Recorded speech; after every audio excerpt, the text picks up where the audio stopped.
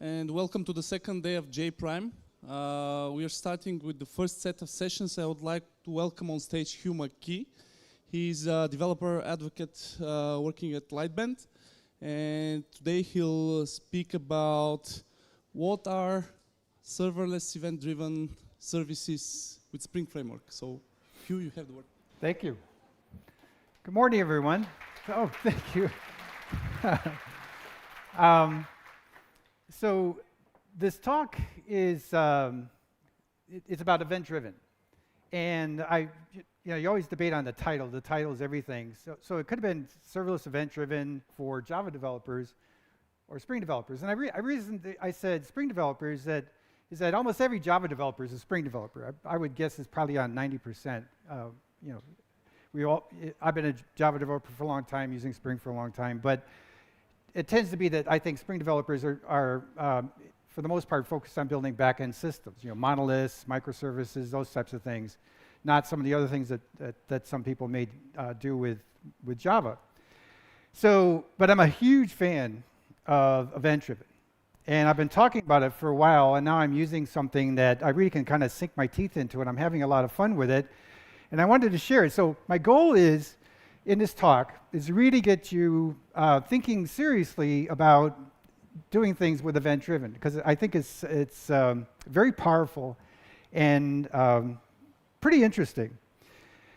So the thing is, though, is that when we submit talks for conferences, we have to do it months in advance. So I think I submitted my talk last fall, maybe in the winter, and since then, it's like holy mackerel. The AIs come on. I don't know how much each of you have gotten involved in it, but I'm going crazy with it.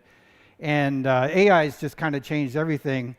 So what I thought I was going to talk about when I submitted the talk is a little bit different than what I'm going to show you today in this talk. And a lot of it's due to all the amazing things that are happening right now with AI. So in this talk, I want to do a review of event-driven architecture, kind of a high-level walkthrough, very visual, and then get into some code. I want to just show you, it's a certain implementation of doing event-driven with Java, but it's more of, I want to kind of show you what I think might be the future of where we're heading with different frameworks for doing things, and in particular with event-driven, but also kind of as serverless and opsless and everything less. I think we're heading in that direction. So it's a bit looking out on some of the things that are available now, and I think some of the trends that are starting to emerge. And then I'm going to go a little nuts on you, because everybody thinks I'm crazy about this idea, but I'm just going to keep floating it until they put me away, because I think it's pretty cool. But there's this concept of what I'm kind of calling microminds, and how event-driven plays into that. So let's start with a review of event-driven architecture. So I'm a developer advocate. I've been writing code for like 47 years as a professional developer. So I tell everybody I started when I was 4 years old. That's a lie, but just to kind of hide my age. But I've been writing code for a long time. But for about the last 6 years or so, I've been a developer advocate. So I don't have to write production code anymore. I get to write fun code. And this one demo that I've been working on is called Earthship, and it's a demonstration of event-driven application. And I always like to do things visually, so have something to look at besides just like a form, web form or something like that. So the user interface that I wrote for this application is a map, and you can zoom into any part anywhere on the Earth. That's why it's called Earthship. And you can create orders, but what you do is you're not creating one order. You're kind of zooming into an area, and you pick a circular region. You say, I want to create, say, 5,000 or 500 or 100 simulated orders in this spot, and really exercise the system. Because as a developer advocate, I'm not only advocating to the outside world, but I'm bringing things back into the company. So one of the things I really love to do is beat up our technology and hit it hard with performance. So this is what this demo application does. So all these little dots in the circle represent orders that were created, and they change color to show state and things like that. And I'll show you a little bit about that in a bit. But this is a design diagram of this application. So it's not a trivial application, because it started out as a shopping cart And I got bored with that really, really quick. And I said, what could I do to make this demo more interesting and do it in an event-driven way? So what this application does is it also allocates stock to the orders in an event-driven way, which is pretty interesting. So I'll get into more detail on this, but basically the diagonal squares represent services. And so there's 13 services that make up this system. Now, we've been talking about this for years with microservices, that they should be loosely coupled, do one thing, do it well. So these services, kind of by design, are focused to do one simple thing. They don't do transactions. All they do is commands come in, the commands create events, events trigger state changes, and the events get emitted. That's it. So you're really kind of boiling down problems into these small functional units. And this is where things got really, really interesting. So the flow here is like you have a shopping cart over on the left that sends in a command to say, check out the order. So that triggers something interesting in the shopping cart service, where it goes, okay, I'm going to do a state change. I'm no longer going to be accepting changes to the shopping cart. I'm going to emit an event that says checked out. So checked out event goes out, but that gets picked up by another service, and it creates an order. Sorry, jumped ahead. So it creates an order. So that triggers the creation of the order. But where the fun comes in is with the map. When the map does it, what happens is the map UI up in the top here, you can see, I hope you can see the highlighted line, maybe not, but it's sending in a command to this generator entity. The generator entity emits events. The events go to this geo order. We don't have enough time to go into detail how this works, but you can see the geo order emits an event that starts creating orders, and then orders are creating shipping orders, and this is where we're starting to go into the process of allocating stock to the orders. And it just flows. So you can see the triggering of one entity emits events, which cascades to trigger other entities. And this is what got really interesting. I worked really hard on these diagrams. I used Blender to create these diagrams, if you guys know what Blender is. It took a lot of work to do this, but what was so much fun was I started to see, you could visually see this cascading, eventing flow through the system. This is the behavior of the system. This is how this system works, as it's taking in orders and allocating stock to those orders and getting those orders ready to ship. So these 13 entities or 13 services are collaborating with each other. And the cool thing is each of these services knows nothing about the other services. They're completely isolated. All they know is what commands are coming in, and they emit events. They don't care who or what consumes those events. That's not the concern of each individual service. So the behavior of the system is the composition and the wiring of all the different services together. And this is where I think event-driven really gets cool. So there's this kind of flow that's going on as the processing. And there's things like saga patterns in here. There's actually two kinds of saga patterns. There's orchestrated sagas, where there's a controller controlling the saga operations. And there's choreographed. And these are choreographed sagas where they don't depend on a controller. It's just the behavior of the events that are being emitted by the different services, which are triggering kind of like there's a allocation of stock as a mutually agreeable series of state changes, basically. No transactions. It's just events that are occurring, but they trigger these mutually agreeable, eventually consistent types of state changes. So this is the demo, and again, it has this map front end. So the other interesting thing about this system is there's just three fundamental components that are used to build it. There's the services themselves, and in this implementation are called entities. But I kind of think of them as very small, very focused microservices. But you can also kind of think of them as distributed, durable objects. Okay, and they're stateful, by the way, in this system. And then there's actions, and the actions are the things that take in an event and transform events coming downstream into commands that go further down, into the next service. So checkout is an event that goes into this action, which is a stateless function, which transforms that event into a command like create order. And this is how you wire everything together. So, and there's this kind of detachment between the services through these wiring up functions. So let's take a look at a little bit of the code. I'm working on a new demo that I'm calling WingPlan. And it's just, I just want to do something else. And in WingPlan, one of the first systems I worked on when I first started writing code was a flight scheduling system for, I got a degree in aeronautical engineering, and the school had a flight school. And I took a computer programming class, and I just fell in love with it. So I got my engineering degree, aeronautical engineering degree, but I went into straight into computers. But anyways, while I was at school, I got into writing code. And one of the systems was for the flight school was a flight scheduling system. So as there's a student, there's an instructor, there's aircraft. They all need to be scheduled together. And so I thought, okay, that might be fun to implement using the event-driven way. So I'm in the middle of the development of this application. And I just want to show you some of the pieces of it. And this is where you see some familiarity if you're a Spring developer. Like, the API, I'm using, the Spring request mapping, for example.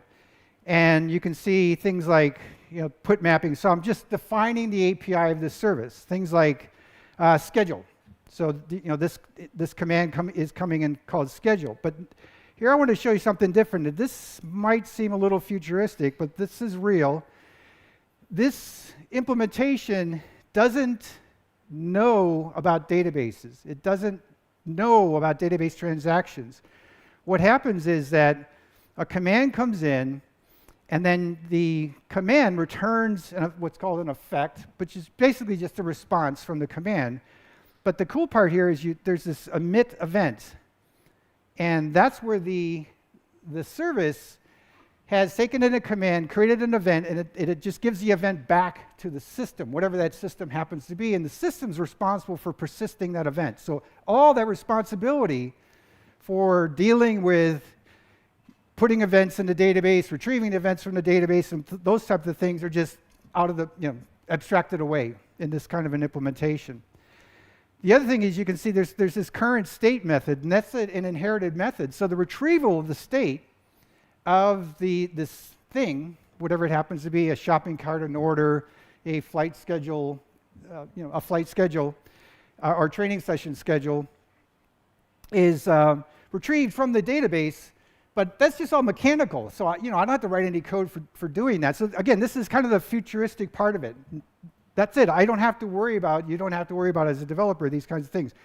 More and more tools like this are showing up that are abstracting away more and more complexity. And this is just one example. And I think this is going to accelerate massively now that we're in the age of AI.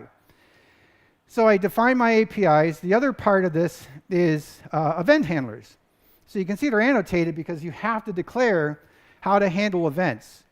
So a command creates an event, and then events get persisted, and there's handlers for that. And you can see here that it's, again, that current state method is used to retrieve the state. The system does that, and then all I'm doing is returning the altered state as a result of that event. So that's the code. So this is my style of coding here, the way I'm doing it, but I wanted to keep my APIs and my event handlers kind of agnostic of business code, because the business code is handled in state, a record called state. I love the evolution of Java lately. And in the last few years, I think this is my third most favorite recent change. It was lambdas, it was streams, and now records. I love records. So I try and use records all the time now. I just started, it hasn't been that long that I've been using them, but I just love them now. Anyways, the state represents the state of the thing, right? The shopping cart, the order, a unit of stock, a student, a flight schedule. All these things are just objects, right, that we think about all the time. They're kind of formalized here. This is what's encompassed in this service. The service is only responsible for this unit of state. You define the state. It's basically just an object. But the commands come in. Commands create events. Events trigger state changes. That's it. That's the flow of the way this system works. So within this state record, and again, this is my style. Other developers are doing it a different way. We always, if you give 10 programmers the same problem to solve, we're all going to write solutions for it in 10 different ways. It was like when I was in college, and I was in this class, and they gave us a specification for coming up with an airplane with, same engine, same requirements, but every airplane was different, right? So it's the same thing with code. Anyways, I have these event for methods, and the event for methods are just handling the command, and they emit an event, right? That's all this code's responsible for. So normally, here I don't do any state changes because I've got these event for methods for the different commands coming in, maybe a little bit of checking, business logic, maybe some idempotent checking because idempotent is important, which I'll explain in a little bit. But then I have these on methods, and these are the methods that actually do perform state changes, because you can see each one of these, and I'm just using on overloaded. They perform state changes. So you can see, in many cases right now, that this thing's really simple. Let's see if we can find. Yeah, this one's pretty simple. Let me see if I'm in the right class. Yeah. So it can get a little bit more complicated in here where you're doing some business logic, but because we're not reaching out to, one of my colleagues says these things don't have any friends. They can't talk to anybody when they're doing their work. When a command comes in, by design, this service has to have everything it needs to perform its operation. It can't reach out to databases to get more information, so maybe some validation has to happen before the command comes in. So it's a different way of thinking about it, but it's this loosely coupled way of doing things. And it forces you to kind of condense the problem into its simplest forms, which is really interesting at the design phase. So at the very end, I just, again, my style, I just use records to define my commands and my events. So you can see there's a scheduled command and a scheduled past tense. So commands, and I'm glad to see in other conferences and this conference that there's more and more sessions about event-driven, event sourcing, those types of things. But just to kind of review, commands are requests to perform an operation that hasn't occurred yet. Please schedule this flight for me. Please process this order for me. Events are historical units of fact. It's something that's happened in the past. So typically you'll see events in a past tense term, like scheduled event, right? Instead of a future tense.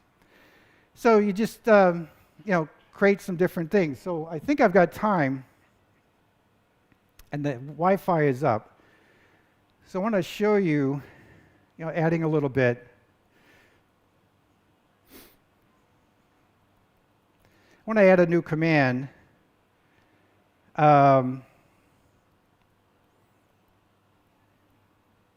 Update status command.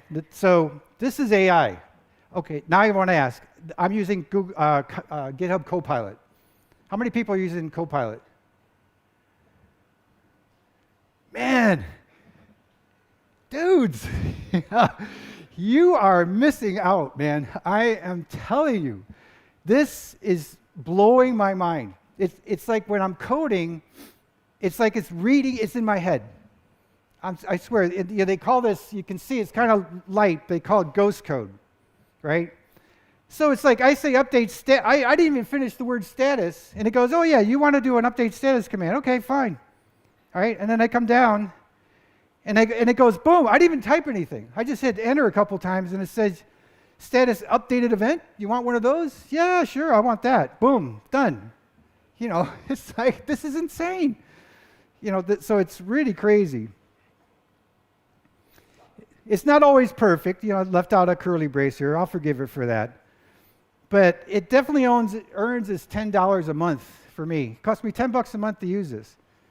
So it's pretty crazy. So this is the AI part, where you might have heard the term prompt engineering. How do you prompt an AI to give it what you want? So one of the things that people are starting to talk about is prompt engineering in source code, and the process here is I'm kind of working backwards. Let me define the command and event, And let me work backwards through the code, back up to the top where, through the API. So then what I want to do is go back into the state, and I want to handle that event. So I'll go in here, and it's not infallible. CAT. If I could type here.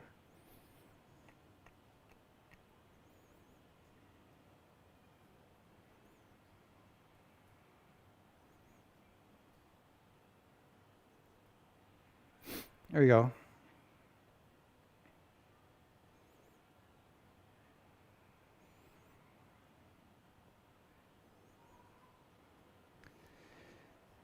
And let's see if it's...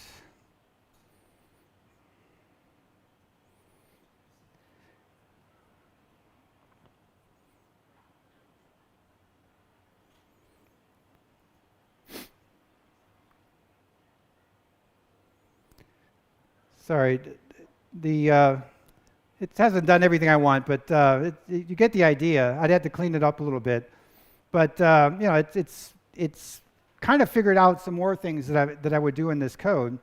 So let me just move on real quick because I'm running out of time. So I want to do the event for this, and this one's kind of easy, so hopefully it'll guess it pretty quick. Yeah, there it goes. It's like, come on. So it's just, you have to clean up some code a little bit. Sometimes it gets a dead on. And did I get the... this is why.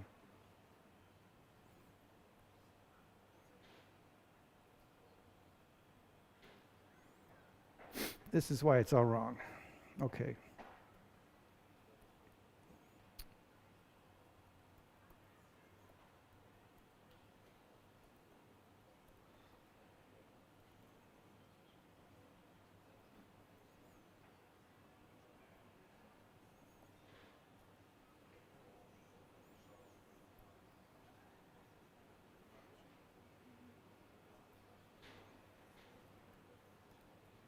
Here we go.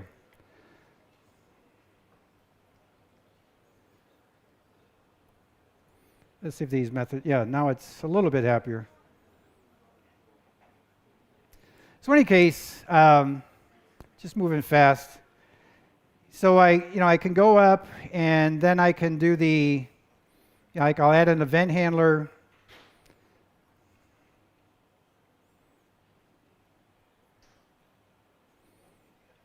And again, it's kind of reading my mind. It keeps wanting to do that canceled event.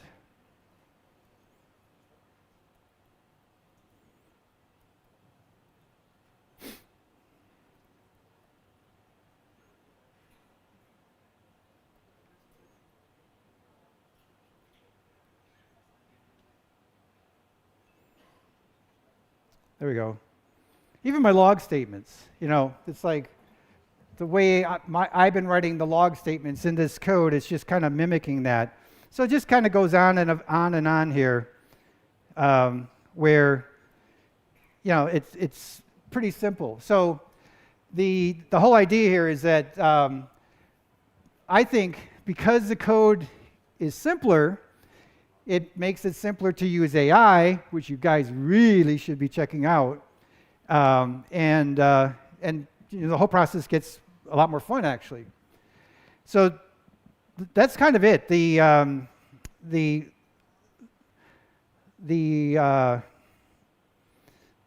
Airship demo has a lot more code in it because it has a lot of entities. It's got 13 entities. It's got about 26 actions, a bunch of CQRS views, command query responsibility segregation, if you haven't heard about that before. But that's where the services are focused on writing, and the views or projections are called, are focused on reading, and they're separated from each other. They're segregated from each other. So this project has a lot more code, but again, simple little chunks of code that just keep banging out. And it actually kind of got boring because I'm just banging out a lot of the same code until I had the AI that helped me do it along, because now it just accelerated the whole process.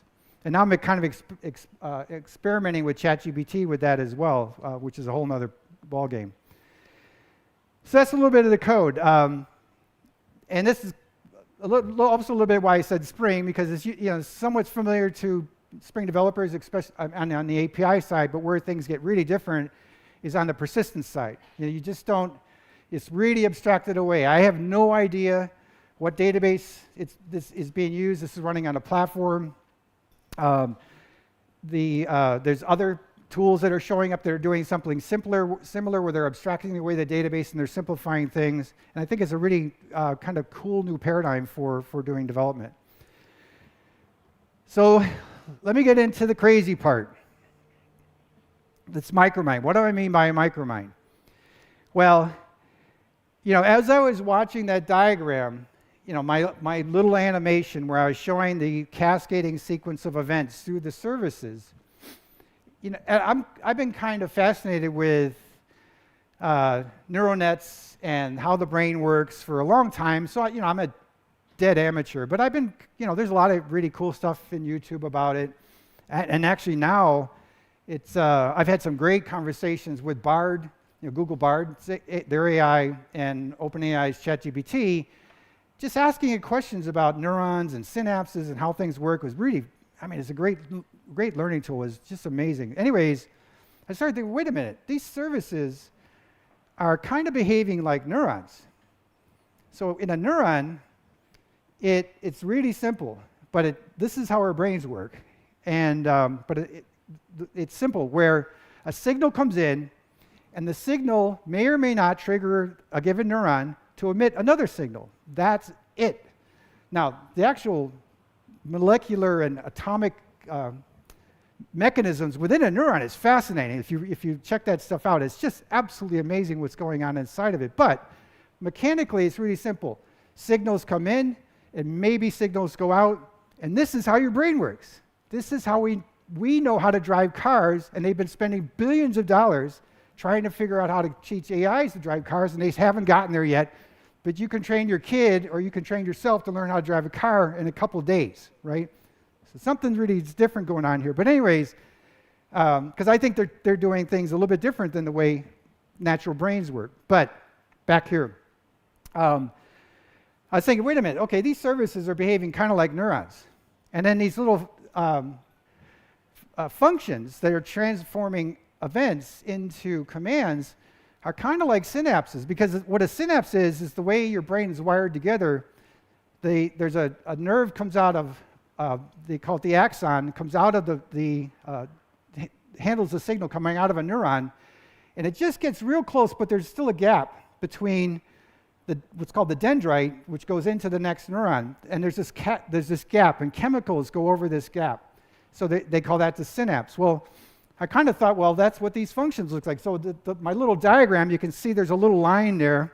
That's my little synapse, because events come in, commands go out, and that's the processing of the signals. And this is the way this demo works. So again, watching this, a single event or a single command comes into this service called generator. Generator starts spewing out signals. Right? It's going to create 500 or 1,000, whatever orders it was asked to create. So it's creating massive amounts of these geo orders, which are just orders at a geographic location. It emits events which are signaling other ones. So again, just like neurons emit signals, but they have no idea who's going to consume those signals. In fact, which really kind of amazes me, there's supposedly like 87 billion neurons in the average human brain, but there's trillions of connections. So every neuron has like 10,000 connections, or something like that. It's just amazing. Well, in this system, there's far fewer connections, but there still are connections. But there's this loose coupling that's happening throughout the entire system, which is really good from a software standpoint. So there's this cascading sequence of events that's occurring, no transactions, nothing's going on, high concurrency, and anything can break here. Any part of this process can break and get restarted, and it will pick up where it left off. So unlike the large language models, they call them like ChatGPT and Bard and all these other ones, where you may have heard where they can hallucinate. They can lie with confidence. We can't build business systems this way, but this business system is absolutely precise. Nothing will break it. It's dedicated. So it's kind of like the instinctive hardwiring that animals and humans are born with. There's some hardwired things that you don't have to learn that are in your brain. This is kind of what's happening here. This is hardwired instinctive behavior built in this system. So it has to have the precision of enterprise backend systems, which this does. This was kind of blowing my mind because I got this working, and as I was beating it up, and it's like, okay, man, this is not too bad. And then this whole micromind idea started coming out, and I thought, okay, this is kind of wild. So there's all these cascading sequence of events, and there's this idea that this is where the it's like think of it as a little mind. Micromind. Instead of a microservice, micromind is more of an application scope than a service scope, but still, it's this behavior where the services are small, tight, focused services, and you're strictly adhering to the behavior of event-driven, where something emits an event and doesn't know or care where it's going, but there can be challenges. As I was designing this system, I definitely ran into challenges because I had to kind of rethink. I had decades of experience using databases, transactions, all that stuff, and I was kind of had to let that stuff go and go in different directions. And it was hard at first, but what's really interesting here is that patterns started to emerge as well. And what I mean by this is that there's, of the 13 services here, there's 4 that I call, I kind of, for lack of a better term, I call a reduction tree. And unfortunately I don't have enough time to explain it, but I will explain a little bit. The problem is you have a system that the messages are delivered with at least once delivery, which means that you can get the same message more than once. So, you're a service and you get a command in and it says, change your state. And then that same command comes in and says, change your state. And then the service has to know, well, wait a minute, should I do this or not? Did I just see this command or not? And this is where you have to think about things being idempotent. Idempotent means that you perform the same operation multiple times, but you get the exact same result each time. So when you think about that, and this is where things get really interesting, think about counters, like inventory. In a typical order processing system, you're just decrementing the count, right? How many units of a particular stock item are available, and you just want to decrement it. This order it's going to use 3. Okay, we subtract 3. Another one comes in 10, subtract 10. Another one comes in, subtract 1. But how do you do that idempotently? That's where things got really, really interesting. And it took me in a very different direction because I was, I'm new to this, and I think a lot of us are. But the surprising result was, after all my pain and suffering and crying and thinking and rethinking and stuff like that, kind of working my way onto the other side from kind of what I consider to be monolithic thinking and like monolithic transactions, database transactions that hit multiple tables, which really makes it difficult for services to be loosely coupled because my service and your service both share the same table. So now we're kind of coupled. Those types of things we've been struggling to try and break, be loosely coupled, but we keep getting pulled back to the kind of the monolithic way. So in a way, I kind of feel like a lot of what we've been doing for the last few years with microservices is that they're just little chunks of monoliths. They still have the same behavior as monoliths. And this was forcing me into an entirely different direction, where it's like, you cannot break this rule. The services cannot talk to anything other than their journal. The only thing the service has is its state. The only thing it can change is its state. That's it. Deal with it. And, by the way, it has to be idempotent. So it drove the design of this demo in a direction I never anticipated at first, but it drove it to simplicity, I think. And now that I'm I'm getting back to the patterns, and then the surprise was these recurring patterns. So these reduction trees are an approach for idempotently handling, say, reducing a lot of data into a single value or a single set of values. That's what a reduction tree is. And there's 4 of them in here. All right, so it's like the same pattern was emerging. There's there's this one-to-many where an event comes into the function, to the action, but it fires off multiple commands. So like a shopping cart comes in, and it's got 3 items. So one event comes into an action, but that function fires off 3 commands to 3 different other services, one to handle each of the items in the shopping cart. So this one-to-many pattern is all over the place. So this is where it got cool. So I said, and I mentioned in the beginning, I love to visualize things.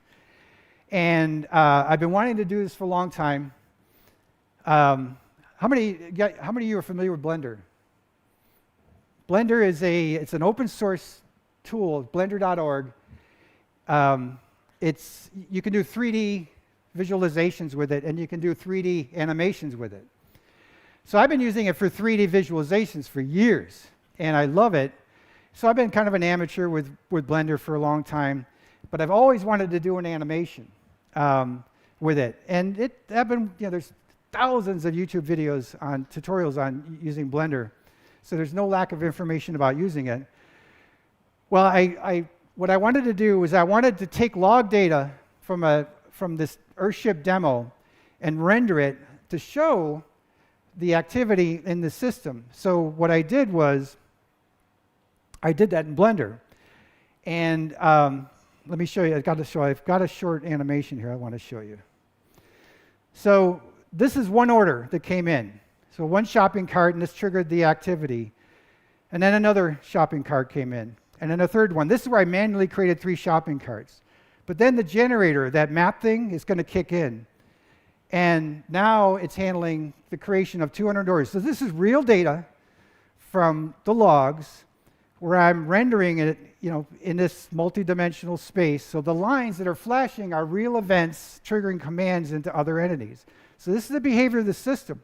The red is orders that went into back order state because there was insufficient stock. But that triggers ordering more stock, and as the stock flows into the system, it goes hunting down the back order. So you see the red turning to green, which means the order, those orders are ready to ship. And then watch the top left. At the very end here, there was kind of that flash of activity. That's a reduction tree that was consuming all that data and reducing it. But it's not just two-dimensional. So in this, handling the 200 orders, there's about 10,000 entities that were created, 10,000 dots. But these are just objects. Like I said, these are just durable, distributed objects. And this is the system, but you can see everything. This is Earthship. So the diagram I showed you before, the design diagram, is just this rendered in a slightly different way. But you can see they're all linked together.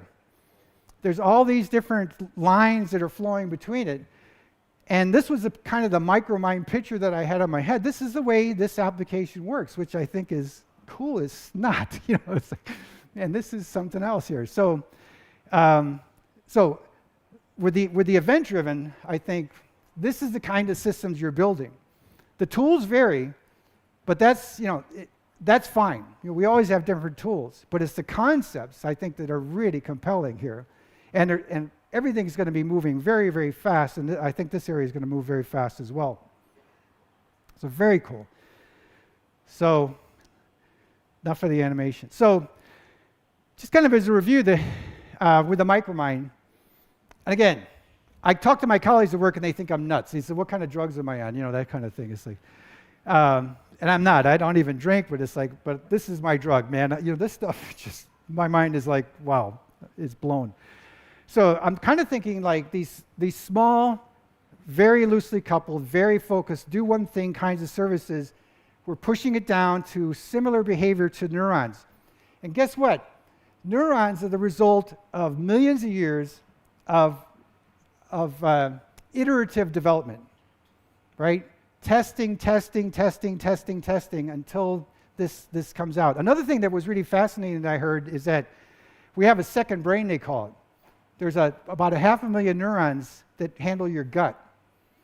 So you can think of names for the second brain. I'm not going to say it, but but it's like 500,000 neurons. So I didn't know about that. But it's like, wait, fascinating. But these things are controlling our body. They control the bodies of animals. They control the bodies of insects. It's just amazing what you can do. But this concept is very, very fundamental. It feels kind of natural when I'm writing software in this way. These actions are like synapses.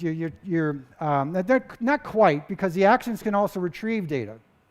The services can't retrieve data, but if you need extra data, like some of the Earthship, it had to look for available stock. So it had to do a query against a view to find something that's available for stock, so it could join, it could trigger the allocation of stock to the order, those types of things. So, but actions basically are taking events and transforming them into commands. Plus, you have the system should provide at least once delivery of messages, and because that's really important. But in this system, I didn't have to worry about databases. I also didn't have to worry about message buses, those types of things. But we know how to deal with databases. We know how to deal with message buses, and message buses for a long time give us at least once delivery, those types of things, which is great. But the deal is you got to think about idempotency, and this is something new we haven't had to deal with. We've been hooked on ACID, the ACID transactions for a long time, and has kind of held us off from having to face idempotency in a distributed system. But I can tell you, I think it's a good thing. It forces you to build systems in a better way. What also was interesting, and I had no idea about this, but then these patterns started to emerge, and where these choreographed sagas, generation loops, reduction trees. Reduction trees are really interesting. First place I ran into it, we wanted to write a proof of concept where we were taking in transactions that had to be reduced to merchant payments. So this is financial data, and was coming at a very, very high rate. So we used a reduction tree to handle that, the reduction of a lot of detailed information, fully auditable, fully restartable, fully distributed, and it would sum up without error into merchant payments, because we're dealing with financial data. That's a reduction tree. All on a relatively, these individual components are relatively simple. The fun part, I think, and this is really for the humans, us, is the design, of these systems. How do you wire? You're the designer of the mind here, in a way. And we always been doing that. So we looked at event-driven architecture, looked at a little bit of code. I hope you get at least pique your interest to take a look at, because Copilot, they're getting ready to release Copilot X, which is going to boost it even more, right? I mean, for last year, it's just been amazing me. I run out, I work at home when I'm not traveling, and I'll be coding away, and I'll come out to my wife and say, man, this thing, it's in my head, it's just right, I can't believe how much code it writes for me. And then the micromind concept. Maybe you think I'm crazy, hopefully not. Maybe it will inspire you to kind of think about these things. So I want to leave you with something important. Now, for people coming to conferences, I think in general, I'm preaching, they say, to the choir. You guys are here to learn. You guys are here to learn new things. But your colleagues, those poor colleagues that are different, they're stuck in their ways. More than ever, I think this is really important. I love this. I saw this quote a while back. The illiterate of the 21st century will not be those who cannot read and write, but those who cannot learn, unlearn, and relearn. I think this is so important right now. We have to be able to unlearn. So again, I think I'm preaching to the choir here. You guys get it. But maybe take this back to your colleagues when they're arguing with you and you're trying, hey, I saw this really cool thing. Oh, no, I don't want to do that. It's like, come on, this is so cool. Try it out. Scare them with this, something like this. Here's the next one. This is relatively new. AI will not replace you. People using AI will. And what I mean by this is that I've been using it quite a bit. That application I wrote to do the animation, was Python using the Blender API. Blender's been around for about 10 years or so. It's got a massive API. I know Python. I'm pretty comfortable with it. I'm primarily like a Java developer, but I'm fairly proficient in Python. But I was always afraid to try and write something big to do the animation. So I went to ChatGPT, and me and my buddy ChatGPT wrote 600 or 700 lines of Python to do that animation I showed you. And it took me days. It was like, and I was just going, write me this function, and go, sure, here you go.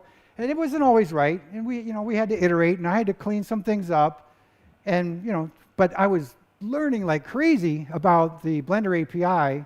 So I went from a dead novice Blender Python programmer to a senior developer overnight with ChatGPT, right? So this is what we need to be afraid of.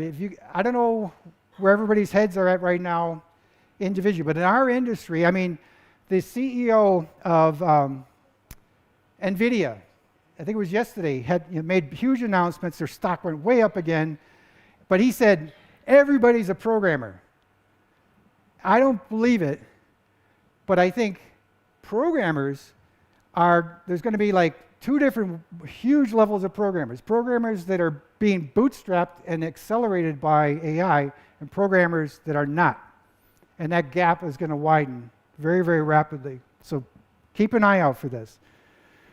So with that, this QR code, if you're interested in the slides, you can grab this deck. All the pictures, by the way, were generated by an AI. So this picture here was generated by an AI, and it's called Midjourney.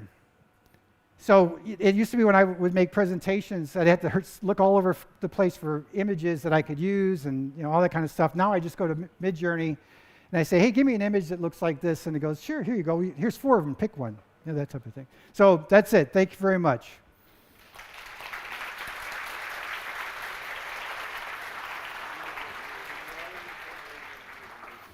I'll be here the rest of the day. Anybody wants to talk about this? Your only problem will be shutting me up.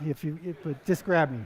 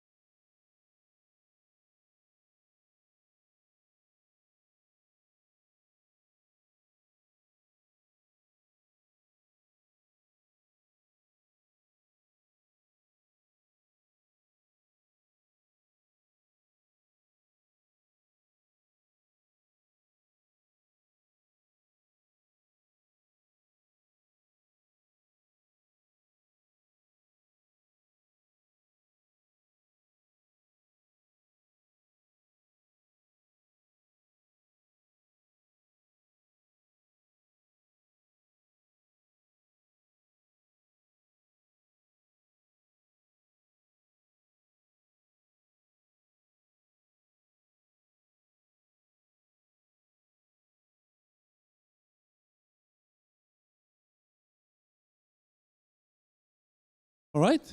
So I would like to welcome our next speaker on stage, Grace Jansen. So she's a developer advocate at IBM. And today she'll reveal how we can use JIT compilation as a service. Yes, Quite interesting. Exactly. Thank you very much. And thanks for joining me. I know there's ice cream out there, so I appreciate you giving that up to be in here with me. So thank you. Yeah, as has been said, I'm a developer advocate at IBM. I'm from the UK originally, and previously to working as a developer advocate, I did a biology degree. Fish and Java, they totally go together, right? So yeah, I've kind of transitioned into the world of tech, looking at Java, looking at all things open source and cloud native. So today I'm going to be I've got a talk now, I've also got a talk this afternoon on observability. So come say hi in Hall A if you want to come to that later today. But this talk today, this morning, is all about the next frontier in open source Java compilers, looking at whether we can utilize JIT in-time compilation as its own service external to the JVM and what performance benefits that might bring. So without further ado, I'm going to get started. This is mostly sort of slides today, but there's also a demo in there as well just to showcase how this all works in an application. So we're going to be breaking this down into 3 segments today. We've got the actual problem, so why are we even considering this? Why do we care about this subject? And why are we suggesting to remove your JIT? The reason behind that, so the good, the bad, the ugly, whatever you want to call it, behind JVMs and JIT compilations when it comes to the cloud, and then our solution, which is introducing that as its own microservice. So starting off with the reasons, my clicker's broken, I'll just leave that. So starting off with the reasons is Java a good fit for the cloud? We've all got Java applications that many of our enterprise applications run on, and they're running mission-critical applications to our business. And we want to be able to utilize that cloud innovation, that cloud infrastructure for our applications. But is it actually a good fit? For contrast, let's start with how we would typically run our Java enterprise apps. Normally, we'd have some kind of monolithic application, often running on a dedicated server. And to make sure we didn't have any performance issues, we'd load that server up with plenty of CPUs and memories. And of course, that application ran really well. Well done, us. Because it didn't really matter that it took 10 minutes to start up, because it never went down. We never really brought that application down. We didn't really have a need to. So maybe once every 6 months, it would be taken offline to launch a new version of some kind. Maybe we'd have some library upgrades, a couple of new features, maybe some bug fixes. But that was pretty much the only time we brought it down, and it all worked really well. However, as we start fast forwarding to today and we look at this trend to deploy apps to the cloud, we start looking at a different way that we need to be architecturing our applications and the different infrastructure we're now running on. So now that same monolithic application is now often composed of many small microservices that all have to talk to each other, all running in containers. Many of them will be managed by some kind of cloud provider, whether that's Kubernetes, for example. And then we also have to think about auto-scaling, being able to scale dynamically up and down depending on the load and the demand to our system. So it gets a little bit more complex. Now, the reason that we're actually aiming for this complexity, ironically, is because of these motivators. This is the reason that we want to be able to move our applications to the cloud.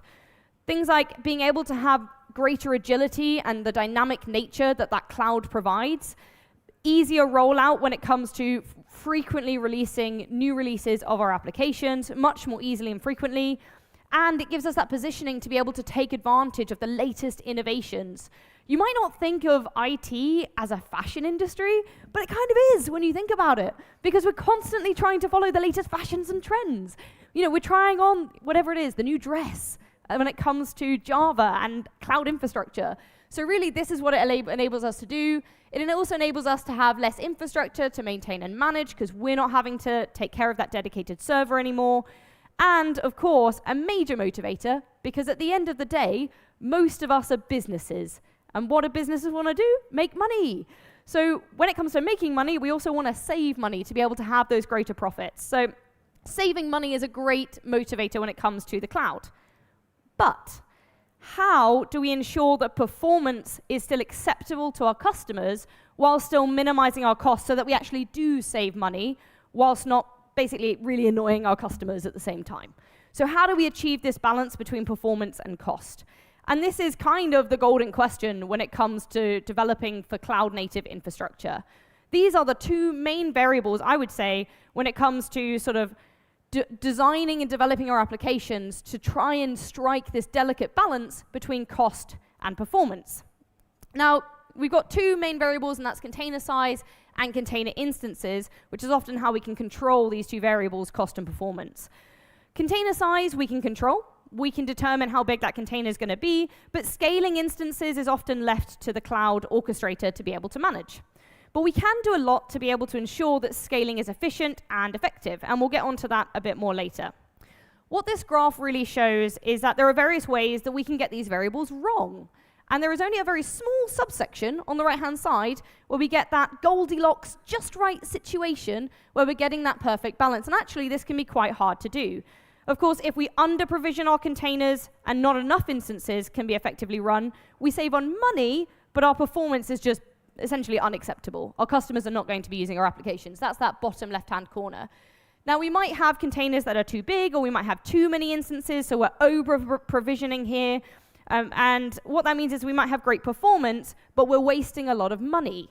On the other hand, we might, for example, have containers that are too big and too many instances. Again, it's kind of that balance, trying to get the balance between cost and performance, and we're trying to get these right size, just enough instances. But this can be quite difficult. So to understand why this is so hard, it's important that we go over some background information on how Java applications actually execute, because that's going to affect these factors directly.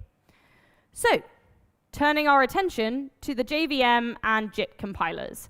So you guys are at a Java conference, so I'm kind of assuming you have a basic understanding of JVMs. However, I do understand that sometimes students can come to these conferences, so just so I know whether I can skip these slides, is anyone unfamiliar with how the JVM is architectured or how it works? Yeah, a couple of hands? Yeah, that's absolutely fine. Perfect. Thank you for raising your hands. Okay. Just as well I had these slides. There we go. So I have these just in case because I like to make sure we're all on the same playing field here. So when it comes to the JVM, this is really one of the reasons that Java is so popular as a language for enterprise applications today, because it's platform independent and it's this write once, run anywhere mentality. The ability to be able to just write your application and know that it will run anywhere there is a JVM running. This portability is really enabled by the JVM. We love acronyms in tech. Honestly, it's like speaking Latin half the time. But JVM stands for Java Virtual Machine. If I don't explain an acronym that I use throughout this, just raise your hand and I'll go over it again. I sometimes forget, just let me know. So that's the JVM. How does it work? Well, essentially what we're doing here is, first of all, we're compiling our Java code into bytecode. We then pass it to the JVM for execution. So at a very high level, the JVM is essentially loading and verifying the bytecode, and then it passes it to an interpreter, which is that red box there, to execute 1 byte at a time. And this interpreting is where it gets a little bit slow. So it can take a bit of time to actually do this interpretation, and that can affect performance. However, the great benefit we gain from this is that portability and interdependence. So to help with this, because this can be quite a slow process at times, we have something called JIT. And that stands for just in time. So this is a just-in-time compiler that basically helps with that performance issue. So you can see it's highlighted here on the right-hand side here. This essentially converts Java bytecode into machine code, which is optimized. So typically, the typical unit of compilation is a method, but to save resources, it only compiles hot methods. So that means methods that are basically repeatedly called, ones that we call it a lot, very often. And another benefit of this is that essentially any code that we generate using the JIT is stored in a code cache, so it's available for the lifetime of the JVM. So it can help us to really optimize on having to sort of interpret the same methods that lots of our microservices could be using again and again and again. So it really can help save on performance and time. The JIT converter, it can execute 10 times faster than the interpreter. So it really is a helpful sort of addition to our JVM. Those who put your hands up. Good? Fab, got thumbs up. Fantastic, cool. So now that we've got basic understanding of the JVM and the JIT, let's go into the good and the bad and why we might consider taking out this JIT from our JVM and having it as a separate service. So, the good. This is really, as I said, one of the main reasons Java took off early on was because it was device independent. We have this write once, run anywhere mentality. It's been around for a long time, and it's been constantly improving over that time. I remember coming into this job, I got thrown into the world of Java. My first day at work, everyone was like, welcome, so Java. And I was like, sorry, what is Java? And everyone looked at me like, whoa, beginner, beginner. I found out that Java is actually older than I am, and that can be a little intimidating at times. But what it actually gives us is a history of innovation that allows us to continually innovate and improve that over time with the support of the community. And that's really what has enabled it to continue to be such a force when it comes to creating enterprise applications. And of course, I've mentioned about the JIT. The fact that we have the JVM and the JIT to be able to produce optimized machine code through the use of profilers. So over time, what a profiler allows us to do is to basically work out more and more of these hot methods that can be compiled to be able to optimize our application. So that can be a really great benefit. And we also have, within Java, a great garbage collection. And as I said, the longer it runs, the better it runs, as the JVM collects more profile data and the JIT compiles more methods. So it really can be a very effective language to be using for our applications, and the JVM really helps with that. However, and this is where we lead into my talk, the bad. Obviously, there are always trade-offs when it comes to using any tool, any language for our applications. So here are some of the trade-offs of the JVM and Java. So the initial execution run is interpreted because the JIT server hasn't really started compiling those hot methods, and that can mean that it is relatively slow because interpretation takes time.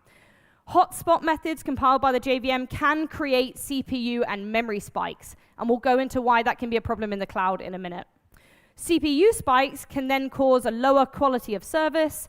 Memory spikes can cause potential out of memory exceptions, and that, in the worst case scenario, can result in crashes to our applications, which is a complete failure. And of course, also things like both CPU and memory spikes can slow down startup time and ramp up time. What I mean by startup time, this is the time it takes for our app to be ready to process its first request, whereas ramp-up time is the time it takes for JIT to compile all of the hot methods and for us to be running fully optimized. So there's a little bit of a differentiation there between startup and ramp-up. So what this really looks like, and the reason that it's kind of bad for the cloud, is when we take a look at graphs like this. So this is a DayTrader 7 application. This is kind of representative of an enterprise application. You can find it on GitHub. If you're interested, I can send you the link to it. It's sort of a generic application that we use to demonstrate performance. So here we have a typical Java app at startup. And what you can see on the left-hand side, this is CPU utilization, and this is memory utilization. And those red arrows that I very helpfully pointed out for you here are essentially the spikes that we have in CPU and memory. So what you can see is that CPU spikes on the left and the memory spikes on the right. A lot of the CPU spikes are caused by JIT compilations, and you can see that the biggest spikes occur at the start when the JIT is most active trying to compile those hot methods that it's identified. The result of these can be a lower quality of service, like I mentioned, which basically means you've got sluggish performance. This is also true for memory spikes, as you can see on your right-hand side here. So you can see the biggest spikes are related to JIT compiles during ramp-up. So memory spikes are particularly bad because, again, as I said, they can cause out-of-memory issues, including potentially crashing the JVM.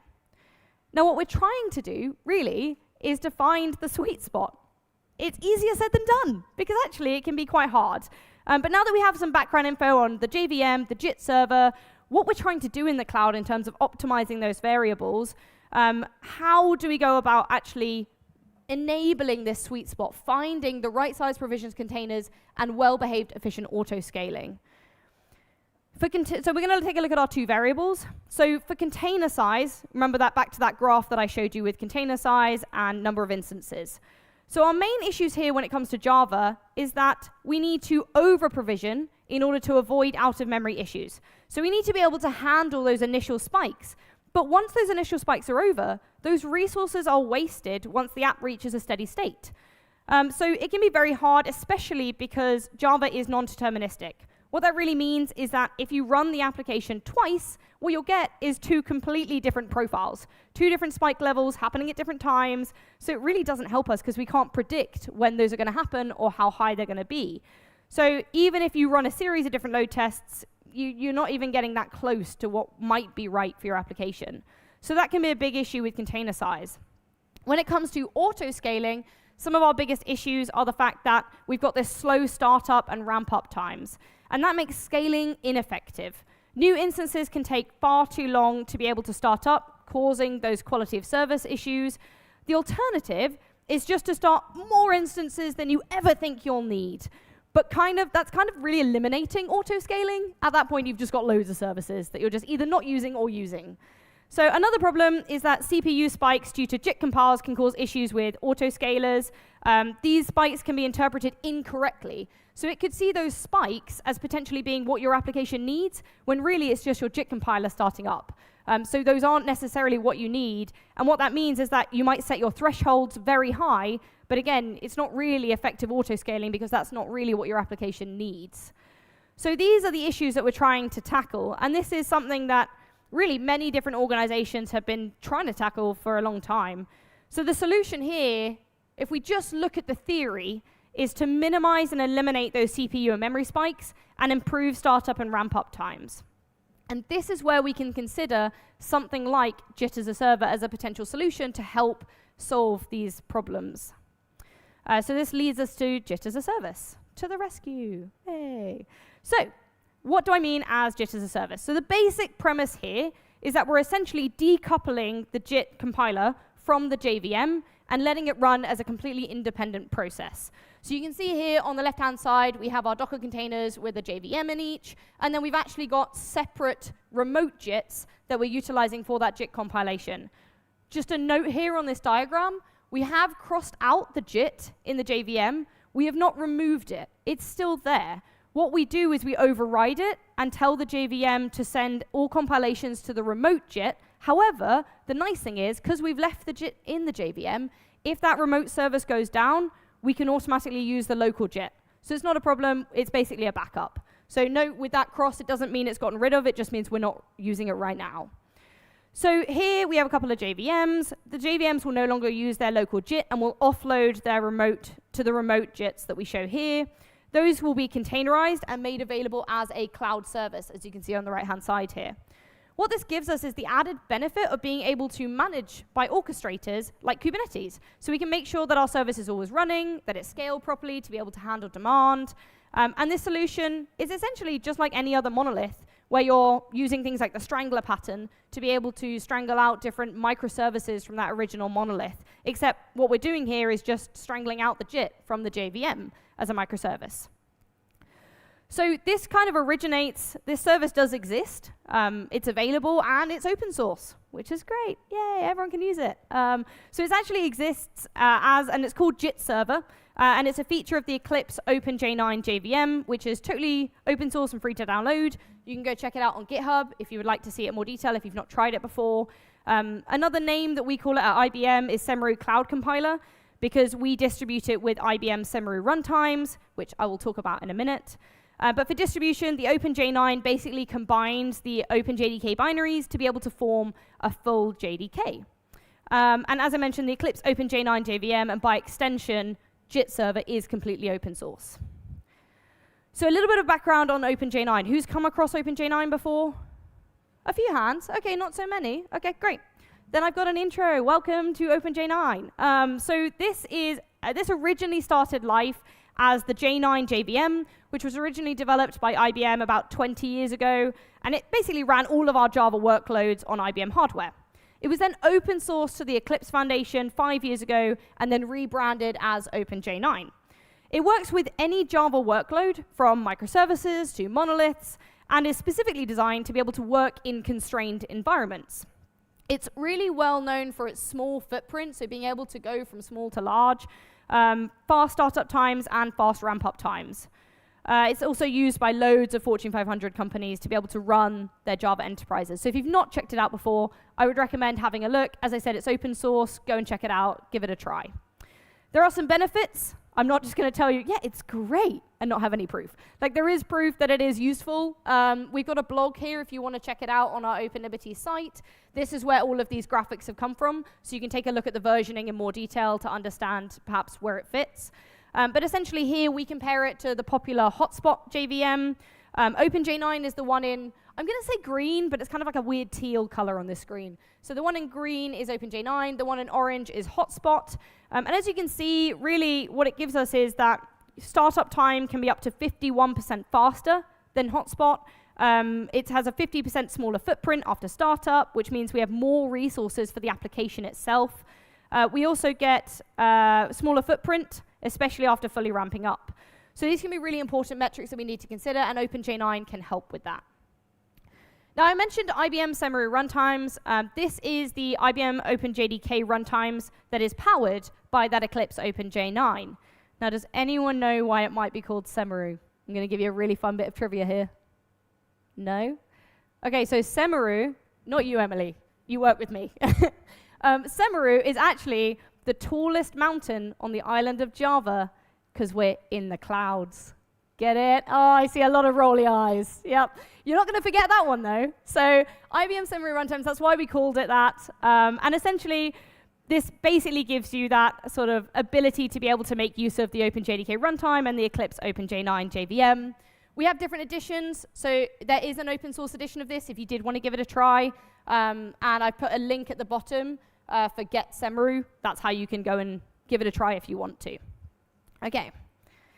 So JIT server advantages for JVM clients. So let's go back to the JIT server. Now that I've introduced OpenJ9 and IBM Semeru runtimes, that's how you can use it. But let's go back to the basics of JIT server. Let's take a look at the advantages from the perspective of the JVM clients that will be utilizing this. So first one is provisioning. So for provisioning, because there are no more JIT compilation spikes, sizing becomes a lot easier for our microservices.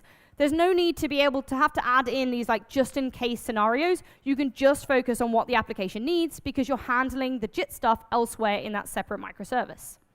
As for performance, it will be much more predictable because the JIT is no longer stealing CPU cycles, and because the JIT can provide additional CPU cycles from the start, ramp-up times will also be improved.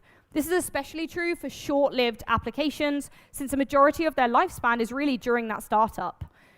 The JIT server also has its own AOT cache, which means that any new replicated instances can have access to already compiled methods, so you don't have to waste time compiling those again.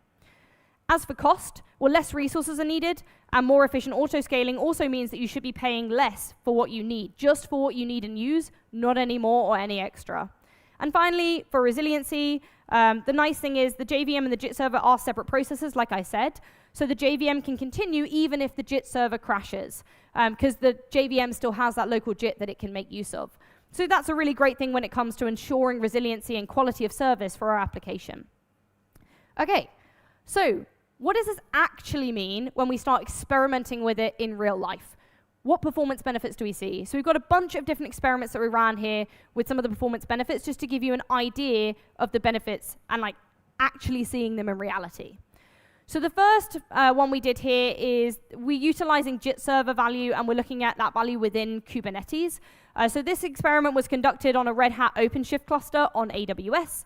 It has 3 worker nodes, and it has around 12 gigabytes of RAM to play with. So in this, we ran 4 test applications just to show you that this is not limited to one particular runtime. This is all open source, so what we did here is we ran 2 versions of the Acme Air application, one as a monolith and one as a microservice to also show you the difference with that. We also ran a Spring Boot Pet Clinic application and a Quarkus application, just to showcase that you can run lots of different applications on this. And what we did is we applied real-world load to the applications to simulate activity, and we let the OpenShift scheduler determine how to deploy and replicate the applications. So this is essentially what it looked like when it came to how the OpenShift scheduler decided to place the various pods on the worker nodes. So each application has a different color, and each application is replicated multiple times. So you can see here on the right-hand side, it's a little bit off color, so I apologize for that. But you can see which ones relate to which of those services I mentioned: the monolith, the microservice, the Spring Boot, and the Quarkus application. The size of the shape indicates its relative container size, and the number inside that shape indicates the memory limit for that container. So as you can see on the top row, this top row, we're using all 3 worker nodes, and the size of the containers are all larger than that bottom row here. This is because we're having to build in extra memory to be able to avoid those out-of-memory exceptions and improve throughput. This bottom line is where we introduce JIT server. So this results in us not even using the third worker node. We're only using 2 worker nodes this time, despite the fact that the JIT server containers, which you can see are the brown units here, it says J1200, which you can see there. Despite the fact that they're the largest containers in the node, the savings actually come from being able to scale down all of our individual applications to be able to save and not have to use that third worker node. So it's actually about a 33% cost saving that we're making here by being able to pull out the JIT server compilations into their own microservice. So even though that JIT looks huge, everything else is a lot smaller and a lot more effective because it's able to share that JIT server. So that was one.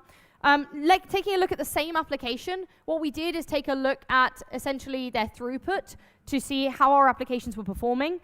The orange line represents the top row from that previous page, and the blue line represents the bottom row. And they look the same. That's kind of the point. The point is here that, you can see that the performance is pretty even despite the fact that the JIT server is working with less worker node CPUs.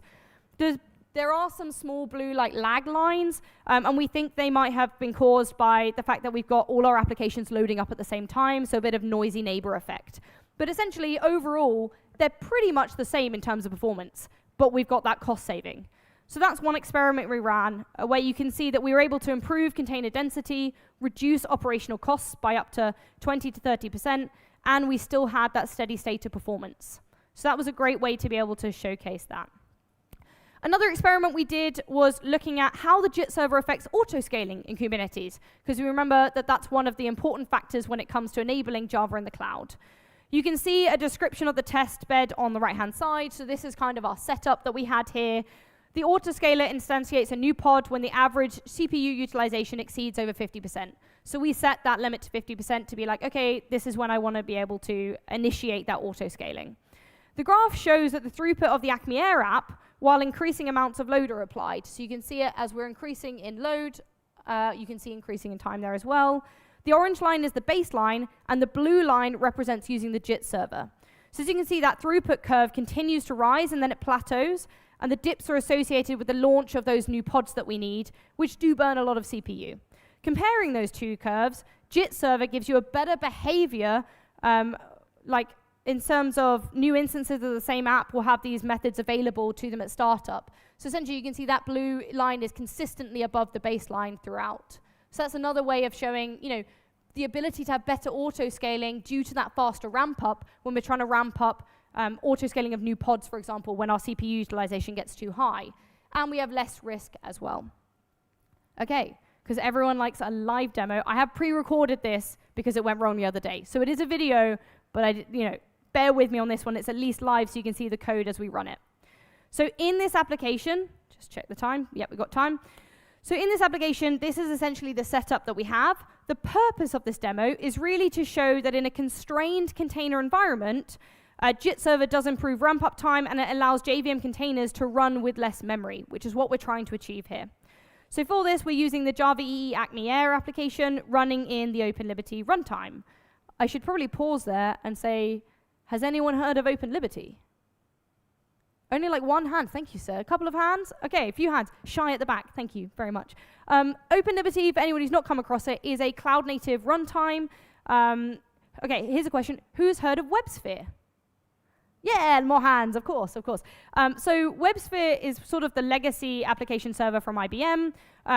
It was then sort of decided that really it's kind of a bit heavy and bulky for developers, difficult to use. So Liberty was created back in 2014, which is very much a modular, built for the cloud runtime, and then that was open sourced in 2017 to be OpenLiberty. So really, it is designed to be compatible with microprofile, Takata EE, Java EE, and a bunch of other different Java specifications and implementations that are open source. So if you want to check it out, we have a website and lots of different tutorials that you can use to be able to try it. We're running this application using OpenLiberty today.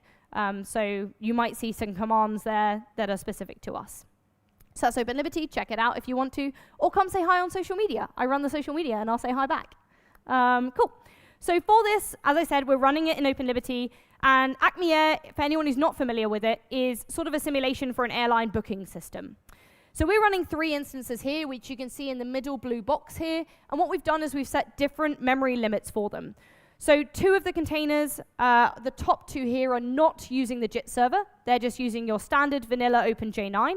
1 is limited to 400 megabytes of memory, and 1 is even more constrained to 200 megabytes of memory.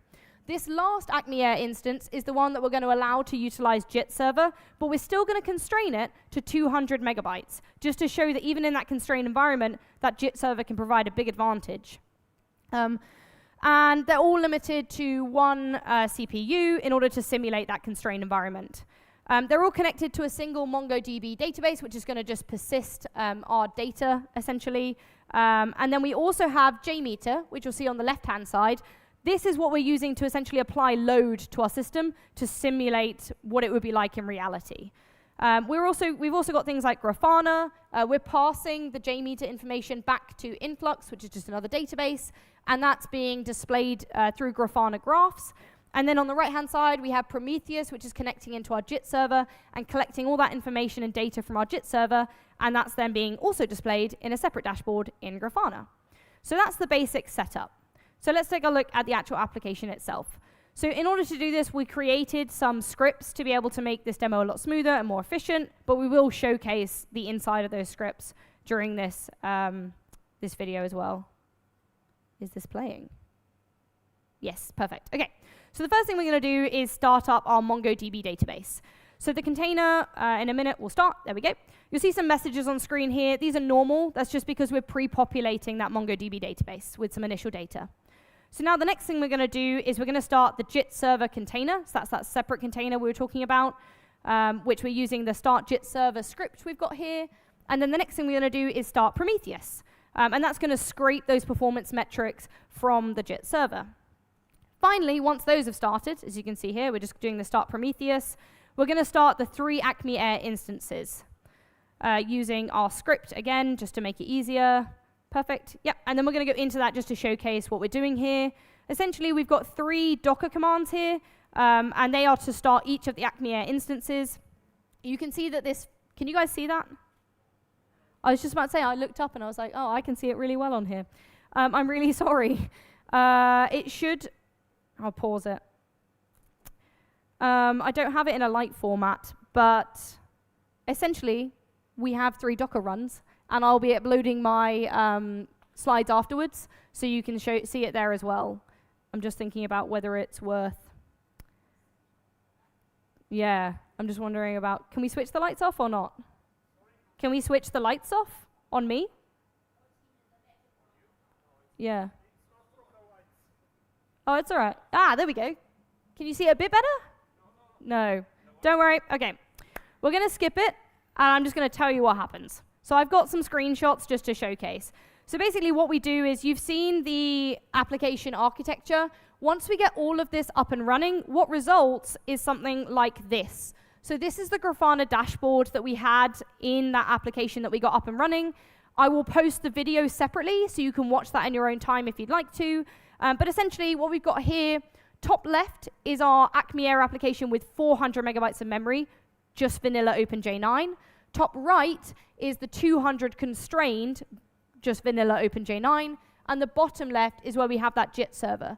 Now what you can see the difference here, so if we start with this top right-hand one, what you can see is this throughput, it starts pretty low and it stays pretty low because we're in a constrained environment. Whereas what you can see on the left-hand side is the throughput dramatically improves with that increased memory. But not only that, if you look at the bottom left, we've got a much faster startup and ramp-up time utilizing that JIT server, even though we're using half the memory of that 400 one you see at the top. So you can see vastly improved startup while still remaining very, very efficient in terms of our throughput. What we see when we look at the second dashboard we have, Grashboard, I'm getting my words mixed up now. Dashboard is, this is essentially the performance metrics from the JIT server. What we're collecting here is the top left is the number of connected clients. In this case, we're only connecting 1 Acme Air instance, so it's always going to be 1. But you can collect that same data if you want to. On the right, you've got the CPU utilizations. So here you can see some of the spikes in terms of when that JIT compilation starts up. But then you can see it goes straight back down again, pretty much to 0 afterwards. You can see that that spike correlates with the available memory dropping, because being able to compile also takes up memory as well as CPU. And what you can see here is the number of compilation threads that it's utilizing. So you can see we kind of go up to sort of like 3, and then up to 4. We drop back down again, we go up to 4. There's a bit of a quirk with this implementation where it always shows 1 thread in use. We think that's just because it's always got 1 ready to go in case of compilation, but it doesn't mean that that's necessarily being used all the time. So that's just to explain these graphs. But you can see here that you can actually collect really important metrics from your JIT server and from your application to be able to understand those performance benefits and be able to see them in your actual application as well, and understand how that's behaving. I'm sorry that the demo didn't show. I apologize for that. I will post it later. Okay, so overall, I hope that through these experiments and what I've shown so far really shows that JIT server is kind of a natural fit for the cloud when it comes to deploying our applications. It performs better in a constrained environment. It increases application density and reduces operational costs. It enables it to be containerized and deployed and sort of managed by Kubernetes and cloud-native managers, and it enables us to have better cluster-wide CPU utilization and improved auto-scaling. So, everyone's on board, right? Totally, I've convinced you. So how do you use it? So there's different ways that you can go about utilizing it. As I've said, go and check out OpenJ9 and Semaru if you want to go and have a go yourself. There are different usage basics that you need to know, so I've included these in my slides. If you're running from the command line, the JIT server can be started from the OpenJ9 bin directory just by typing in JIT server. It's the second line down there, as you can see. It's basically running an OpenJ9 JVM, but it's a different persona. To use it in your app, you'll need to use the use JIT server and then your app, wherever that is. It is in my demo, so if you want to take a look at the video, we utilize this client JVM within one of our classes, so you can take a look at that. And then there's a number of different options that you can specify, like the address and the port number, if you need more than just the default values. In my demo, we specify them, but we use the default values. We didn't have to specify them, we just did it to show you that you can. So it might look a bit odd when you watch the video, but just bear that in mind.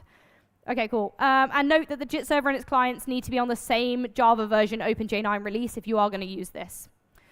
Using it in Kubernetes, you can set up a JIT server deployment and service using things like YAML files or Helm charts. There's also an operator that's now available. And if you want to check out how you can do that, we have a tutorial on IBM Developer made by my colleague Rich. So that takes you through the steps you'll need to be able to do that. I'll let you take a picture. Cool. And then there's also the ability to be able to add encryption, so you can establish trust and encrypt the communication between the client and the server using TLS. This can be done with the different command options that are shown in blue at the top here, which specify the certificate file and the private key to be used. But you can also use things like Kubernetes secrets and map those into the containers using volumes. And then there's an excerpt here from a YAML file, which is just showcasing other ways to be able to do this. If you want to find out more about this, we've got some resources that we can link you to. In terms of monitoring, I hopefully tried to show you in my demo that you can add monitoring to be able to monitor how the JIT server is doing and the JVM. There's lots of different metrics that you can query from the JIT server. This is a list of some of the ones that we used in the demo. So you can see here like CPU utilization, available memory, connected clients, active threads. That was that Grafana dashboard that I showed earlier that you can also collect. You can also specify logging options as well if you're interested. Okay, when to use this? Because like everything in tech, this is not a solution to everyone. But it might be a solution you might want to consider, and this is when we'd suggest considering it. So when you need to use it. So if the JVM needs to compile many methods in a relatively short period of time, so those short-lived applications, for example, if the JVM is running in a CPU or memory-constrained environment, which can worsen interference from the JIT compiler, you also need to make sure that your network latency between the JIT server and the client is relatively low, because that's a lot of communication to go back and forth. So bear that in mind if you are considering this. You should only use, and you should use any latency performance settings to tune your environment as well. Our recommendations are the JIT server does create additional resources. Obviously, we saw the container size in that previous experiment. So to get the most most benefit out of this, you should try to have at least 10 to 20 connected client JVMs. Like we showed, we had many different applications running in those containers. You need to have at least 1 to 2 gigabytes of RAM. If you're using it with Kubernetes, always set the CPU and memory limits, which is the max, much larger than the requests, which is the minimum. This can really help when it's handling things like your CPU usage spikes. As we saw with one of our experiments, it performs better if all of its clients are not started at the same time. We saw that noisy neighbor effect. So, if you can, try and avoid starting all your clients together. And don't use encryption unless you really need it, because it does add overhead. If you need it, fair play. But if you don't, then maybe consider not using it, because, as I said, a lot of overhead. Use things like session affinity to be able to make sure JIT servers and their clients stay connected. And the last tip is using the AOT cache feature of OpenJ9. If both the client and the JIT server have this enabled, AOT code can be cached on the server side and then shared with all of the JVM instances, which can, again, really help with performance here. So that's just some usage recommendations, when to use it, and what to consider if you are going to use it. Final thoughts, promise. Thank you for bearing with me. So JIT provides advantages, but it does give us overheads when it comes to compilation, whether that's CPU spikes, memory spikes, throughput. So hopefully what we learned today is that actually if we consider disaggregating the JIT from the JVM, it can provide us several benefits and be able to improve our applications to be sort of ready for the cloud when it comes to Java. And yeah, as I mentioned, check out the OpenJ9 JIT server or Semru Cloud Compiler because it provides all of these different advantages that you can make use of. As if I haven't given you enough homework already throughout this presentation, we always love more. So I provided a whole list of links that you can go and check out. Some of them I've already put in some of the slides, but this is just a one-slide-fits-all approach to just give you all the links that might be helpful around sort of the performance benefits, how you can get started, that tutorial, and of course the documentation from the OpenJ9 website as well. So with that, I think I'm about time. Yep, perfect. So I'm going to say thank you so much for sticking with me. Hopefully you'd enjoyed it, and if you have any questions, come see me after or contact me on Twitter or LinkedIn. Thanks very much.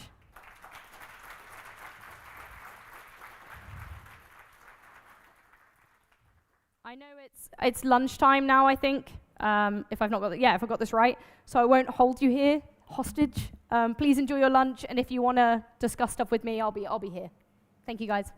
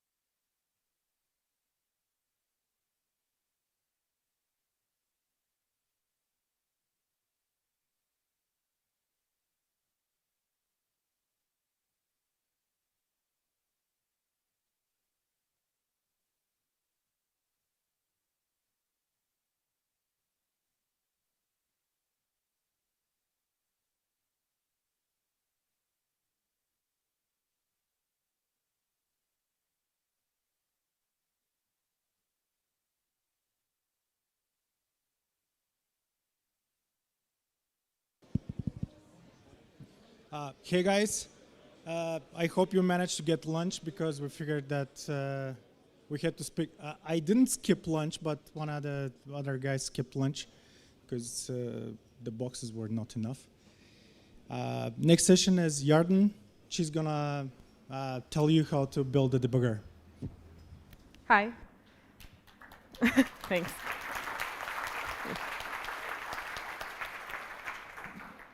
Yeah, so today we're going to talk about Java debugging internals, which basically means we're going to build a debugger together. We're going to go through the steps, understand how we do it, and in the end we'll have a debugger. So let me start by introducing myself. I'm a software engineer at Rookout. I really love learning programming languages and like jumping between them, so I'm on a team that works in about 7 different programming languages. So one day it's Java and one day it's Go, and I really like that. And when I'm not next to my computer, I'm probably sewing. So that's me. Now at Rookout, we're building what we like to call a live debugger, or a production-grade debugger. Thank you. Which means that, and part of that is what I like to call dynamic snapshots. Now, dynamic snapshots are basically these 3 things. First of all, dynamic snapshots can be added or removed to lines of code dynamically while your code is running. Secondly, they'll capture local variables and stack traces. Now, this does sound pretty similar to breakpoints, and this isn't just randomly called building a Java debugger, because if I switch out snapshots and breakpoints, this is basically what a breakpoint does, right? You can add it or remove it to lines of code dynamically while your code is running. It captures local variables and stack traces. But the thing that we do differently at Rookout is that we do this for production. And that adds a few limitations, or a few new criteria for our debugger. So the first thing is that we want minimum performance impact, right? If collecting all your local variables and a stack trace and sending it for you to watch will take 1 second, that's a lot of time. And no one wants to put that kind of latency in their production servers. So that's the first criteria. The second is that we want to debug more than 1 instance at a time, right? How often do you have just 1 instance of your production app running? You probably have more than that. And you might not know where the request you want to debug is currently, which pod is currently taking care of it, right? So you might want to put a breakpoint on all of your pods just to find the right one. So we'll need to debug more than 1 instance at a time. And the last thing is that multiple people might want to debug the same thing at the same time. So this doesn't happen when you're debugging locally, right? You never like tell a friend, oh, I'm going to share my debugging session with you. Go ahead and place breakpoints. I don't really know any tools that can do that. That's not really that popular. Usually, you'll maybe share the screen, you'll maybe sit on the same computer, but it's not that popular that you'll have 2 separate debugging sessions for the same app. But in production, that's probably what's going to happen, right? You might have 2 teams that integrate with the same product, and they both want to debug that product. So you're going to have multiple people debugging the same instance at once. So these are all kind of things to think about, but I really did like the basis that we're doing breakpoints. And so we're not the first people who ever thought to place a breakpoint on a Java application. And so I started by looking at the existing debuggers for Java. And the first one, or the most prominent one, is JDB, which is a CLI debugger. You've probably used it, whether knowingly or unknowingly. And JDB, it works. It's pretty simple. You'll have one app, which is the debuggee, right, the app that you're debugging, and then one side, which is the debugger. And so you're going to run the debuggee. You're going to attach to it an agent lib with the agent lib flag right there. And then once you run the debugger, it'll attach, and your debugger will basically control everything in your app using the JVM. So that's pretty neat, and we wanted to find out how that works. So Oracle documentation has a lot about this, and it uses something called the Java Platform Debugging Architecture. Now, as you can see here, it consists of 3 interfaces designed for use by debuggers in development environments or desktop systems. And while it is for debuggers, it doesn't have to be only for debuggers. And the tools that we're going to talk about, they can be used for so much more. And I really think that's the reason I wanted to bring this story to you, not because I think everyone should go and build their own debugger, but because once you know these set of tools, you can basically do anything you want to your JVM or in your JVM. So let's kind of look at these three interfaces. So each interface is another level of abstraction. So I'll start with the highest level of abstraction, which is Java Debug Interface. And then under that, we have Java Debug Wire Protocol. And under that, we have Java Virtual Machine Tool Interface. And I'm going to call them just by JDI, JDWP, and JVMTI, because it's kind of difficult to say their names. But what you need to know is that each one is built on top of the other. So JDI uses JDWP, which uses JVMTI. And so because JDI is the most high-level one, it's the one we wanted to start with. It's a high-level Java API. So to use this API, you just need to code in Java, which is good for all of us, I think. It allows you to inspect what's going on in your program, right? Look at things, just observe, and also control. Stop at certain lines, step into functions, step out of functions, maybe even change a variable value or two. And it allows you to connect remotely, which is exactly what we saw the Java debugger do, right? We saw it connect remotely to a different app. Now, I kind of wanted to show you a really, really simple debugger flow, because JDI really is incredible. It allows you to do so much in so few lines of code. So basically, to create like the simplest debugger ever, all you're going to have to do is launch and connect. So once you just launch the app that you want to debug, it'll return a virtual machine instance to you. And how you interact with that virtual machine instance is through requests and events. So you'll request to sign up for a certain event, for instance, a breakpoint or a watch point or a thread stop, thread start. There are tons of events. So you request one, and then the virtual machine just has a queue of these events. And so you can pull from that queue and kind of see which events are going on. And for each event you sign up to, once you pull it, you have to resume the VM, because it's the virtual machine, because it'll stop until you resume it. So basically, you have full control of everything happening in the app that you launched. So once we've understood that, what we're going to do is launch the app. We're going to request to be notified when a class is prepared.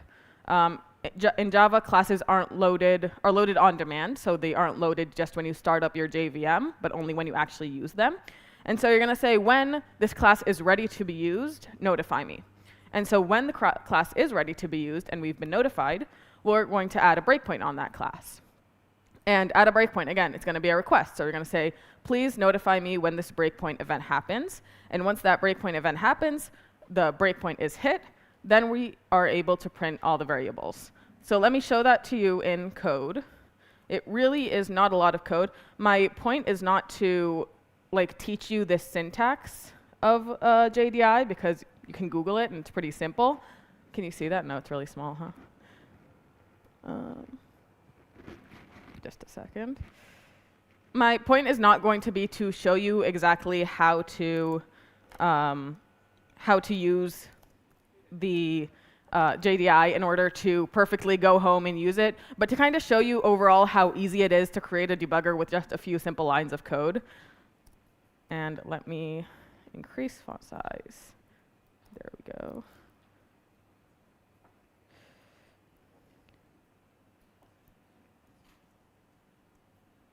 Just a second. We're working on it. Any questions so far?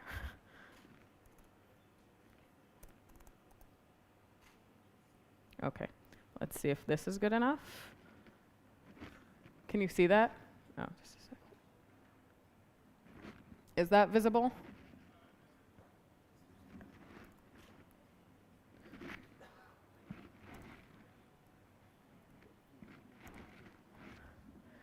Is this good? Yes, no? Someone from the back? No. OK, one more. That good? OK.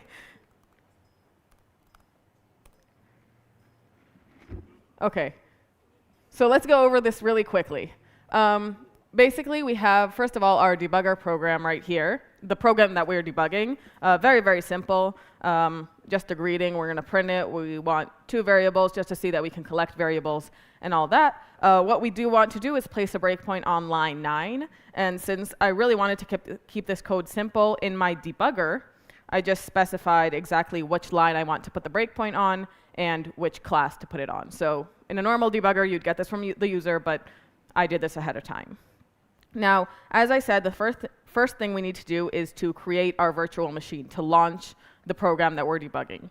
So for that, we're going to use this method, connect and launch VM. And basically, we just do all this virtual machine things. And then we say we want the main class to be called to be our debug class. Pretty simple. This method will just launch our app, and it'll be running. Now, the next thing we want to do is to be notified, to prepare the class, and to be notified when it's finished preparing. And so we're going to enable a class prepare request. So that's over here. So we'll just request from the event request manager the class prepare request. And we're going to enable that. We're going to filter only on the specific class we want to debug. Otherwise, we wouldn't be notified on every single class, and we don't want to do that. So we can simplify that. And once we've done that, we can, whenever the class is prepared, we'll want to sign up for a breakpoint event. So we'll set breakpoint, which is over here, which will, once again, we'll use a breakpoint request. We'll create the request, and then we'll enable it on the specific line that we want.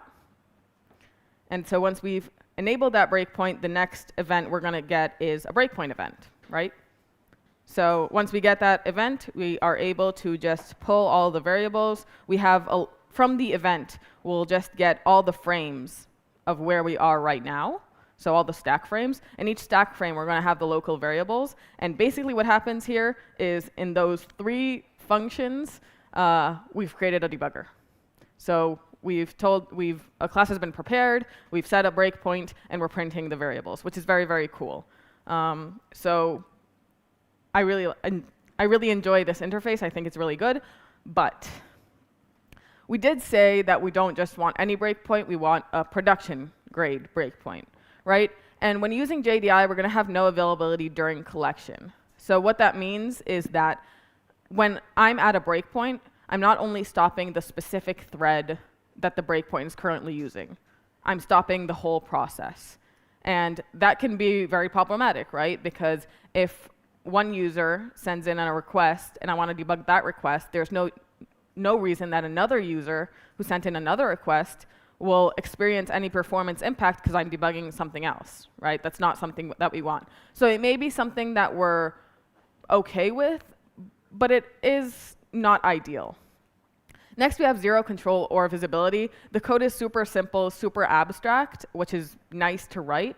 But then if there are certain things that we want to happen in a slightly different way, we're not going to be able to do that because the code, we don't know how things work, and we can't control them from the inside.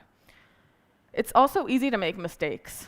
So we're debugging production, right? Now, your debugger is here, and the code that you're debugging is here. And what happens if there's a disconnection while you're debugging?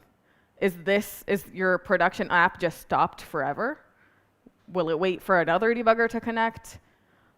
We don't even know, and it's going to be so easy for this mistake to happen and just get a lot of performance impact, or maybe even the app will crash, and we really don't want that.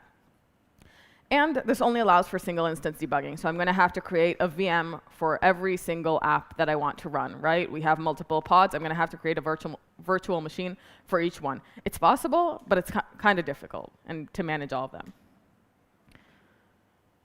So I took it a step down and into JDWP.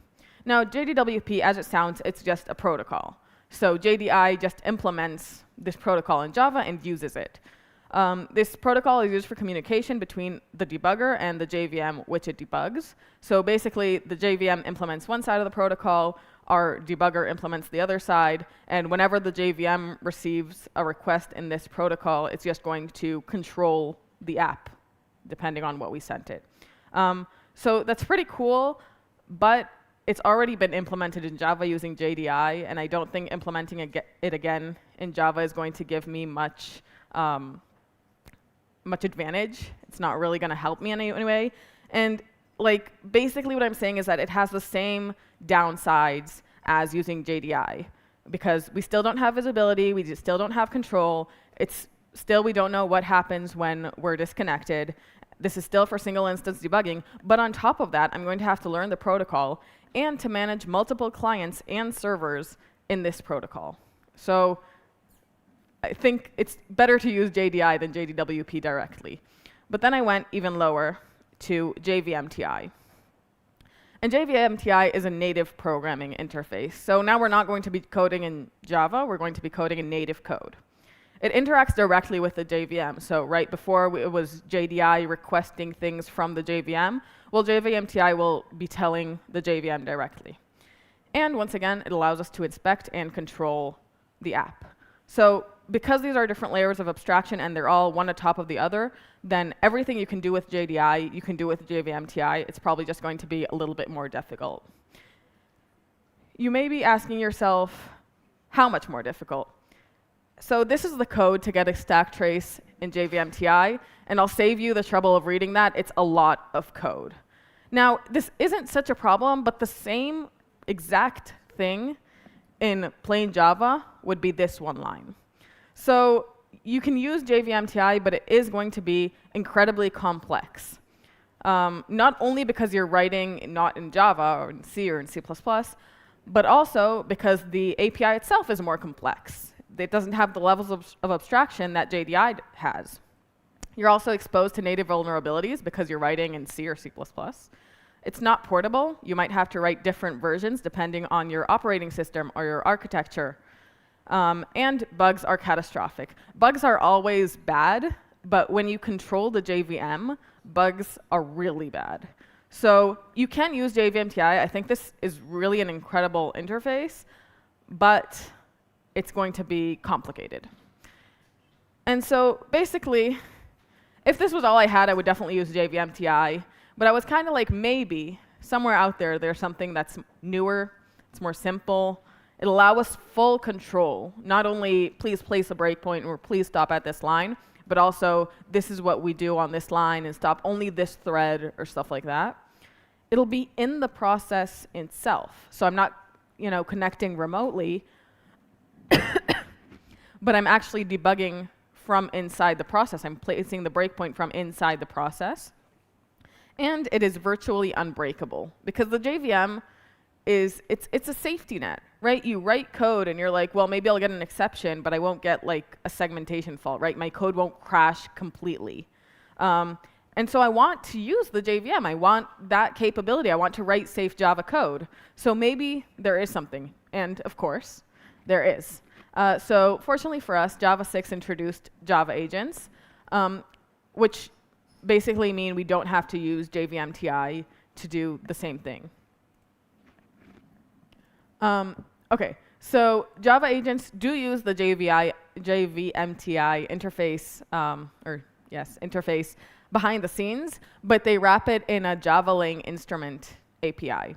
And what's going to happen is you'll have a jar of your Java agent. So you'll write a Java agent, create a jar from it, and you'll have your app. And when you run your app, you could just say, please attach this Java agent to my app. And as you can see, they're both running on the same JVM. They're both protected by the JVM.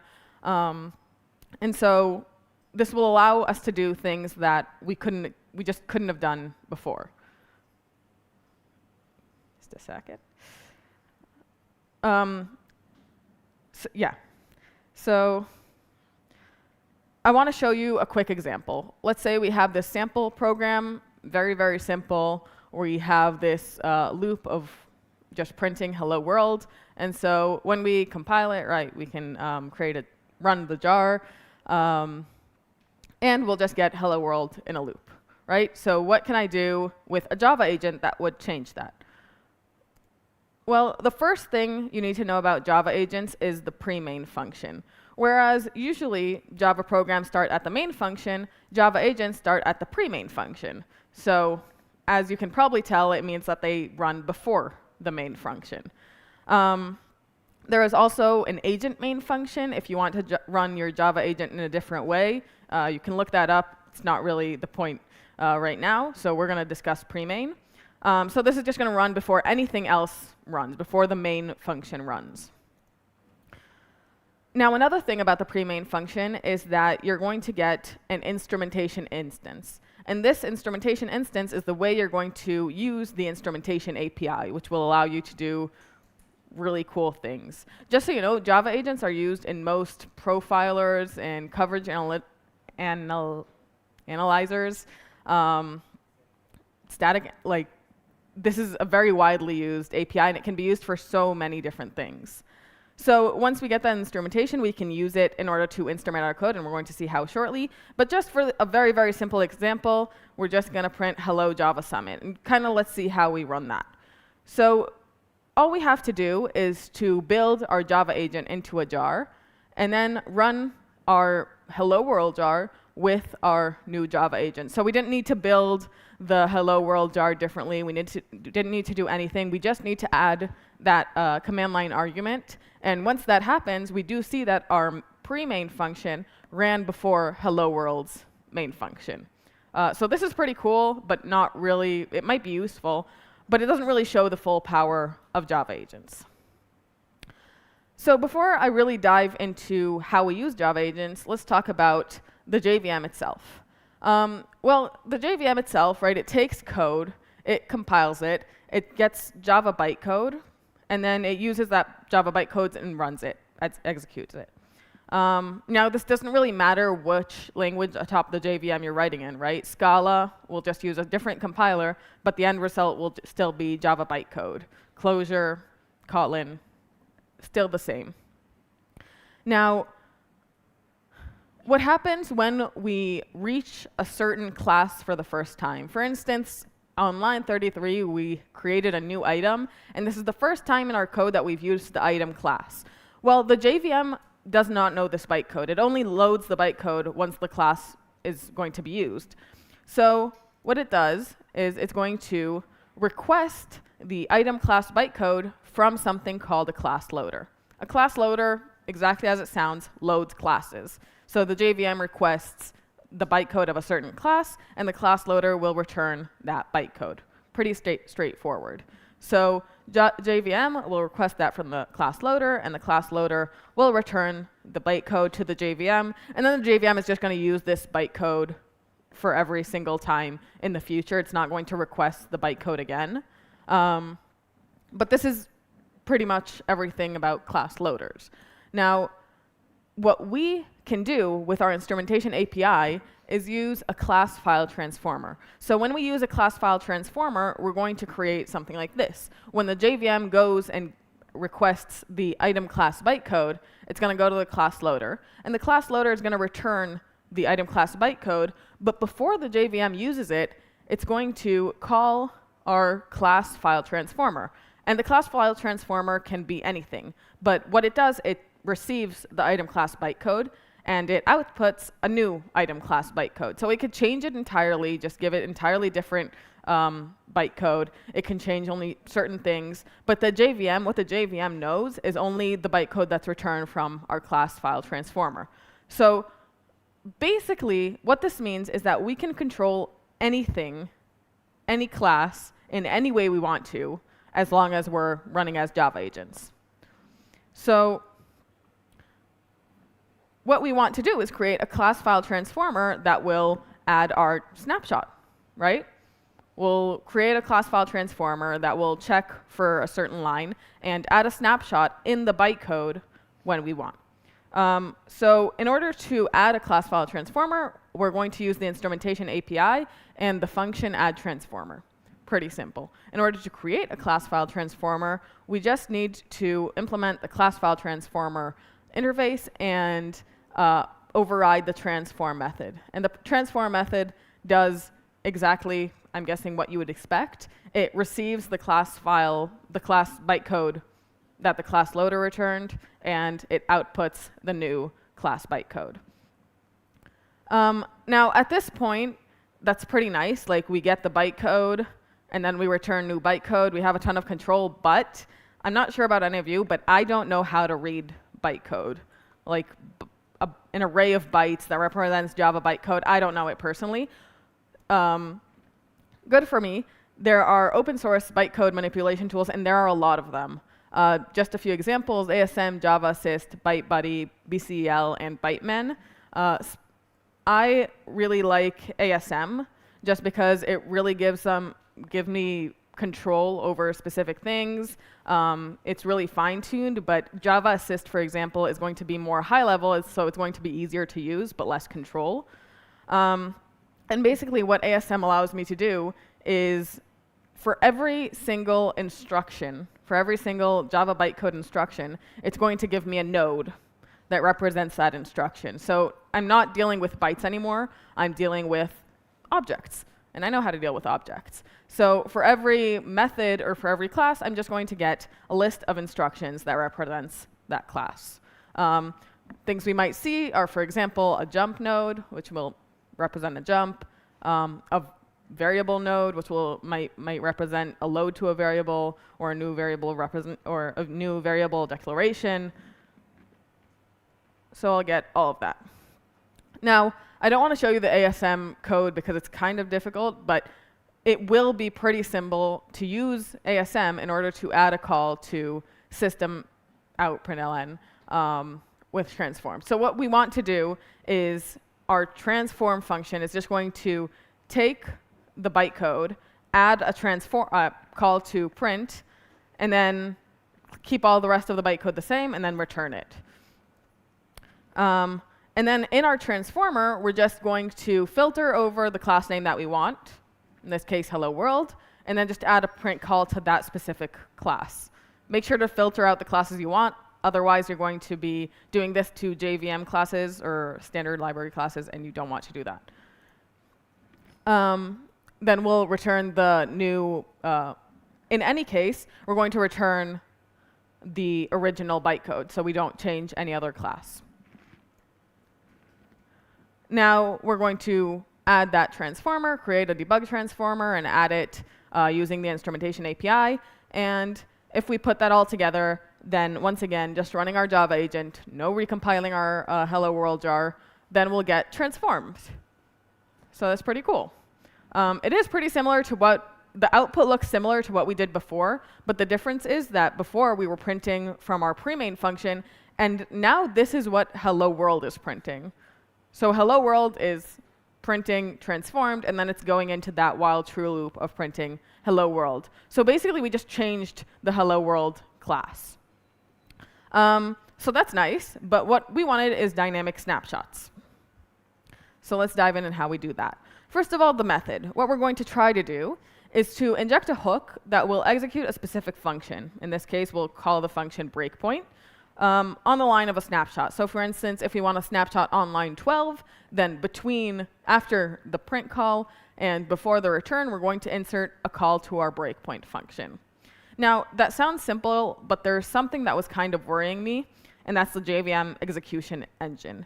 I really hope none of you are ever worried about the JVM execution engine. It's not fun. But basically, the JVM execution engine is how your bytecode is executed. So it's made up of an interpreter and 2 compilers. And what happens is the first time that your class is loaded and it's run, you have the bytecode, right? So the JVM takes that bytecode and passes it through an interpreter. Now that interpreter will just execute each instruction on itself. There will be no optimizations. It'll be slow, but there's no overhead, right? You didn't need to prepare anything ahead of time. You just can run it as is. And the JVM does some sort of profiling on the code that it interprets. And if a certain piece of code is called enough times or run enough times, it'll be passed on to the C1 compiler. And the C1 compiler optimizes that code. So it does have some overhead, but your code will execute more efficiently. Once it has optimized that code, it'll be put in the code cache. Now, there's another profiler on the C1 compiler. And that profiler, if it really recognizes a piece of code that is being used a lot, it will pass it on to the C2 compiler. And the C2 compiler is very similar to the C1 compiler, except that it's much more aggressive.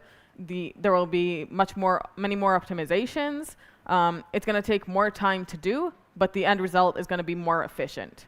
Now, once again, the compiled code will be saved in the code cache.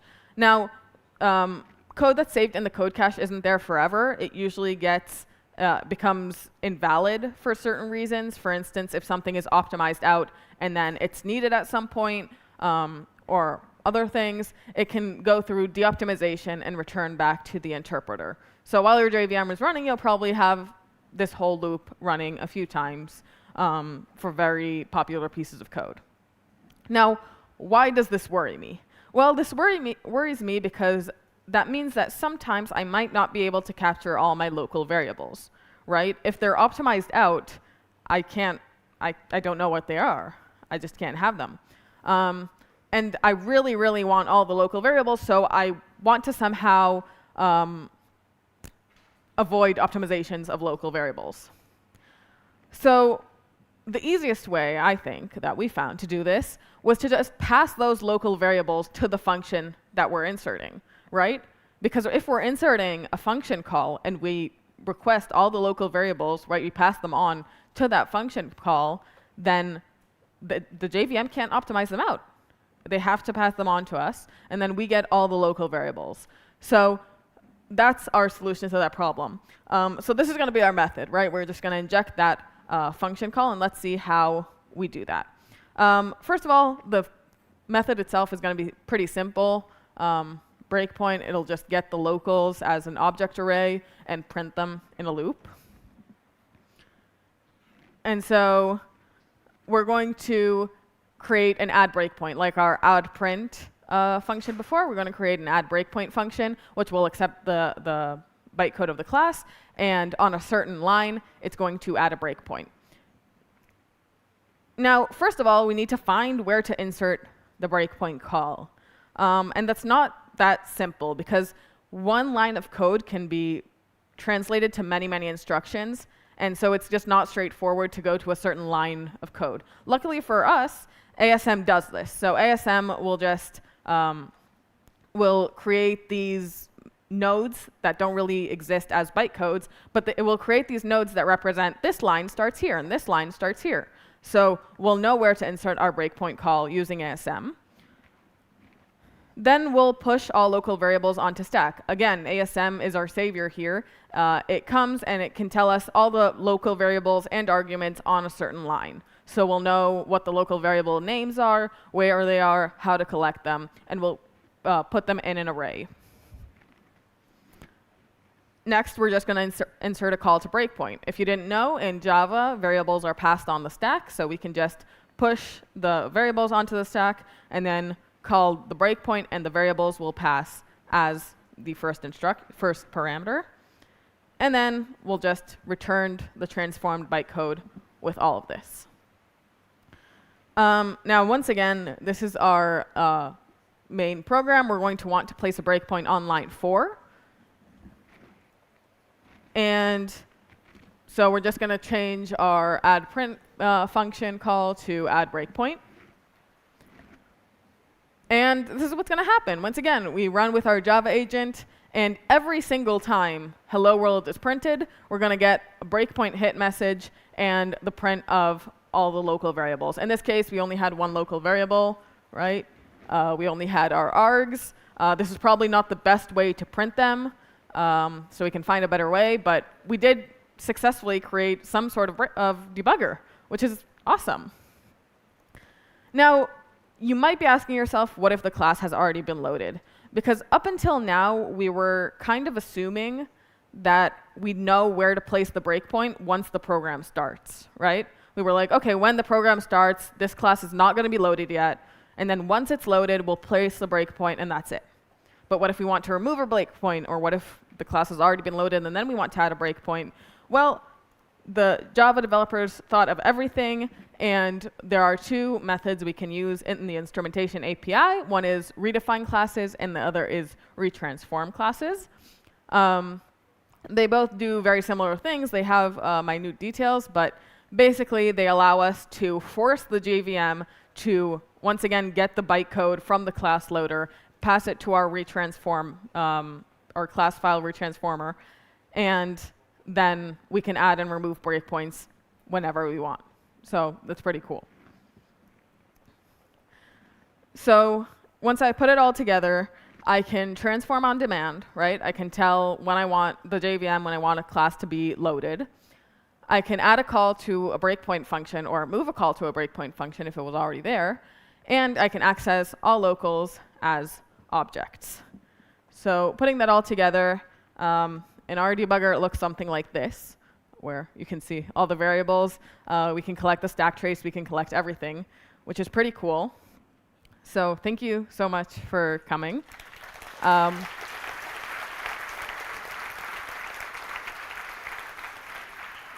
yeah, I did want to say that there are so many cool uses for this, and just the other day, my friend here was telling me that they use Java agents to dynamically reload classes. So if you change a class while run your Java program and then change it and then save, you can reload it. It can be automatically reloaded without having to start the whole JVM or build it from the start. So Java agents are really cool and they have tons of uses.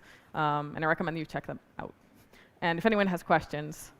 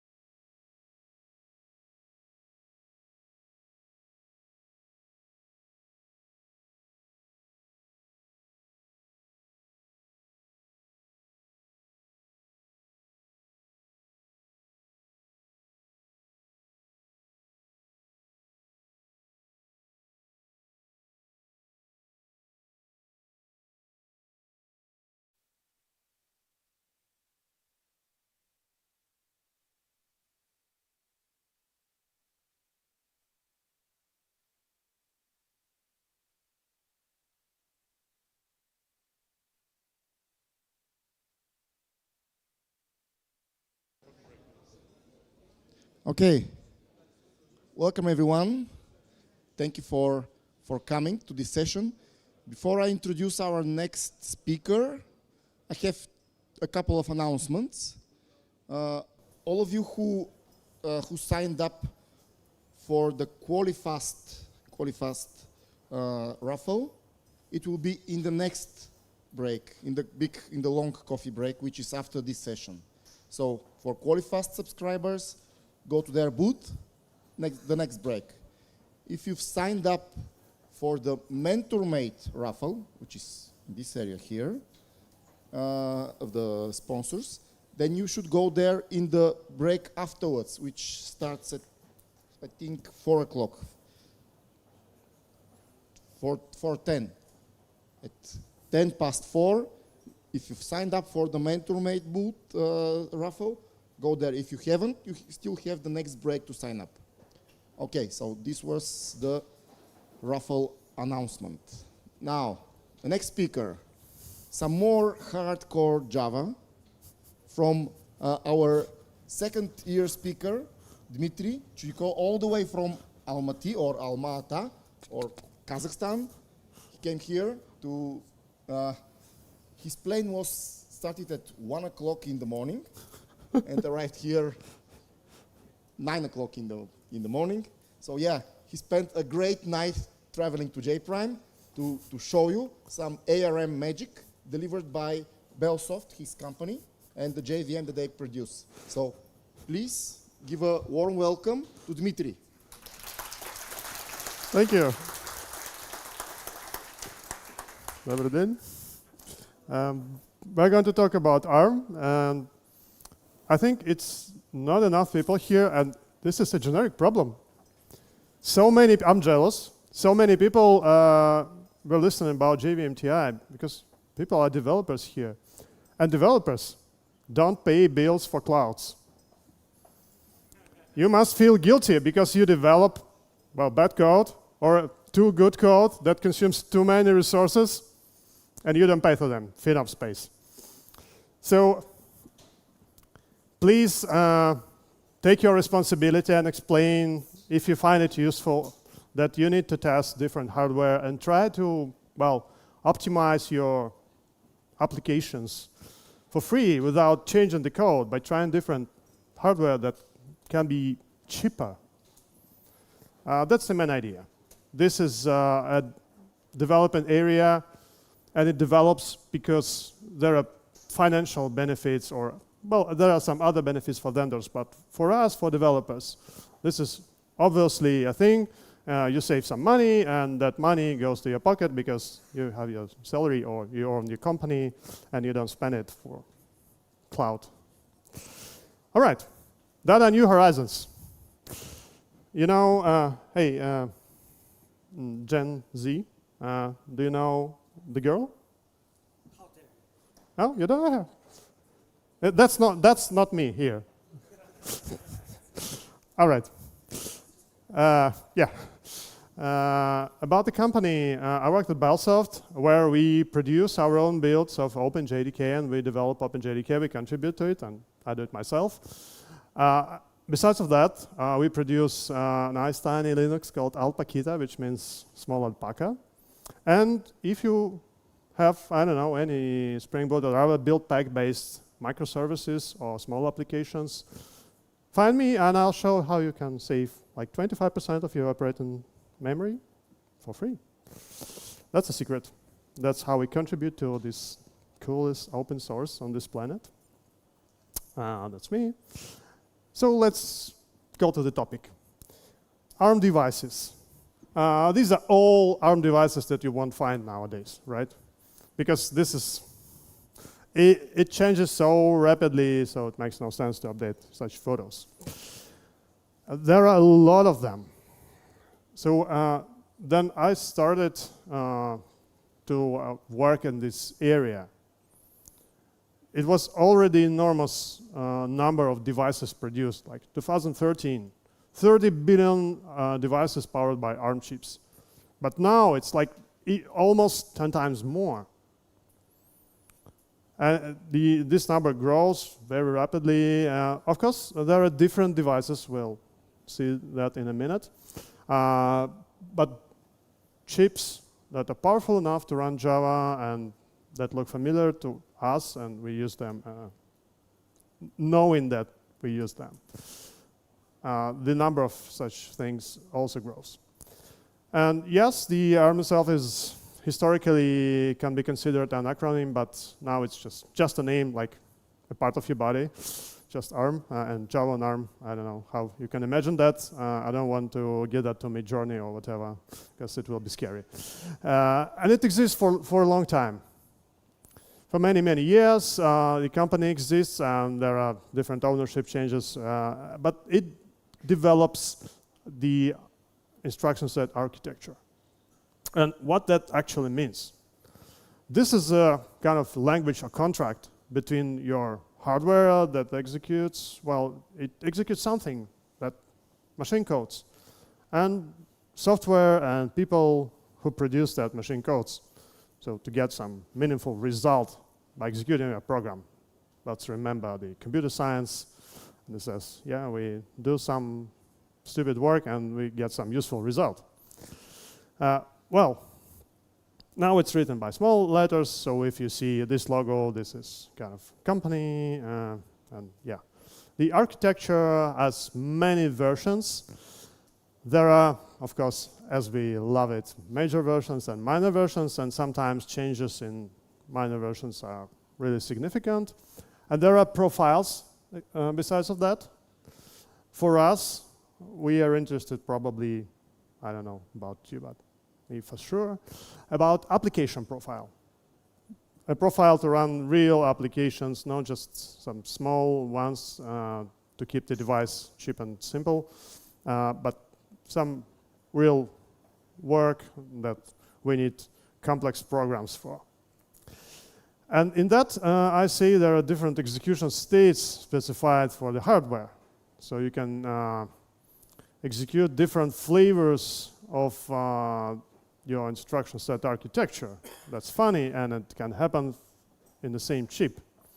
So then a processor starts, it can start to execute either one or another instruction set. And the more than one, the one that you will find on the server, in server hardware, is ER64. So if you see this cryptic string, it just means 64-bit ARM. And it's called ARM64 on Linux kernel. Funny. No, not funny. All right. So then a company produces ARM chips. It goes to the very single source of truth, to ARM holding, right? And it gets licensed. And that can be a different kind of license. So there are different vendors. And even ARM itself is going to produce some hardware that's kind of latest statements from ARM. Not to compete with Intel, like in consumer market, but for some other purposes, like developer boards or whatever, as kind of reference hardware. So a vendor, there are many of them. We'll see some examples. They acquire license for design, for production, and they can buy some IP blocks, and they can buy the entire design for a core. Or they can develop their own core following the ISA spec and passing some, I'm sure, tests related to that. And it's also not free. There are free licenses for some academia and simple cores, but not in general case. So, well, you probably see some familiar things here, like Cortex cores that are ARM designs. And A means application profile, so that higher corner on the right, that are real CPUs that we are used to. Like they can be found in mobile phones, or you can build some, or find or buy some development board that's powered by such core. And here we see two interesting and important major versions of the spec, ARMv7 and ARMv8. So there are multiple profiles available for each of that versions. And chips can contain cores that actually work differently, different cores. This is a heterogeneous architecture being applied in many real products. That's an interesting thing about ARM, but we really don't see that in server products. So that's what you see in your pocket, in your mobile phone. You'll have, nowadays, if you buy a new phone, it will be like very powerful core, but still following the kind of new spec, and middle cores and low cores. And they somehow work together, and the spec even permits them to work in different execution states.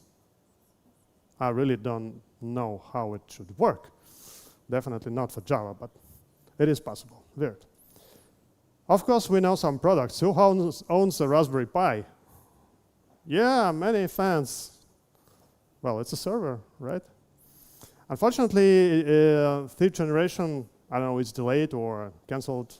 I don't know. So it's still Gen 4 for now, but it's really a powerful device that you can use as a developer machine if you want to torture yourself a bit. But it's still possible. And of course, to build many, many real small fun applications like lighting a bulb. There are other devices that are able to run Java. And of course, you can write Java port for a very low-end device. But what happens now, it's like Raspberry Pis 2 and better, suitable to run generic OpenJDK builds. There's also a 32-bit port in OpenJDK. I constantly try to talk about 64-bit port and 64-bit applications, ARMv8, but this port still exists, and we are probably the major supporter of the port, even more involved than ARM itself. It still allows to build your very minimalistic deployments with ARM OpenJDK. So if you're short of space or memory, you can really take stock OpenJDK, run J-Link, and get, well, minimal VM or some just custom runtime that will fit your small device. So it's still there. But let's get back to 64-bit ARM port. The IC for ARMv8 develops for many years now. So it's like more than 10 years. There will be a second slide, don't worry. We don't end up live in 2020, let's call it. So you see a lot of hardware has been released and supported the like early versions of the spec, like the 8E, right? The application profile for spec ISA version 8. There are several different products listed on top of that framed box. So one of them is ThunderX. This is not a core, it's a CPU. And it contained like 96 core at that time. So it was released not in 2011, it was released later, like a few years later. And this is true for all products here. There is a shift in 2 or 3 years between the spec is released and when actual hardware is available on the market. Obviously, you need time to process the finalized spec to release your real hardware, to debug it, and this is a complex task. So this CPU had 96 cores, a lot, especially at that time. And that's what still happens right now. So if we look at server chips with ARM's cores, there are a lot of cores. So there are some reasons, like it's a niche for competition, or you can stay within same TDP and have more cores. That's a benefit. And other products are also notable here, like Cortex cores that are still popular. These are not all products, of course, that implement that version of specification. And we can still find that course in our consumer products. So if you look at different versions of the spec, all that changes, some of which are listed here, they consist of extensions. So every new version brings some optional and mandatory extensions to the spec. For example, you can support efficient checksum calculation, or crypto algorithms, or vector extensions. So vector extensions is a way to perform CMD operations in an effective manner. And initially, there was an extension, a mandatory one called Neon, which is really a copy of, for a developer, a copy of what existed previously in ARMv7. But later edition is a scalable vector extension. So it is a response to what exists in Intel chips, to AVX functionality. And this thing is peculiar because it doesn't have a fixed length spec. So in runtime, you can figure out if your CPU supports vector extensions and what's the length of your vectors there. It's an interesting concept. And you can write code that doesn't know what your vector length is. It just processes data until it's done. And this thing is supported in Vector API in OpenJDK. So you can write Java code, and it will effectively be translated into a SV assembly, which will work with some particular vector length, but it's hidden from you.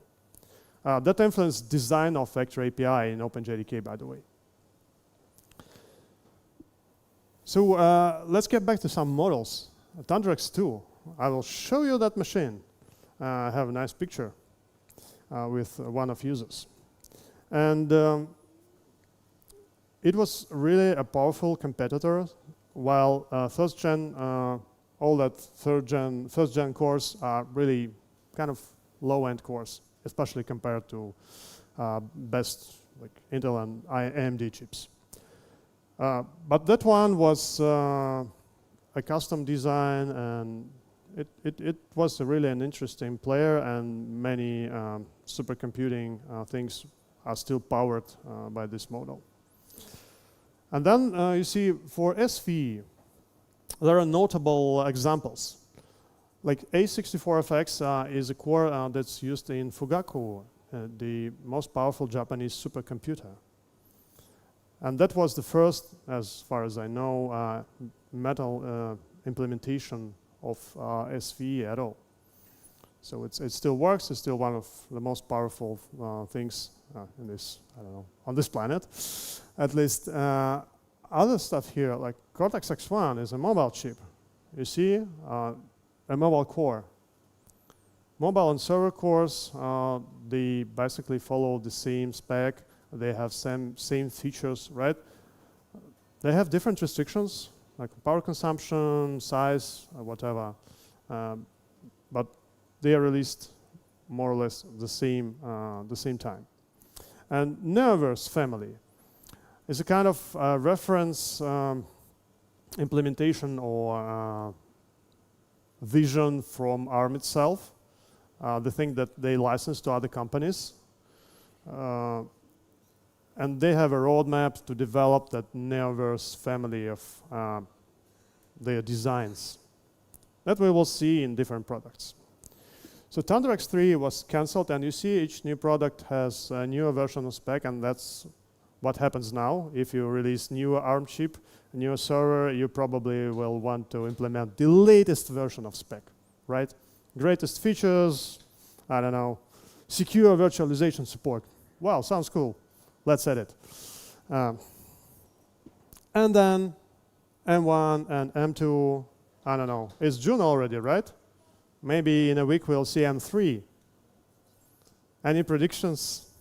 Well, let's see what Apple will show us. But Ampere 1 was presented only, I don't know, 2 weeks ago. What was May 18th. Was announced in the end of last year and was released publicly just 2 weeks ago.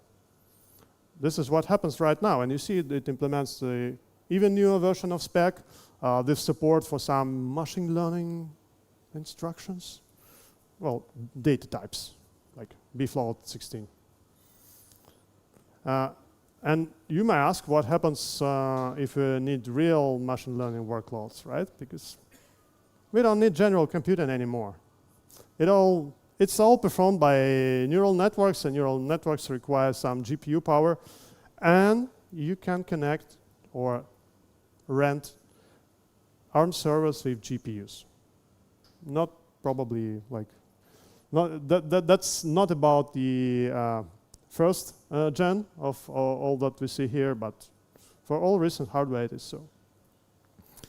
And you see some cool features like advanced atomics, or let's get to a modern hardware, or software transactional memory, just like in Intel, which no one uses, but it's there.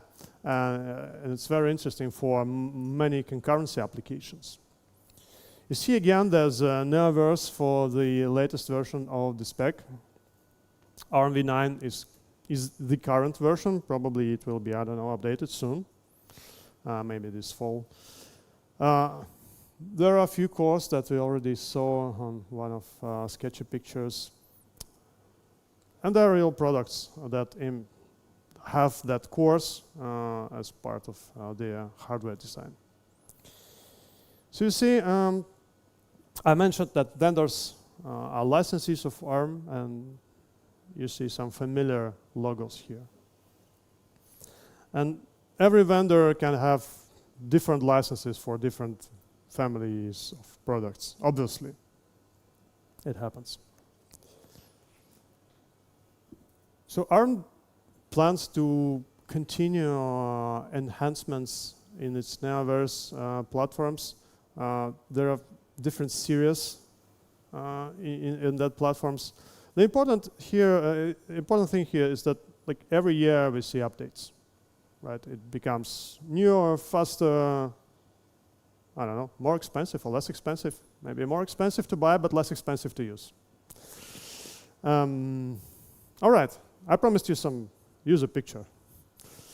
That's a user of an ARM server, but it's 2019, and at that time that was an exotic one, and it had a lot of hardware threads, which also meant a lot of software threads that we can use. Well, now it's not on the most actual hardware, and we have less threads in modern hardware, but overall performance is better. And now it looks like this. This is not my hand, so don't worry. But this is one of modern ready-made products that probably you will soon be able to acquire if you have a truck of money, produced on top of Ampere 1, that newly presented CPU. So here are two of them, and a lot of DDR5 memory and special boards and whatever. All you can imagine. So on top of that hardware, there's a software ecosystem, which made the long road to be fully useful by developers. It wasn't useful 10 years ago. As well as hardware, you have to deal with some bootloading or failing CPU problems. Not acceptable, because we were used to hardware that we can replace or just plug in, turn on, and it worked. Well, now we do the same with our software. We just install some packages or download it or just select the proper build, and it will be optimized for ARM. And of course, here is OpenJDK. And the port on ARM exists since, Java 9, right? But there were some optimizations performed by Bellsoft. I had a different talk on that. A lot of intrinsics were implemented in addition to what existed at that time. And that work continued even after JDK 11 was officially released. And it still continues. There are more interesting areas to look at, not just kind of effective software instructions, but some architectural effects that appear then you use particular CPU models. And if we talk about performance, we remember performance tools. And performance tools just work as we expect. That it wasn't true all the time, but for a long time now, you can just use async profiler, JFR, perf. Just beware of different counters in perf if you use hardware counters to analyze performance of your software. But basic things are the same. That's easy. Besides of performance, the good question is correctness of our programs. And ARM hardware is not, it doesn't forget or doesn't forgive you some programmer's errors as what x86 does. So this is an example from JC Stress Test Suite designed to check how hardware and OpenJDK runtime behaves when you execute different parallel patterns. Typical patterns that you can meet in your programs related to what runtime must guarantee you. And here is a wrong Java code. So you publish your object from one thread, an object and a field, which is a static field in this class, and you read it in another field. And the execution listed on the very top, I'm not sure if you can see it well because it's a dark theme, sorry for that, but this execution never happens on x86, but it really happens on ARM. It really happens on AR64. This is the statistics for older CPUs, but the same thing happens for newer CPUs. If you write incorrect concurrency code, x86 forgives you some mistakes, but not ARM. You'll have real out-of-order execution and you'll observe that effects. And they won't be 100% of your observation cases. It will be just a tiny fraction of it, which is the most dangerous thing that's we don't like about concurrency in our programs, right? The bug that happens once in a year. Well, let's get back to the hardware. So the hardware powers internal things in cloud data centers. It powers cloud instances for consumers. It powers many things. It powers supercomputers. And still, there are like top chips, both suitable for kind of hard machine learning workloads and generic workloads. Like this is an example. Also designed, actually 2 examples, right? For HPC, also designed not so long ago. Like NVIDIA Grace was released late last year. This is a big chip with 192 cores, if you have 2 chips on this board. And it's combined with other NVIDIA technologies, obviously. So this is a real beast. Or, I mentioned Ampere 1, which was just released. Its preceding designs were based on Neoverse, and the Ampere 1 is based on their own microarchitecture called Serene. And you see how it develops. So it starts to support newer memory, wider memory bandwidth, and they say, okay, we can have a rack, and this rack will be able to run more than 7,000 virtual machines. I mean, not Java virtual machines, well, virtual machines, it's like VMware or whatever. And of course, it can run even more fractional containers, such rack. It's enormous. Another example, the family of AWS Graviton. Those chips are based on, late versions are based on Neoverse designs. And you see how it was developed. So the spec was renewed, chip generations changed every few years. Like you can't find an instance of the first gen nowadays. So they are already outdated. It's just 5 years. The production process decreased a lot. The frequency is about the same because you have to stay within physical boundaries. And what's also interesting, the last line is kind of projected software performance. Right? It increased 10 times. Yeah, by the way, don't believe anything that I say about performance, or I can say that something is called L3, which is not L3. Don't base your marketing decisions based on that. Okay, we have rain. I will speak louder. If I don't speak not loud enough, shout and I will speak louder. So, if we talk about software performance, let's take our favorite software. Let's take Java. And let's check what happens with some Java benchmarks. This is a voluntary choice, and I trick you here because I don't show error levels. So here are 2 columns. First column is what latest Graviton 2. Just few benchmarks. What AWS claims is that their new generation is 25% better, faster than the previous one. And this is what we see here. So if we kind of calculate geomean or whatever, it will be the number. And also, we can compare Java 8 and Java 20. Who, by the way, still uses Java 8? Okay, thank you. Please come to me because we sell support. All right. That's a good case.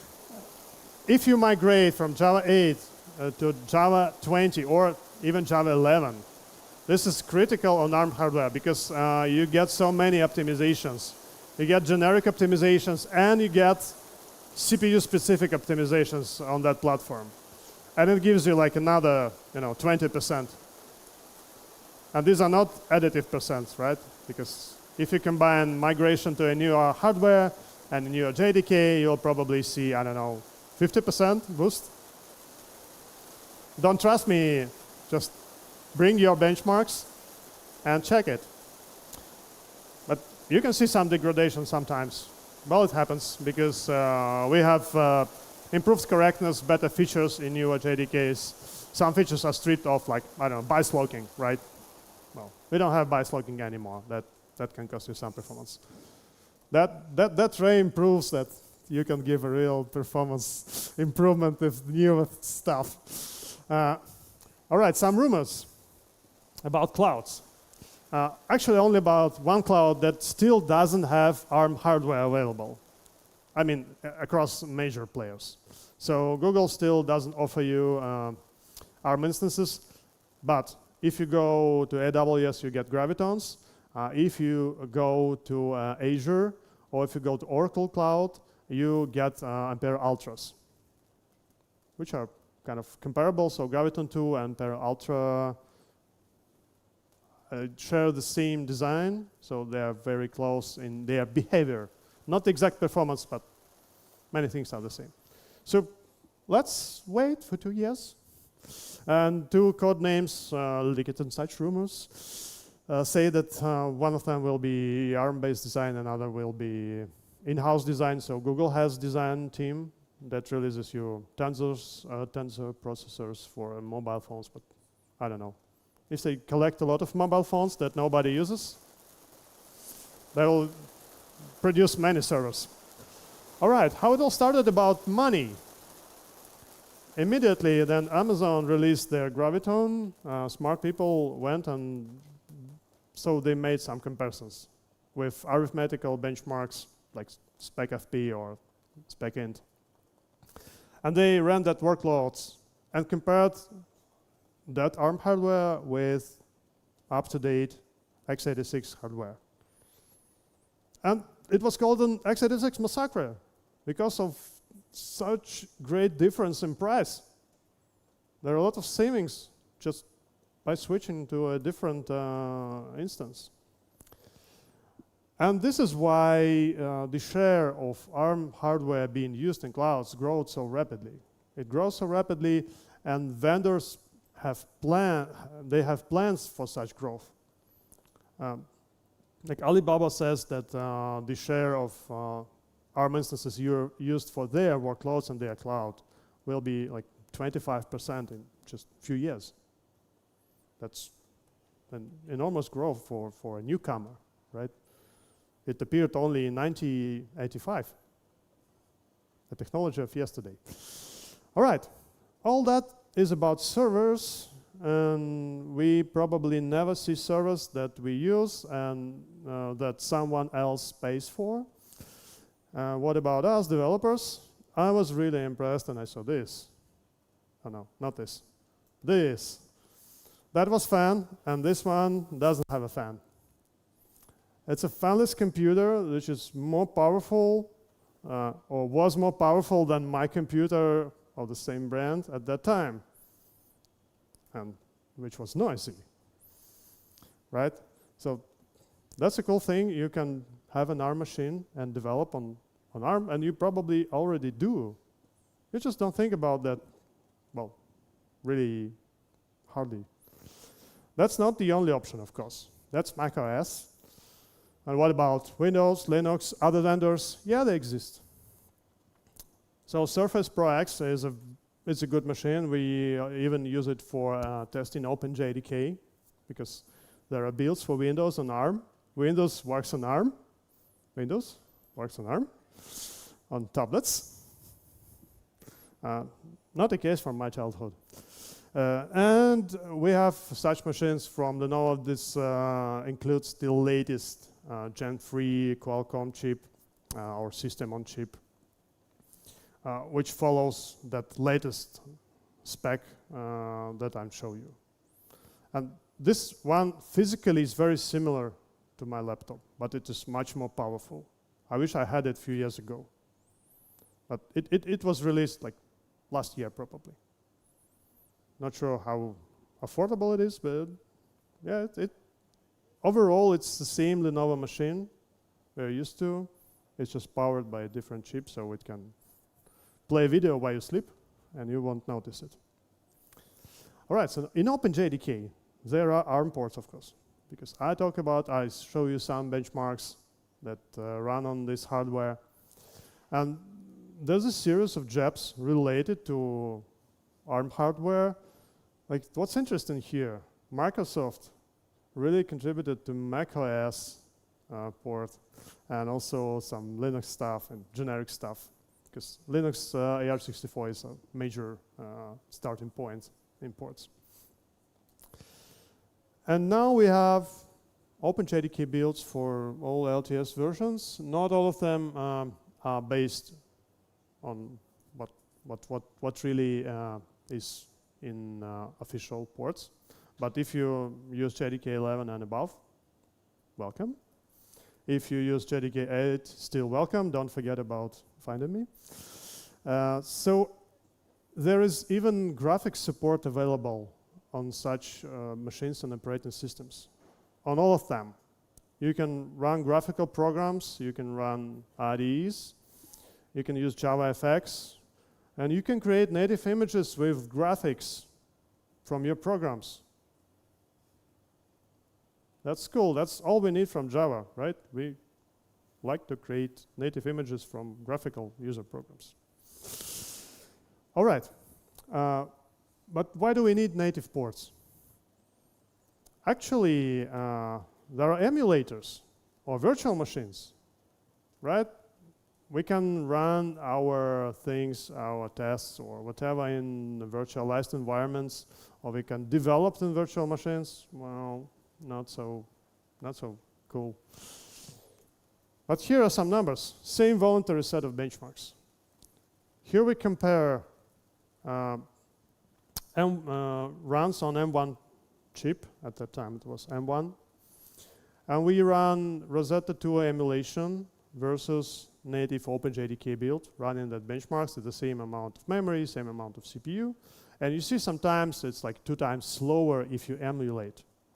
Obviously, emulator is expensive. Well, we have native builds. Let's get fun with it.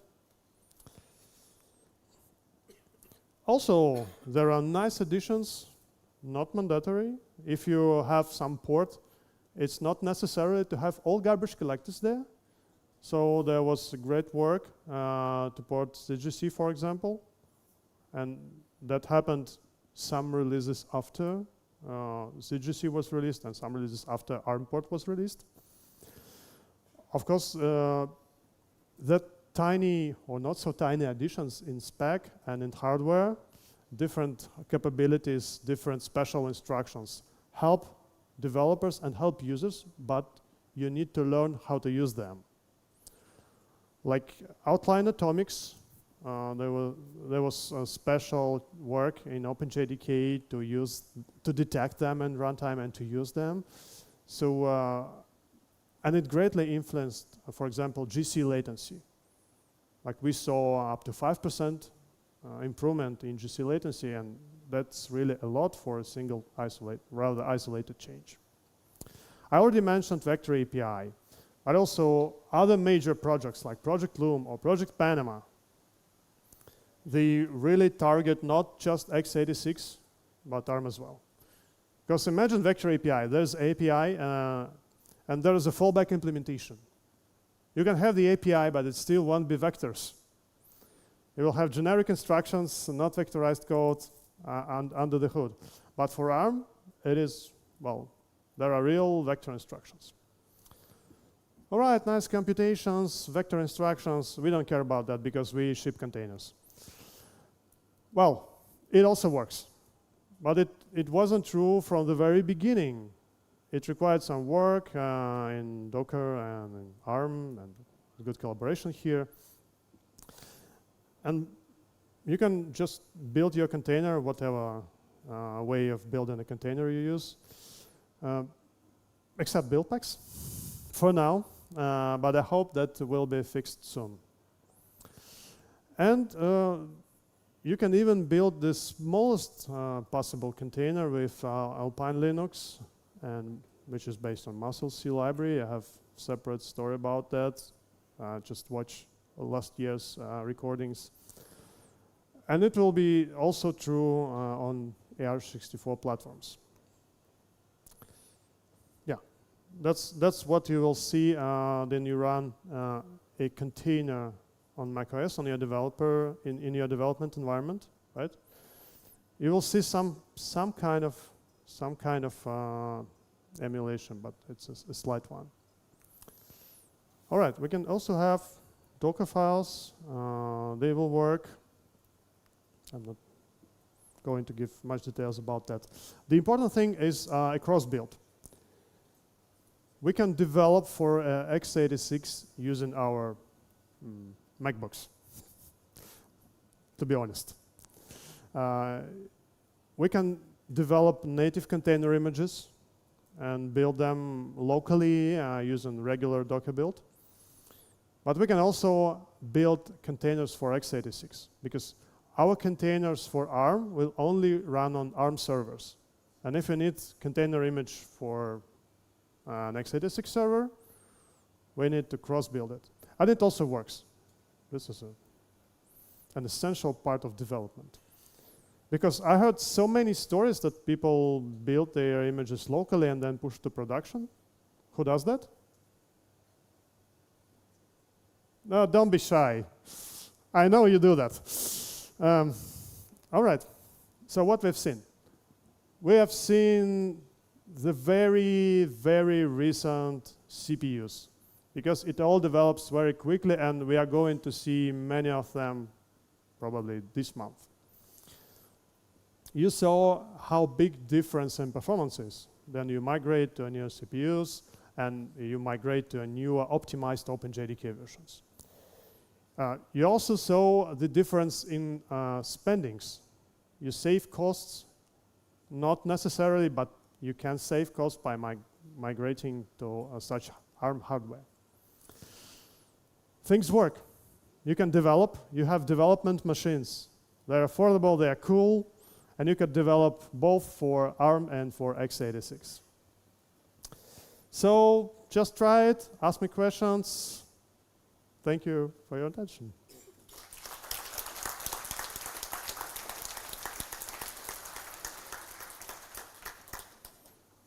Yeah. Questions? All right, then I will say that small addition again. If you need to save 25% of your memory, find me. I have a hidden demo.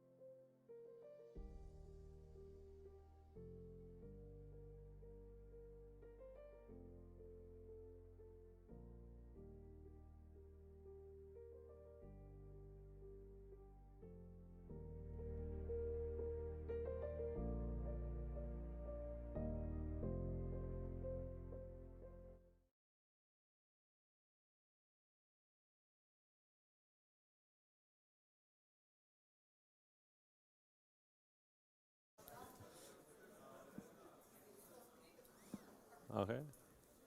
All right. Well, Dobry den. Thank you for coming. I'm going to talk to you about progressive delivery in Kubernetes.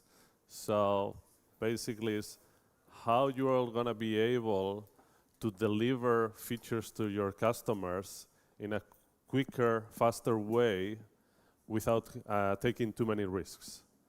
So, and how can you do it easily today with open source tools? Okay. So my name is Carlos Sanchez. I work at Adobe. Oops. What happened? Oh, okay.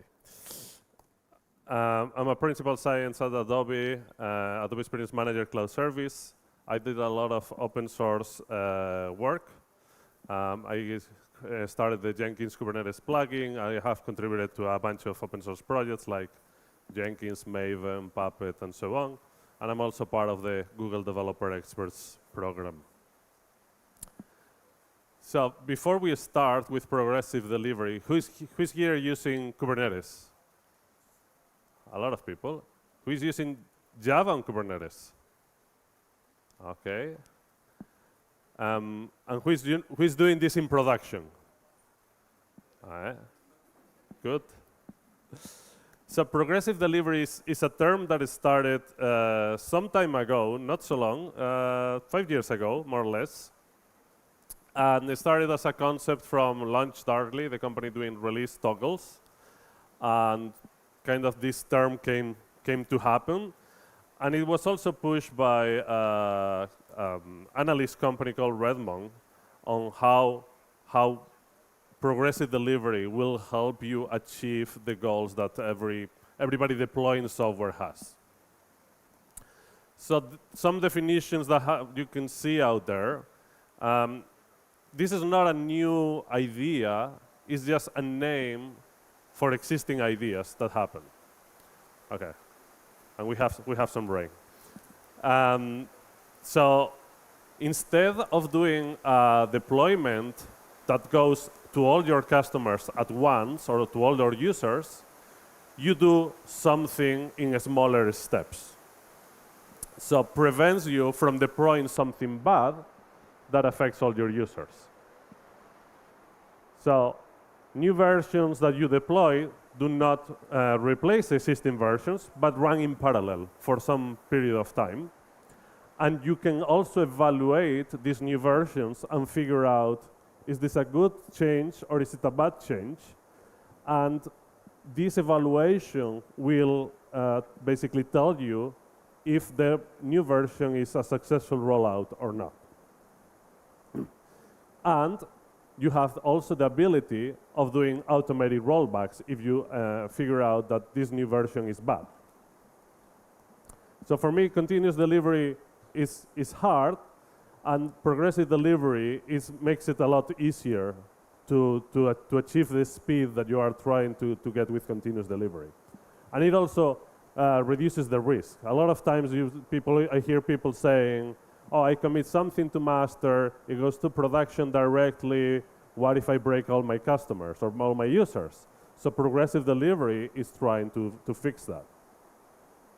And three key parts to this is avoiding downtime. You make a change, it is bad because everybody makes mistakes, right? You limit the blast radius. Only a percentage of your users are gonna see the problem, or they're gonna see it for a very short period of time. But it also allows you to ship code faster. You have some idea, you commit this idea, and because you have this safety net, you can move faster. So what are the typical techniques on progressive delivery? As I said, these are things that have been around for a while. Progressive delivery is just the name that conglomerates all of them together. So one of them is rolling updates. When you deploy to Kubernetes, by default, you get a rolling upgrade. Every time, if you have a bunch of pods running with your version and you change the version of your container, you're going to get one or a few pods after another where the new version is gonna be running. So you get one, you get another, and so on. I mean, there's parameters to change this on Kubernetes, but that's basically the idea. But in Kubernetes, by default, you don't get any evaluation of if this is good or this is bad, or you don't have an automated way to stop this from going to 100% of your pods that are running. So that would be one of the issues. But this would be, rolling updates is a typical scenario that it was used already for virtual machines. With containers, you do basically the same thing. Same thing with blue-green deployment. This always happened. It was a technique used for VMs. You can also use it for containers. You have two versions of your application. The old version V1, now you start the new version V2. And at some point, you have a load balancer, then you switch from the old version to the new version. And the advantage that this has is if you realize, oh, my V2 version is bad, I just switch the load balancer. I don't have to redeploy everything with the old version, roll back, nothing like that. So it's a very fast change. Advantages is that as soon as you detect that something is wrong, you can basically immediately switch traffic to the old version. The problems you have is that you need typically twice as much processing or twice as much nodes or twice as much containers to run both of them during the period where you want to evaluate the new version. Canary deployment, it's a mix, and I think it has all the benefits of blue-green and even more advantages. So you have the old version, let's say the green version, and now you deploy the V2 version, the blue one. You only need to deploy to a few containers or nodes, and then you start switching some percentage of traffic to the new version, while most of the people are using the old version, most of your users. So you can get some traffic there, analyze and see if this new version is good or not, and if it goes bad, only a percentage of your users are going to notice it, right? While in blue-green, if it's bad, all your users are going to see it until you switch the load balancer back. With Canary, only a percentage of users are going to see it. And the rollback is also pretty fast. You just switch the load balancer or whatever you have in between your users and your containers running or your VMs, and then you you just switch to the old version, and that's it. You don't need to do anything else. So it has all the advantages of blue-green and a few more. And another technique that also falls under progressive delivery is feature flags, right? You can have different users accessing your application, and let's say you have a new feature, you want to test it, you can use feature flags to say, I want to test this for only a percentage of users, or I want to test this only for internal users, like developers in my company, or everybody in my company, or everybody coming from some country. Back in the day, Facebook was doing these rollouts. I think it's a mixture of Canary feature flags, for instance, and they would roll it out first in New Zealand before rolling out everywhere in the world, because New Zealand was statistically significant for them. And then if it was successful there, they would start rolling out in other countries. So the benefits of this is that you don't even need to have two versions of the app running, and you can have one version of the app where some features are enabled for some users, some features are enabled for other users, and you don't have to manage the two different versions. And it also has the benefit that it's immediate to switch off, typically.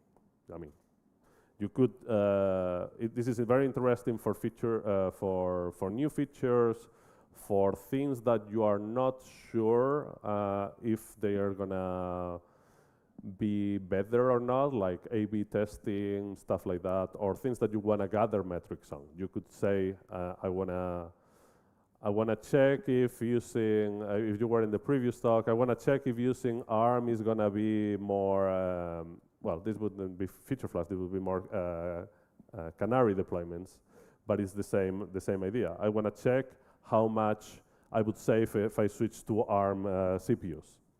So you would have canaries, and you would have you would use these techniques to say, I'm going to send a percentage of my users to this new architecture and figure out how much am I saving if my theory is proved right. So all these things, one common thing they have is that you are basically testing in production. That thing that we always were told, no, don't do testing in production. But I think monitoring is the new testing. Because it's very hard to reproduce a lot of issues that are in other environments that are not production, but also, even if you do a lot of tests, you still need to do monitoring. So the better your monitoring is, the safer your deployments to production are gonna be. And the other key thing when you have good monitoring is that you can react to these issues automatically. For this, progressive delivery requires a good amount of metrics, okay? So you need to know what are your experiments. What means this is working, this is not working, is this successful, is this not successful? You need some ways to figure this out in order to do it automatically. This is a quote I use from a long time ago now. To make error is human, to propagate error in all serving in automatic ways, that's what DevOps is, right? And my own version of this, if you haven't automatically destroyed something by mistake, you are not automating enough, right? Who has broken something in an automatic way?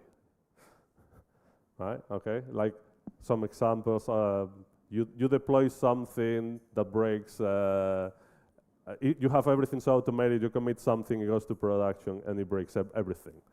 So at that point, you're like, okay, automation is good, now I have to figure out this a small bit here to make sure I don't break everybody. So how can I do this easily on Kubernetes? Okay, Kubernetes, if you don't know what Kubernetes is, probably you've been hiding under a rock for the last years. So automating deployments, scaling, containerizing applications. So this all sounds good. Sometimes it looks a bit more like this. But overall, it's a good experience.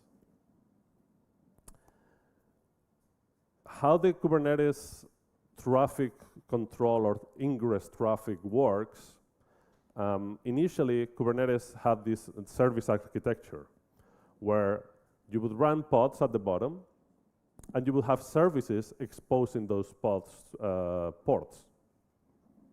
And outside the cluster, you would have a load balancer. And the load balancer would go to the service would go to the pods, right? This would be typical traffic, how you would get traffic into your containers. And there, yeah, HTTP, TCP, whatever traffic, it would go in through this sort of tree. With the advent of the ingress controllers on Kubernetes, this has changed a little bit, and this is being standardized. So now you can run an ingress controller inside Kubernetes where you can define multiple routes. You can have example.com or example.com/test or test.example.com. If you do HTTP, it's very easy to do routing based on layer 7. You can do headers, you can do paths, you can do a lot of these things. And you can also do it for TCP traffic, but typically for HTTP traffic, it's very interesting. So you just run one ingress, And outside, you can have different things, right? You could have load balancers, of course. You could have application load balancers. Well, the ingress itself would be an application load balancer. And from this ingress controller, the traffic would flow to the service and from the service to the pod. The number of ingress controllers that you can find today is a lot. So AWS, they have their own. On Google Cloud, they has their own. You can run Nginx inside your Kubernetes cluster. You can run Ambassador, Istio, Traffic, HAProxy. There's a long list of them. And this is being standardized, and there's a Kubernetes Ingress Gateway API that is going to be the standard being worked on as we speak in order to kind of standardize these things and how these routes on how the traffic is coming into the pods is defined. And the interesting part for progressive delivery is Argo rollouts. Argo is a project that, anybody familiar with Argo already? Okay, just a few people, okay. So Argo is a project, open source project that has multiple parts to it. Very well known is Argo CD. Argo CD is a GitOps engine. You commit something to Git, you commit your YAML files, because if anybody working on Kubernetes likes is YAML, and you get those things deployed through Argo CD into your Kubernetes cluster. Argo also has Argo workflows to define workflows inside Kubernetes, and it has Argo, what else? There was another one. And Argo rollouts is the interesting one here. And you don't need to use the other ones to use Argo rollouts. Argo rollouts provides all these progressive delivery techniques. It provides blue-green, canary analysis, this thing about saying, is my new version right or not or wrong? Experimentation, sort of like A/B testing, all these progressive delivery techniques in Kubernetes. How is this set up? You have the Argo rollout controller running on your Kubernetes cluster, and you get ingress traffic coming from the left. Let's see if this works. Yes.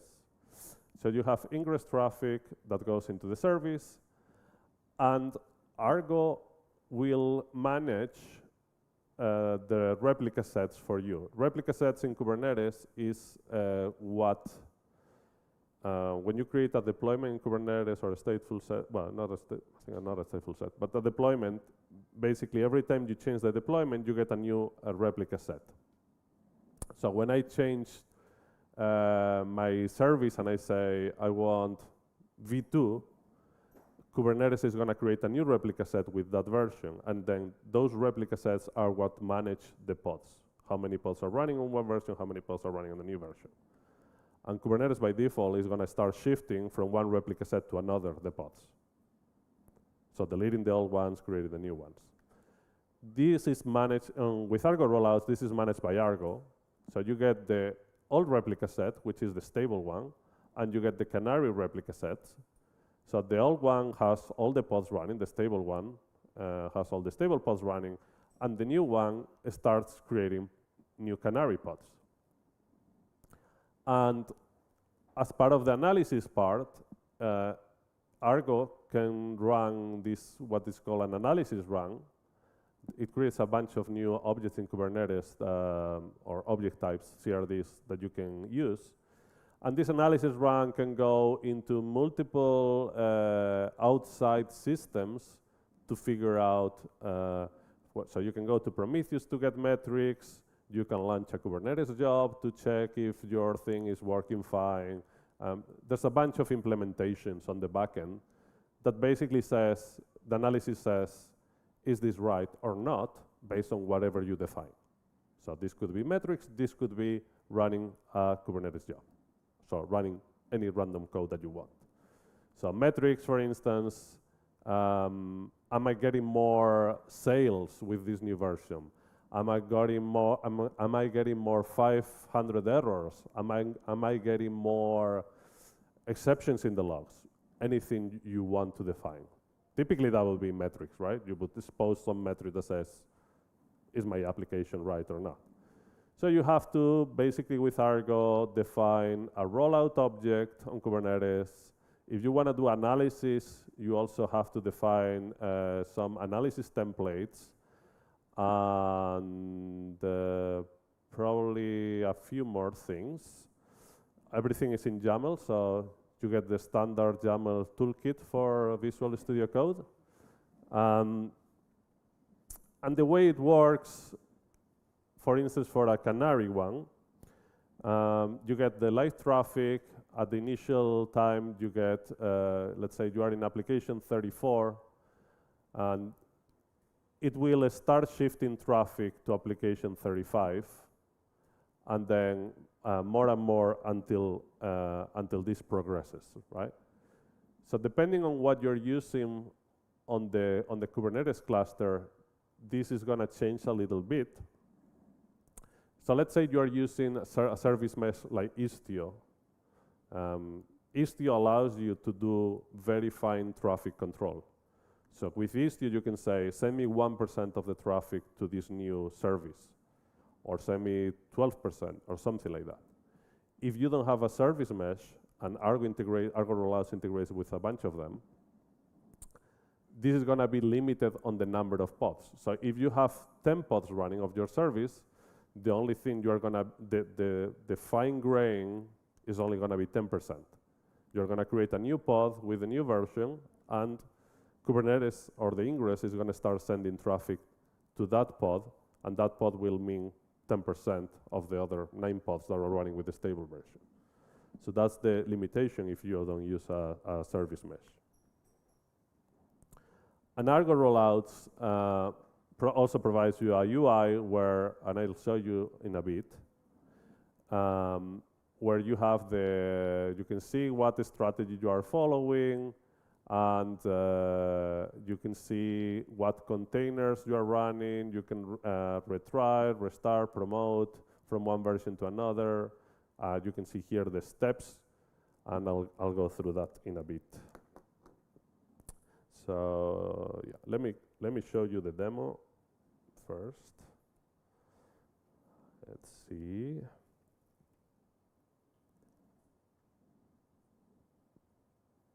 Okay. So this one.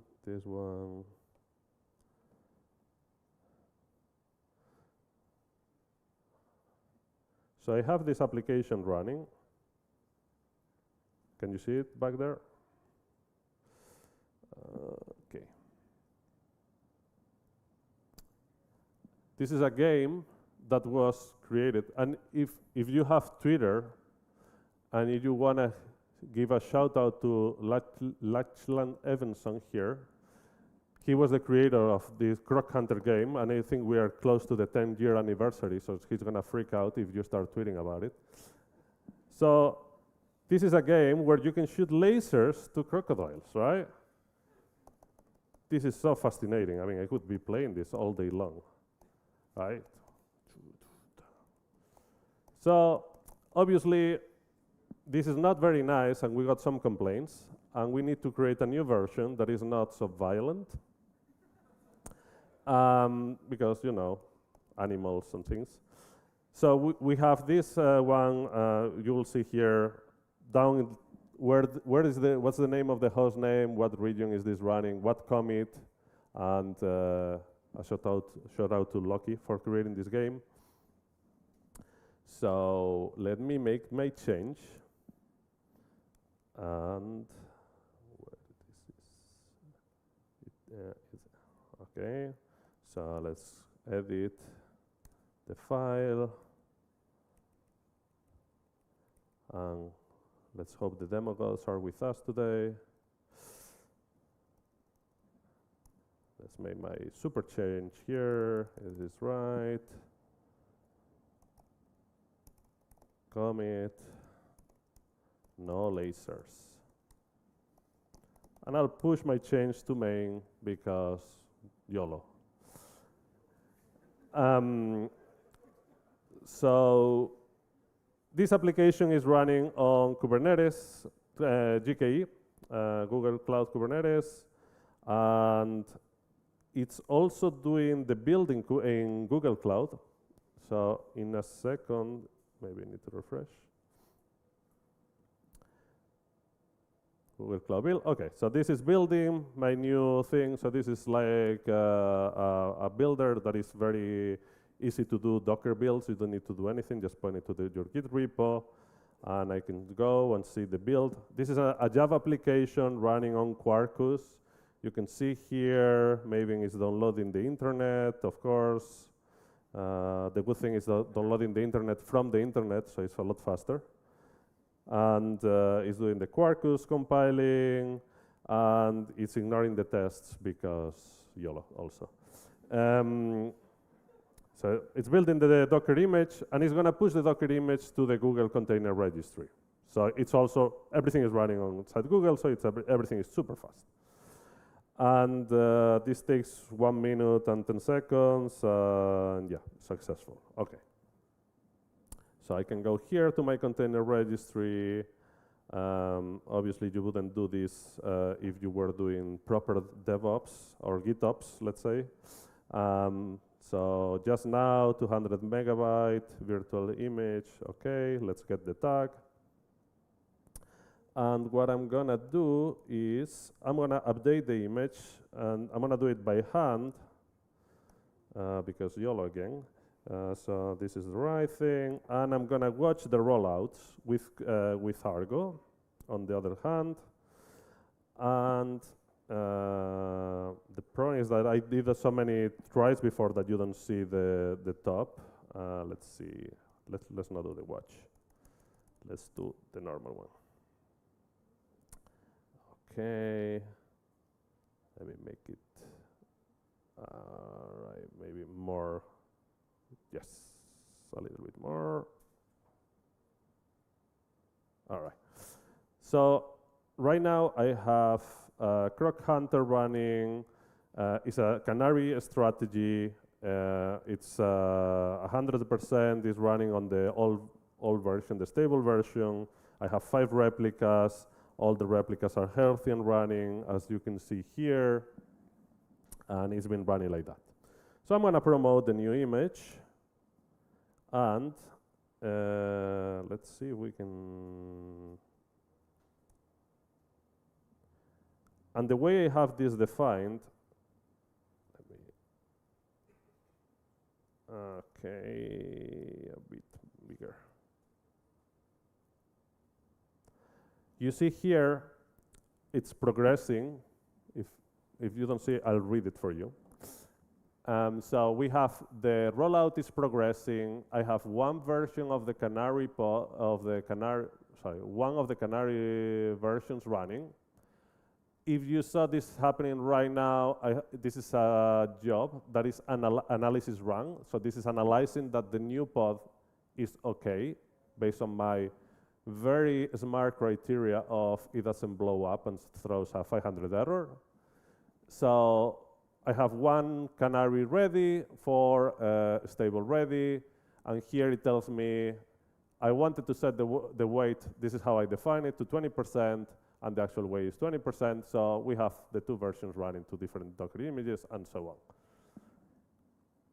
on. And what I can do is, if this should work, I can have also a service in the that exposes the new version. So in the URL, this is crochunter-preview, which, by the way, you can, if you want, you can go to this website and play Croc Hunter. If you're very bored by this talk, you can go to the website and play Croc Hunter all during the whole length of the talk. And I can see here that the commit is different. Trust me. I know you remember the previous one, so you know for sure that is different. I'm gonna just show you just to make sure. Yeah, this is 3DE something. And I can see, so 20% of the traffic is coming to this service. I have the preview site, so I can go and see it. If I refresh enough times, so this some traffic will come here to the new version. Okay. not this one, not this one. All right, okay, there it is, right? AB. So I can now play my new and improved version of Croc Hunter, which is a lot more, let's say, animal friendly. You see, now kids can play. Not with lasers, definitely not. It's not PG. Anyway, we were talking about something. So the preview is the same. So I could say I don't want any external traffic going to the new version, so I could see the preview before doing it. But of course, I have everything automated. And what happened here is that I defined let me show you templates and rollout. So I have defined it here.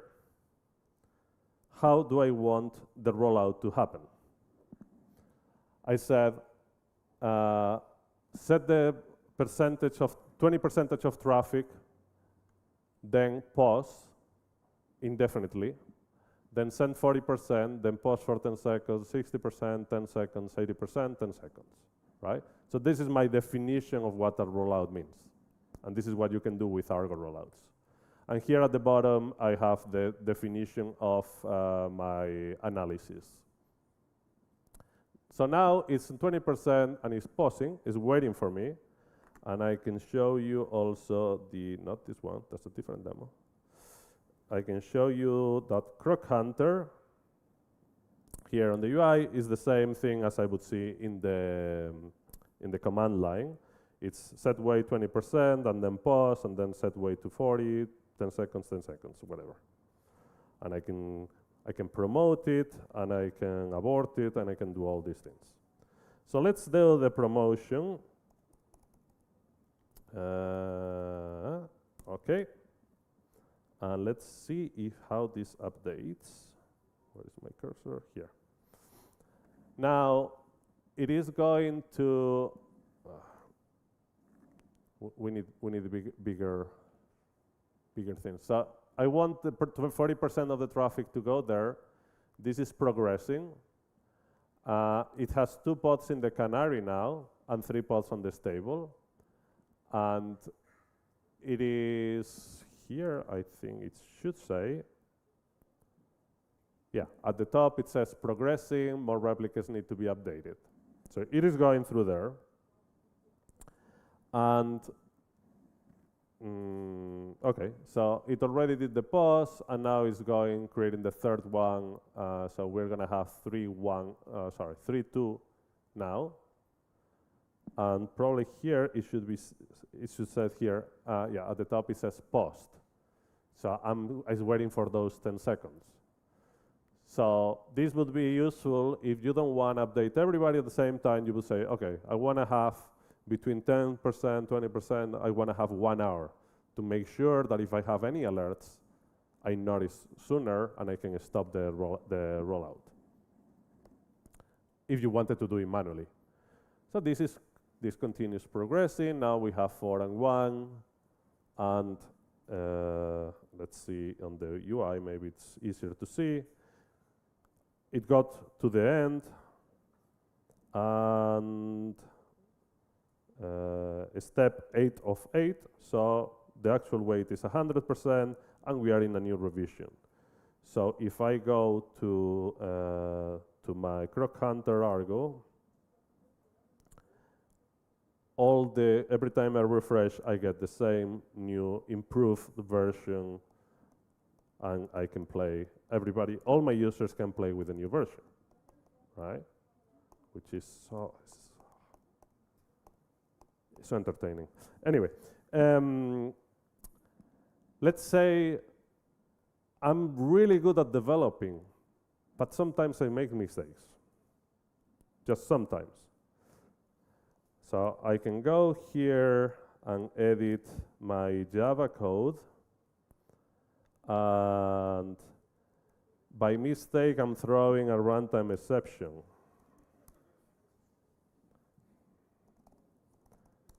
Because whatever. So I can go and say, oh, I can type. My commit is, this is going to work, trust me. Trust me, yes. And I push this change. And we go back to the building.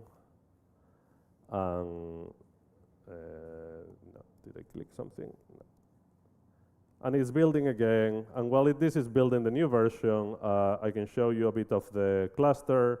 This is using Google Kubernetes Engine Autopilot, which is interesting because you only pay for the things that you use.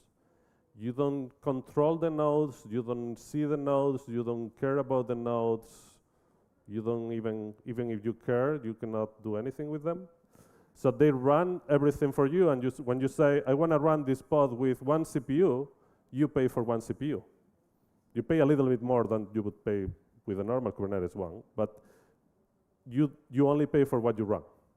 There's some limitations, but that's basically the gist of it. You only pay for what you run, and you don't have to care about optimizing things for nodes. You don't care if a node is wasted and is only running one pod. You don't care because you only pay for what you run. And I can go here and see the workloads, and there should be Croc Hunter. Let's see, internet. Okay, those errors are okay. And where is Croc Hunter? So Croc Hunter is here, and it's all the stuff that it was running in my cluster. So you can see all this. Oh, it failed. Why?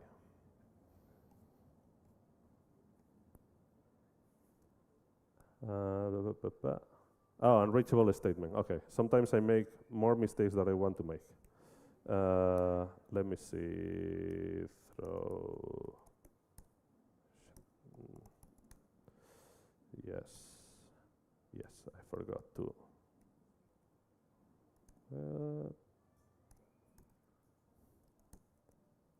Let's do it again. This was gonna work.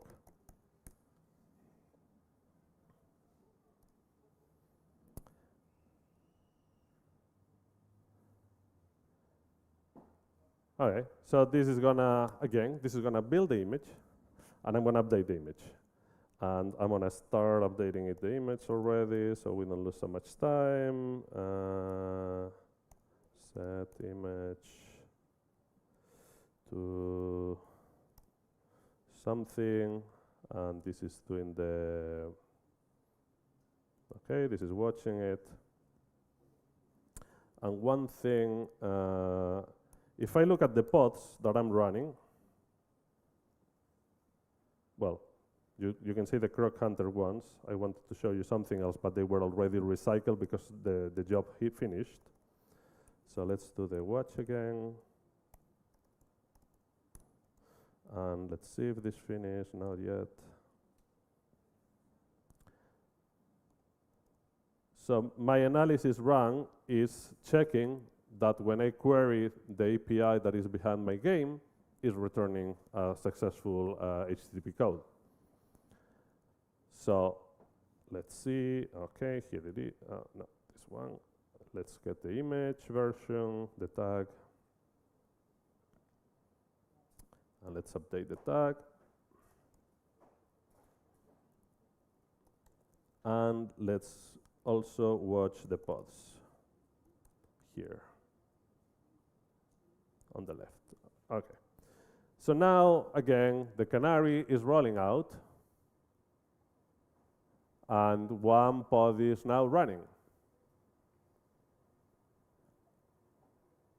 Not ready yet, but once the first pod is running, it's going to do the analysis. Let's see. No, okay, there it is. So the analysis is happening here. And I have one canary, 20% of the traffic going to this new version, 40% going to the other one, and the analysis is happening here. While that's running, let me see if I can catch it before it dies. Here is the analysis, and I look. Okay, logs-f.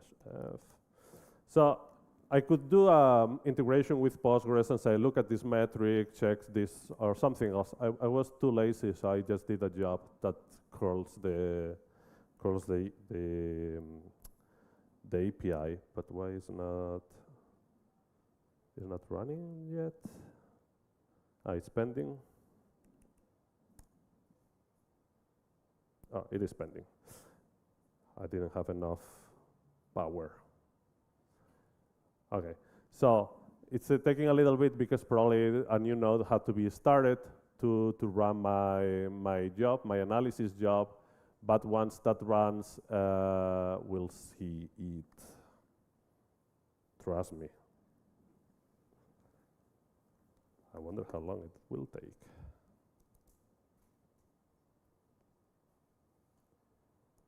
Okay.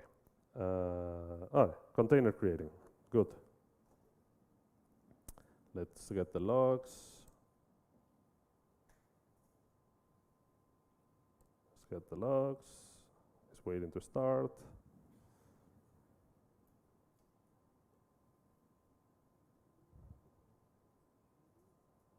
Wow.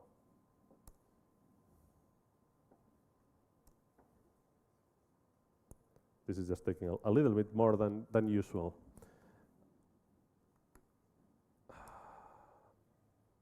Okay. Let me. No, that's not gonna help.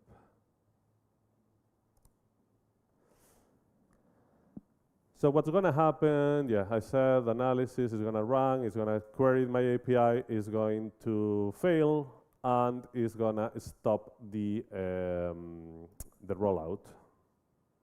Okay, there it is. It has error. And we should see here, let me see the logs. Yeah, so my job is returning 500, and so it returns an error. This is detected by Argo. At the point it detected it, it says, I'm in the degraded status, I have scaled down the canary. No traffic is going, there's no canaries running anymore because your analysis failed. So even when I made a mistake, this was automatically detected and rolled back based on live metrics from live production traffic.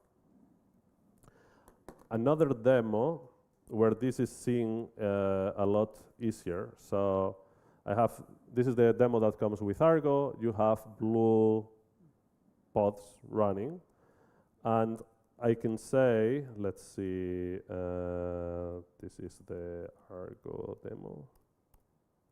Wait.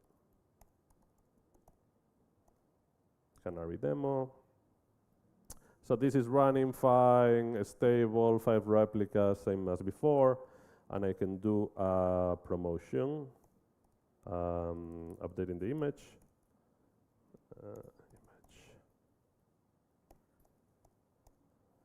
And I'm gonna say to red.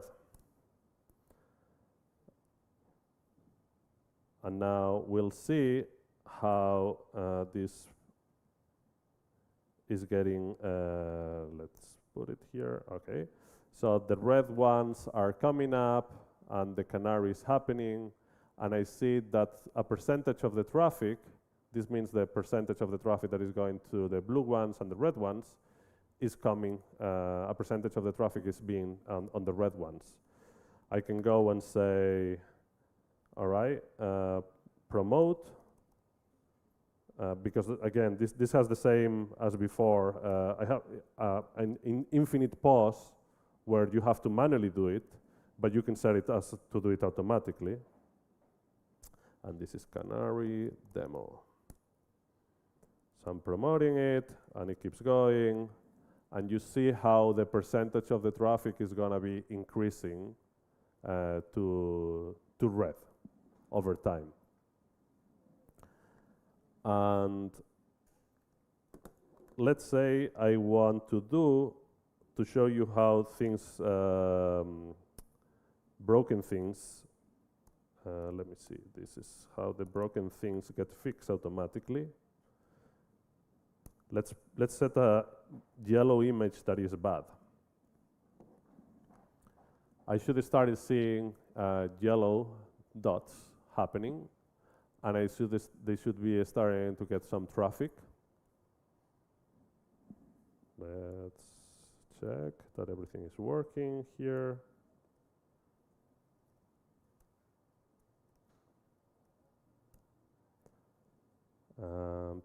Yeah, container creating.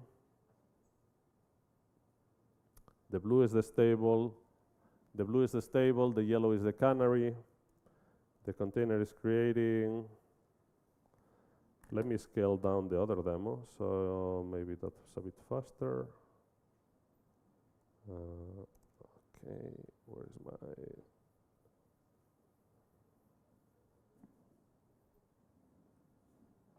I lost my, here. Scale.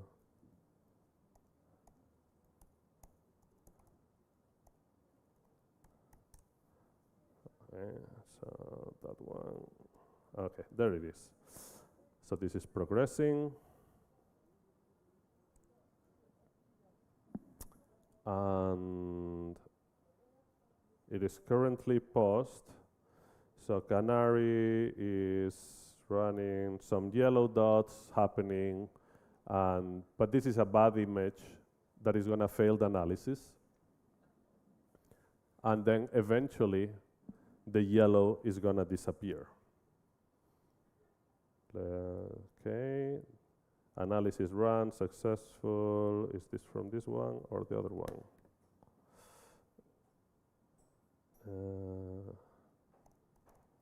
Let's go with the promote.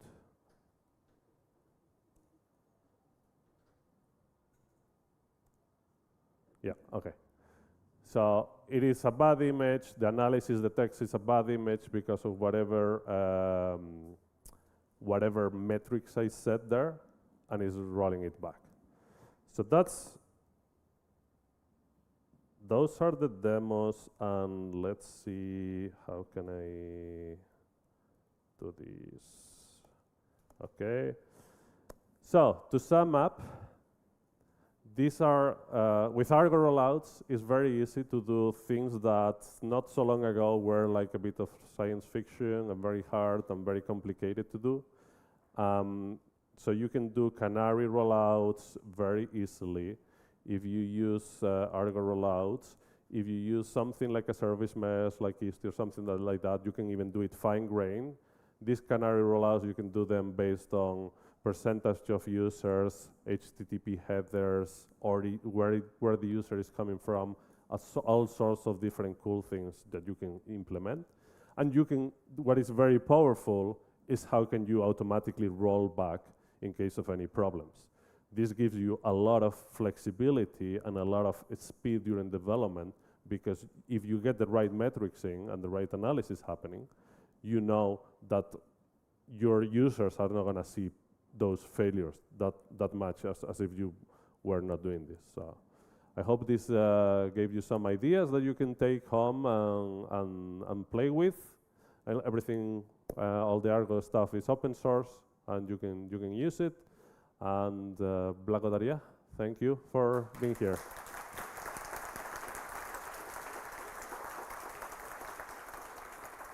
And you can ask me one question.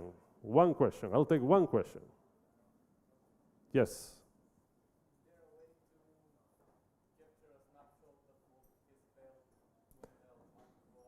Is there a way to capture a snapshot of what has failed? Yes, all of this gets recorded on the status of the Kubernetes objects, so you are able to query those statuses to know where is everything is in Kubernetes API, so you can see what has failed, when it has failed, what is the current status, and so on. Okay? Well, you can ask me more questions afterwards. Thank you.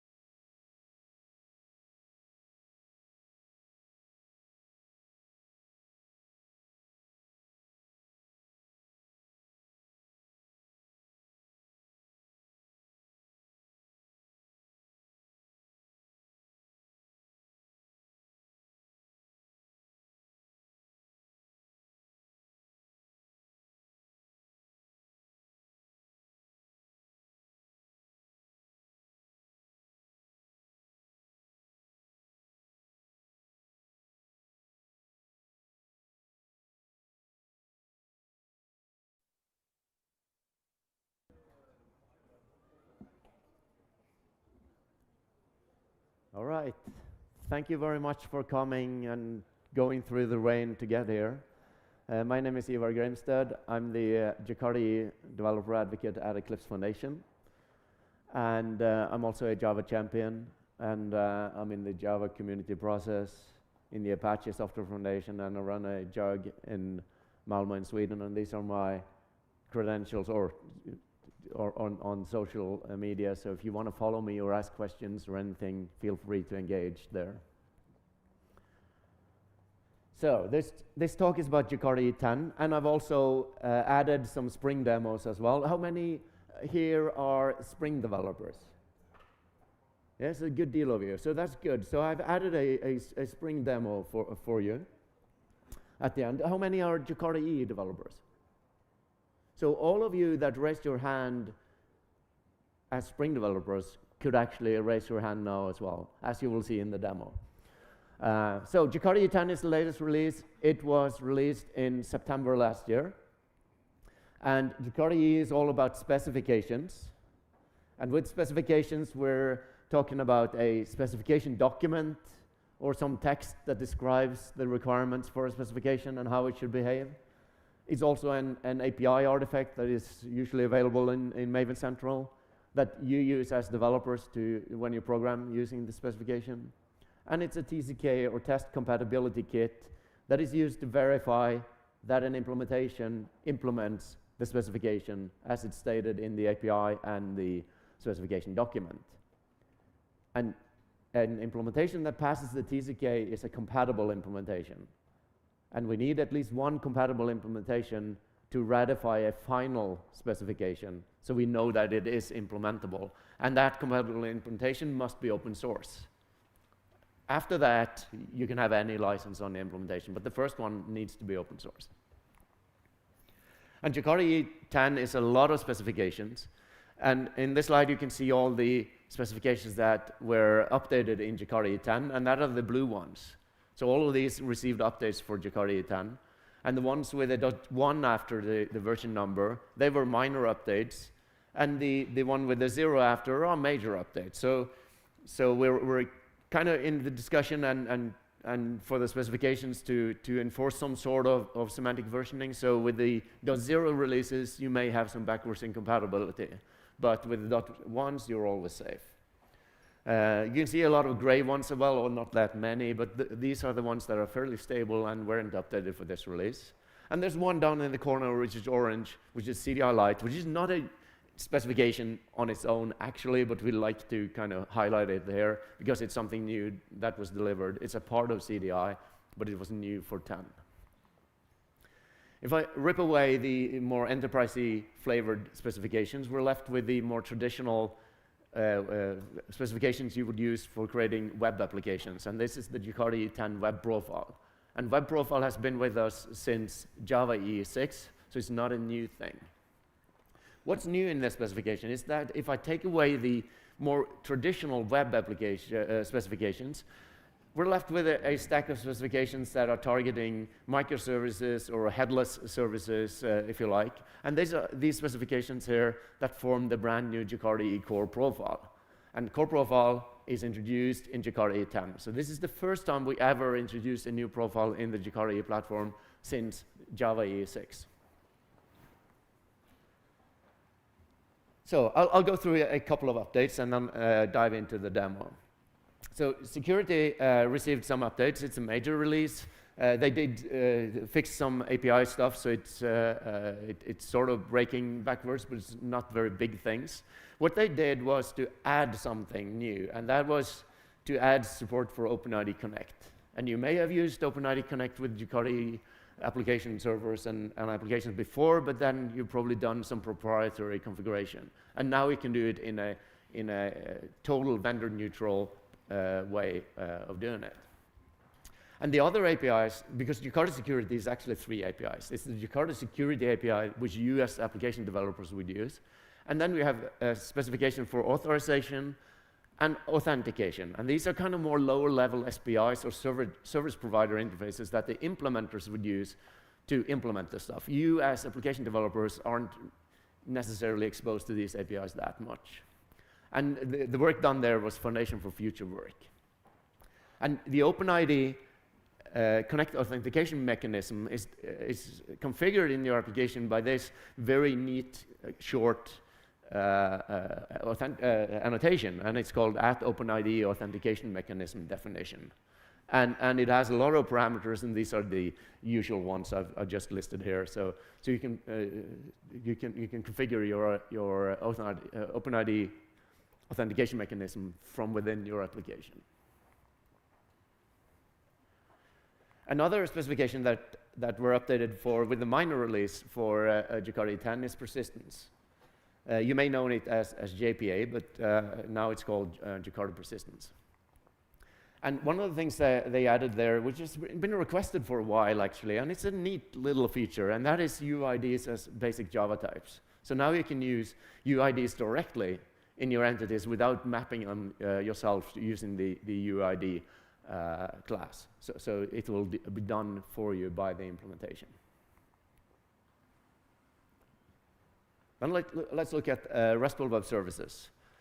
And they initially planned a 4.0 release to rip away some stuff and replace it with CDI equivalents, but they decided to stay with a backwards compatibility release and did a 3.1. And one of the things they added there was to add support for multi-part form data. So now you can upload and download files with, in a standard way, which you can do with RESTeasy and Jersey before in a proprietary way, but now you can do it in a vendor-neutral way, in a standard way. And the other thing they added was the Java SE Bootstrap API. So now you don't even need an application server to run if you want to just use simple REST applications. And this is the Java SE Bootstrap API. And I'll demo this one in a very simple application that just uses the Jakarta JSON binding to produce some JSON and Jakarta REST Bootstrap API to create the application. And I'm using RESTeasy as the implementation. So let's look at this code. So the application is called BootyDuck, and the in the POM XML, what's noticeable here in the Jakarta world is that this is a jar, and it's a runnable jar. And I'm using the Shade plugin here. You can use anything you want to do, whatever is your favorite, to create a executable jar. And I'm adding the Jakarta REST API. And also, since I'm bootstrapping it from without the application server, I had to add the implementations as well. So I'm adding the RESTeasy web server, and the RESTeasy JSON binding. So that's what I need to do in my POM file to make this work.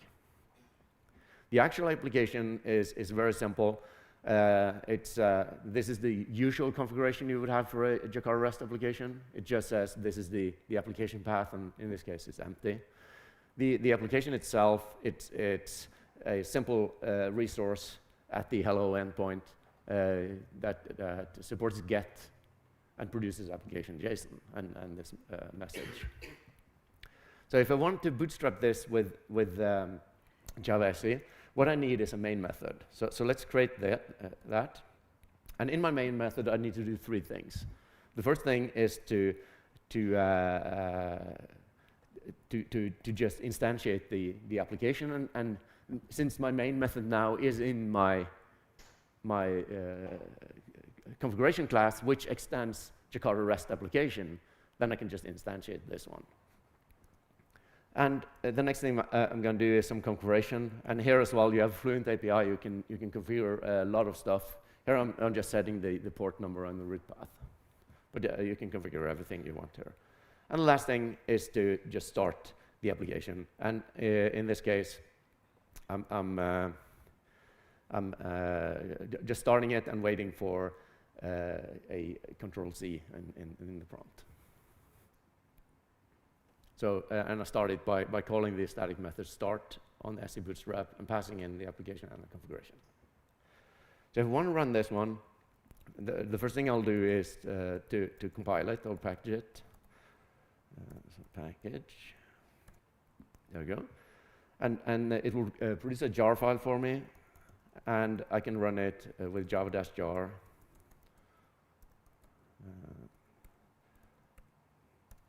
And you can see it starts fairly quickly. I can then go to a web browser and go to localhost, and I think it was 8081. And it says Buriduk, hello, and it says hello for us. So I'll just go for that. So this is the way you can use the ASCII Bootstrap API. Of course, you can use a bit more advanced stuff and inject whatever you want here, but this is the simple way. Let's look at the core profile. And the idea behind the core profile is to target smaller runtimes. And with smaller runtimes, we mean runtimes that are just a headless or microservice, just a RESTful endpoint, more or less. So Jakarta RESTful Web Services provide everything you need to create the RESTful endpoint. And then you have JSON processing and binding to do the output and input in JSON, which is the usual thing. And then annotations and interceptors is there as the plumbing you need to get things tied together, together with the add inject, which comes from dependency injection. And then we have the new CDI Lite, which I'll go into in a little more detail later on. And the current implementations of the Jakarta core profile is OpenLiberty, it's Payara, and it's Wildfly. And you may say, but these are necessarily not very small runtimes. So these are the application servers.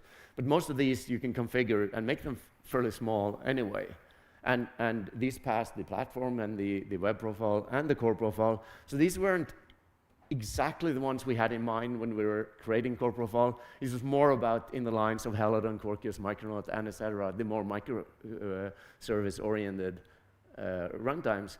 And these are kind of, I talked to the Quarkus folks, they should be able to certify, that's at least what they say, so hopefully they will do it. Helidon has said they will do it this summer, this year. But Micronaut, I'm not sure about. But these are kind of the runtimes we're hoping for to get in under the Jakarta core profile. And as I said, the key thing of core profile is CDI and CDI Lite. And CDI Lite is the one that is designed to work in more restricted environments. And with more restricted environment, we're talking about we want to do things at build time that CDI usually does at startup or runtime. So since CDI is very dynamic in nature, we need to do all the dynamic things at build time. And this is to be able to compile to native using GraalVM. And to get all this dynamic stuff done at build time, we needed to introduce a new extensions API. So there's a brand new extensions API that can do more or less the same thing as portable extensions, but now in the form of build-compatible extensions. And that's kind of the main thing of CDI Lite. The other thing is they had to change, or they changed the behavior of beans XML. So if you have an empty beans XML, it doesn't mean all any longer, it means annotated. And this is actually the only real break and change from Jakarta 9 to 10. So this is where you get problems if you are relying on an empty beans XML, or even relying on a non-existent beans XML. Because previously a non-existent beans XML would mean the same as an empty one. But now a non-existent beans XML would mean, hey, I don't know about CDI. And they also deprecated some other gold stuff. So let's go into the demo. And what I'm going to do is to take an application from Jakarta 8 all the way up to 10. And I'll start with the step from E8 to 9. And the reason for that is that is the namespace change. And since most of you are Spring developers, why should you care about this? Well, some of you are probably upgrading from Spring Boot 2 to Spring Boot 3, and you experience this, and what the heck did this come from? Yeah. So yeah, since Spring is underneath using Jetty or Tomcat as runtimes, these are implementations of Jakarta Servlet, and Servlet is on the Jakarta namespace. So when they change from JavaX to Jakarta, you got to change as well. If you're using Hibernate for your persistence, like if you're using Spring Data for generating JPA, that's Hibernate ORM, and that's that's an implementation of Jakarta persistence, and that's on the Jakarta namespace. If you're using bean validation to validate your entities or your DTOs, that's Hibernate Validator. an implementation of Jakarta Bean validation. So that's where you see where the Spring things come in. So you should pay attention to this, but I'll also do a very specific Spring demo for this as well. So one way of doing this move is to use transformation. And transformation, you can use the Eclipse Transformer, or you can use the Apache Tomcat migration tool, and there are some other tools out there, but I like to highlight these as the free open source tools. And these will take your bytecode and translate it for you.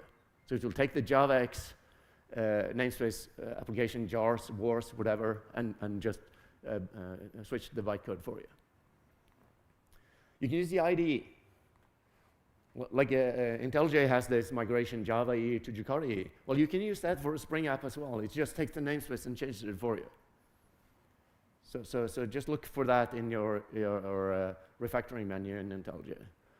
You can also use open rewrite, and there are some Jakarta EE migrations recipes there. So this will also take the source code and migrate it from the JavaX namespace to the Jakarta namespace. So there are a lot of tools and options out there for you.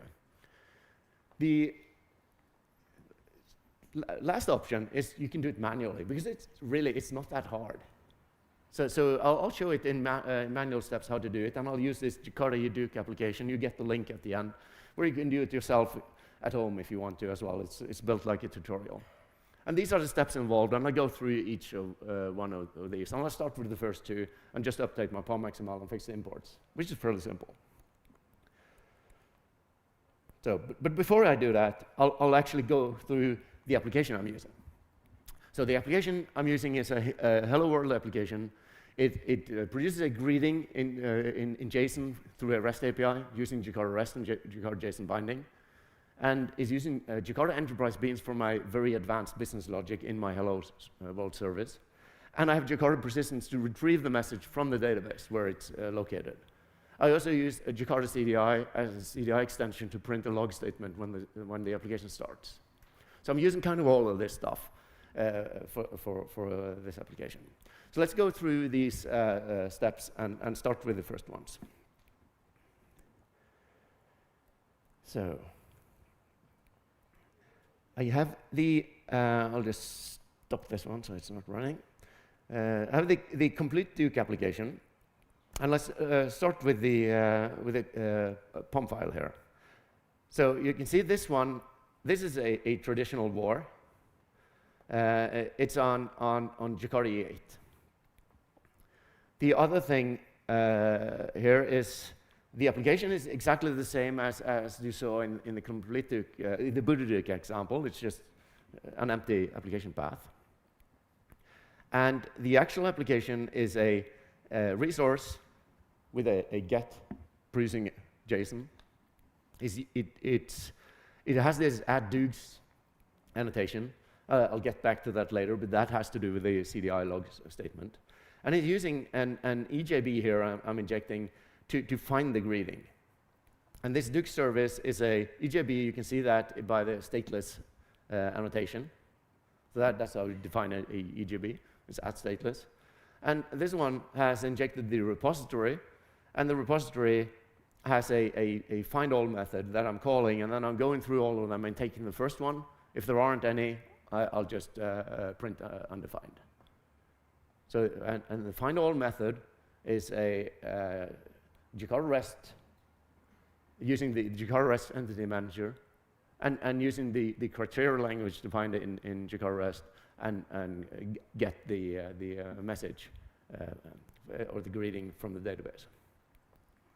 So the Duke's greeting is my entity. So you can see the entity annotation, and it's in a table called greeting. It has an ID, message, and email. And so that's all there is about it. The CDI extension is more kind of a specialized thing. Not many people actually write CDI extensions, so it's kind of for the especially interested. But this is typically how you do it in the old portable extensions to observe for annotation, for example, and then pick it out and print something in this case, or do something more advanced in a more real-world case. So that's my application. So let's do the migration. The first thing I'm going to do is to take this one and bump it up to 9, or I'm actually going to use 9.1.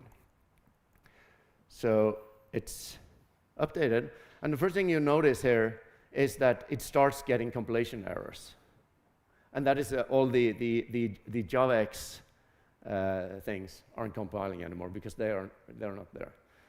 So now I can go ahead and just search and replace manually, or I can use this refactoring thing in IntelliJ and just use Java to Jakarta E, take the complete Duke application, and run this refactoring. Just do it. And there we go, it's done it for me. So that's all it's all about. So don't be afraid of this JavaX to Jakarta. It's just one click in the IDE and you're done. So, but there are some more steps there. There are some XML schema namespaces. And we did the change from JavaX to Jakarta. At the same time, we wanted to change the XML namespaces. And there are not necessarily that many XML files in your application, but you may have some, for example, persistent XML. And the change here is from the old jcb.org namespace to a new one. And what we did was to, first of all, we go HTTPS, and we replaced the jcb.org with jakarta.e. So that's the change we did. So you also need to change the location there, like this. Let me see. This is where I usually type wrong in this demo. So if I do it, just shout out and I'll fix it, hopefully. So you notice I'm doing everything manually here, and of course you would probably do a search and replace or a script to do this.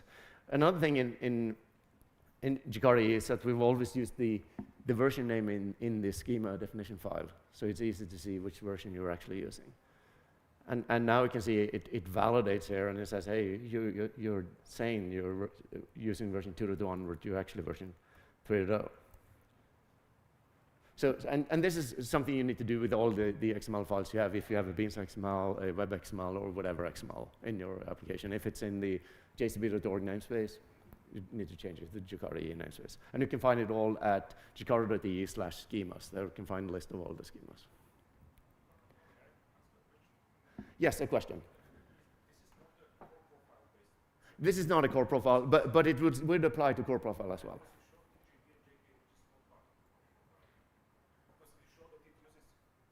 You show that it uses EJB and JPA, which is not part of the core It's not profile. a part of the core profile. This is part of the web profile. It's yes. relevant also for the core profile, what you're showing. Yes, so this is for web profile. Yeah. Okay, thanks. So and you can see it's about web profile it's actually using the full profile. I could have used web API here, but it's using the entire platform API.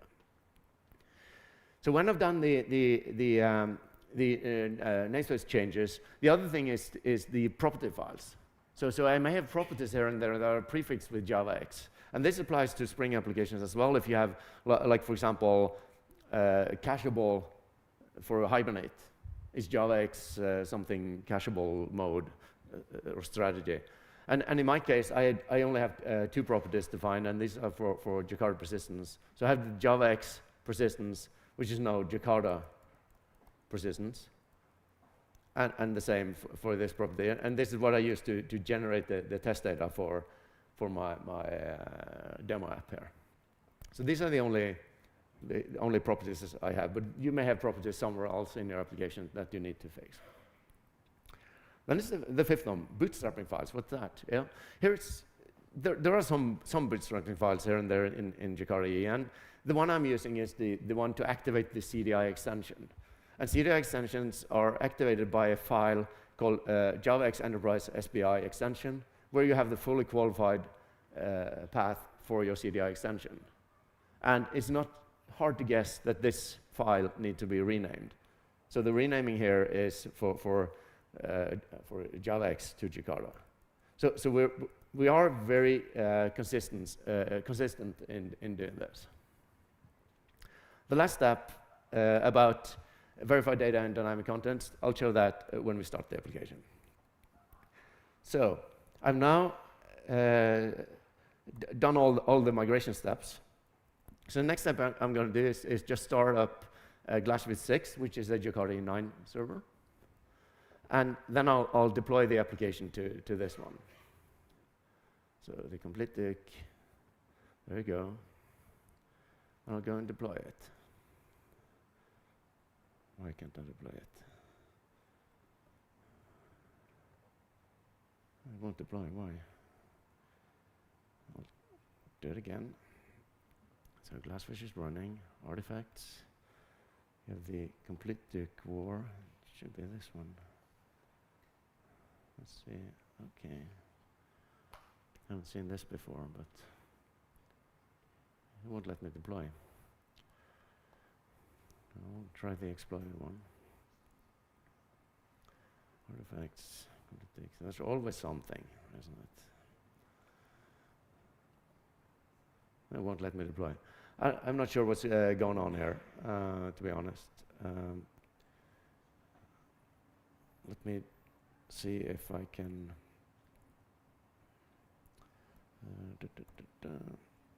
just make sure it's refreshed, everything. So I'm not sure about why it won't let me deploy. I'll just start it again. Let me see.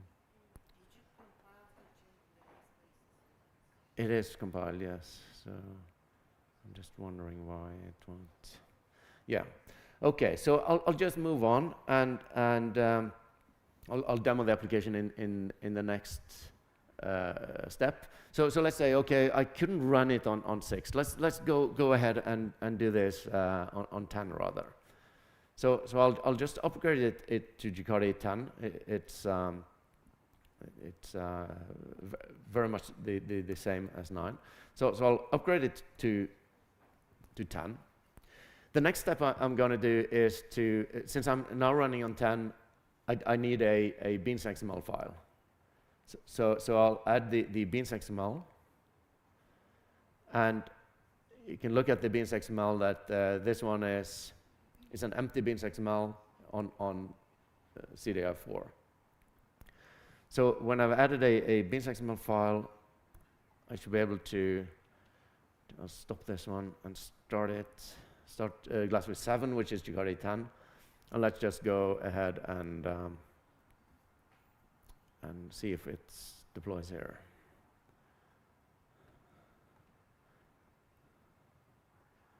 So there we have the deploy step. So just bear with me there. It's I don't know why it wouldn't go on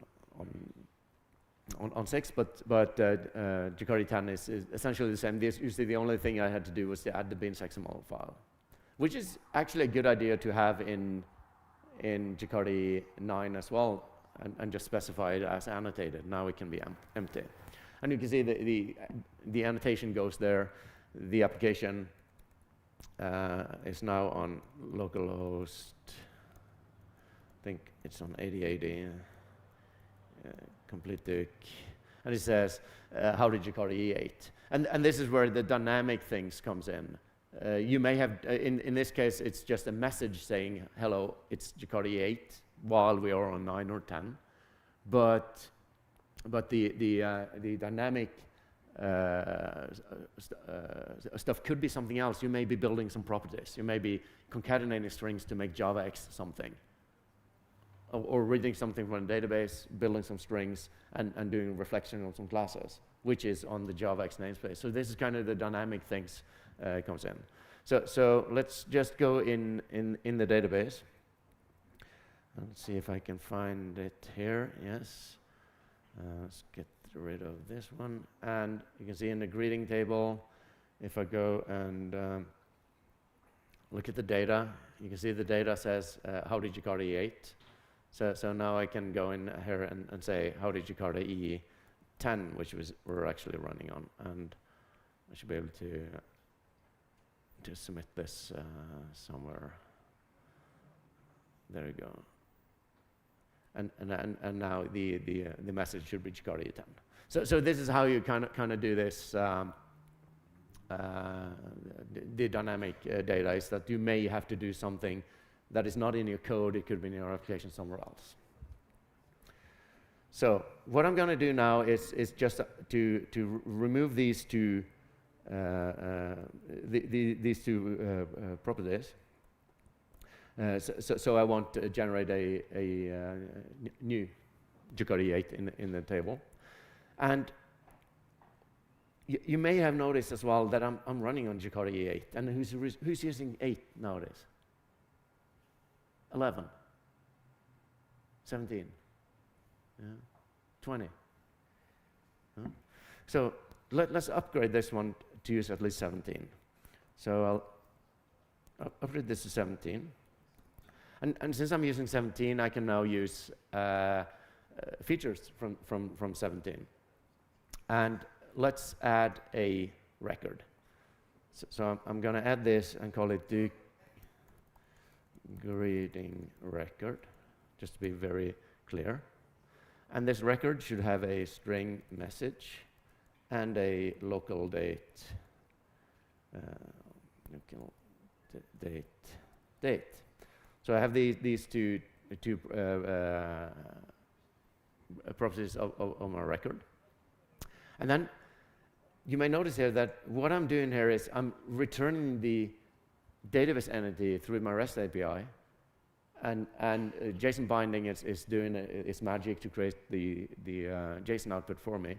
But what I don't want to really expose my database entity to the API. So a common practice is to use a DTO or value object in between, and records are perfect for that approach.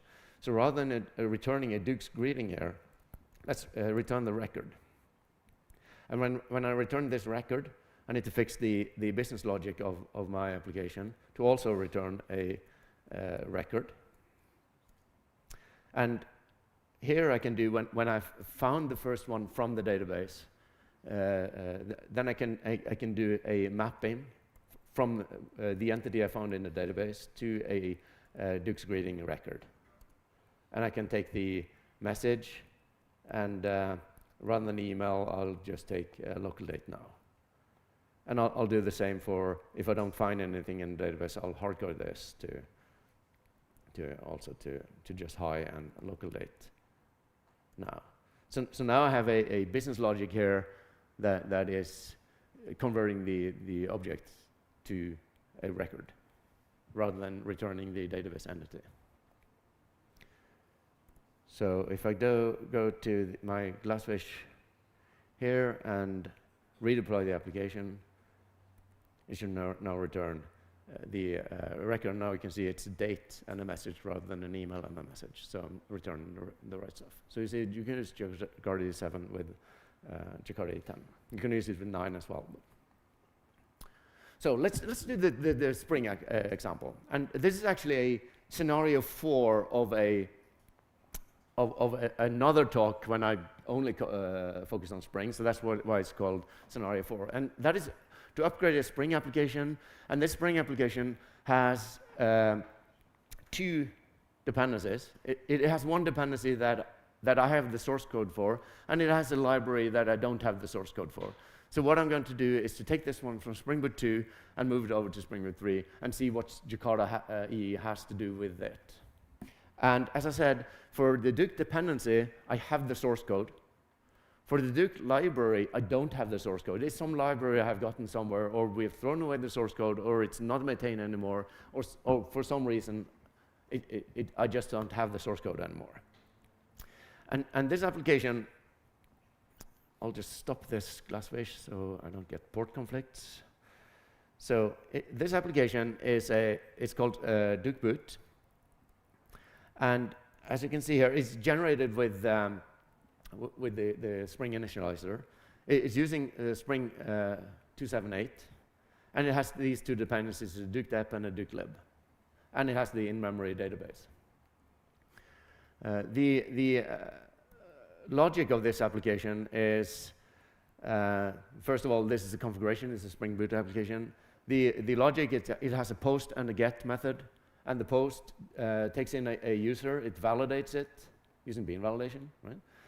And it just creates an account and stores the account in the database using the account repository. And it has a getter to get all it says users, it actually accounts, but it just finds everything from the account repository. And these are the only two classes I have here, because in the account stuff is in my Duke dependency. And the Duke dependency has the account entity, which you can see, it's a JavaX persistence, it's Jakarta persistent entity. And it has the repository, which is a Spring Data repository, so which is using JPA underneath.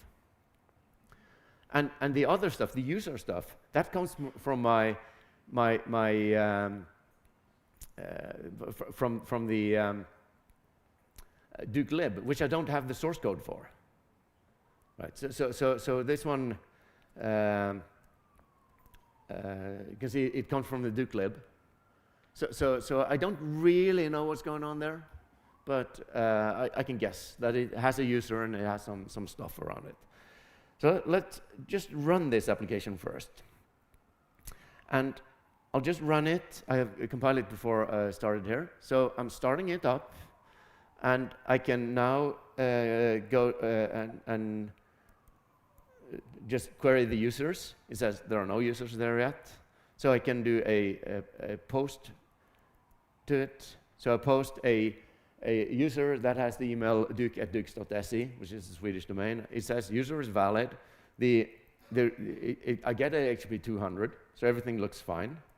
Let's try to query the users. You can now see I have a user here. You can see in the Duke boot application, it says the user was created with ID 1. And what I'm going to do is now to try to add a user that doesn't have a valid email. And you can see I now get a 400, a bad request. So it validates that the user has a valid email address. So that's something that happens in Duke lib. And you can now see that it didn't add anything. I still have one user. So this is the logic of this application. It's not that fancy, but it does what it's supposed to. So let's take this one and migrate it up to Spring Boot 3. So I'll take this one and I'll give the 3 to 1. So what you'll see there is that it seems to work fine, except the validation didn't go. So here I can do the same refactoring as I did, but for this case, since it's only one, let's just do Jakarta validation. And you see it compiles. So this is what you have to do when you upgrade from Spring Boot 2 to 3, is to fix these Jakarta namespace. It's usually just the annotations. So let's try to build this one. So I'll stop it. There you go. Maven clean package. So you see now that it's failing, because I have some dependencies that are using some stuff. And if you remember from the Duke dependency, it has this JavaX stuff. So this one probably needs some updates as well. So let's go and find, this one is using Spring Boot 2 as well. So it should be on 3 to 1 as well. So I'll create the Spring Boot dependency, and let's just compile it and see if it works. So this is the Duke deb, and this one has to be in my Maven repository since it's consumed by the other one. So I'll also, before I do that, I'll create a new version of it, because this is version 1.0, and I want this new version to be version 2. So let's open the terminal again. There we go. Let me see. There. So I'll take a clean install. And now you see this was the Duke boot. That was not the one I was planning to do. It was the Duke dependency. So I'll do a clean install here. And what you see there is that it actually went fine. That was a little bit surprising. But if I now take the Duke boot, so bear with me there, it's a little bit back and forth. The Duke boot and I update this one to not use version 1.0 of the Duke dependency, but version 2.0, the one I just created, right? So I've created a new version of the dependency that I'm now consuming. So let's build it here. And you can see it still fails. So what happened? I upgraded it to 3.1, and I did all the stuff, but it still fails. Well, there is actually something, and the Duke dependency is also generated by the Spring Starter, and since it's using the data stuff, it's using Jakarta Persistence API and Jakarta Validation, and these are the Jakarta E8 versions of them. So what you need to do is to figure out what are the versions that are in Jakarta E9 or 10, and use this one. Usually you can go for the latest one, or you can go to Jakarta E.specifications and find the versions. But here it's version 3 and 3.02. So you see you may have some Jakarta dependencies in your Spring application as well. So you need to check your POM maximal and make sure you have everything. So I go back and I reinstall my Duke dependency into my Maven repository. So now I get compilation errors when I do that, because since I changed the dependencies, I now have the namespace I need to change. And here there are so many, so in this case, I'll just use the migration from Java E to Jakarta E. So you can see you can do that on a Spring application as well, and do the same refactoring as I did, and it will fix the compilation errors for me. When I've done that, I can go and install my Duke dependency. It installs fine. Let's see if the Duke boot compiles. So I compile the Duke boot application, and everything looks fine. So far so good. Let's run it and see if it works as expected. Because when it compiles, it's usually good, isn't it?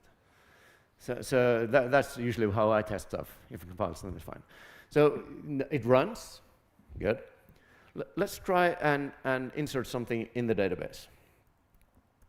So I'll just get this up, and I'll start with the happy case first. I'll insert the valid email address. You see, yeah, it's inserted.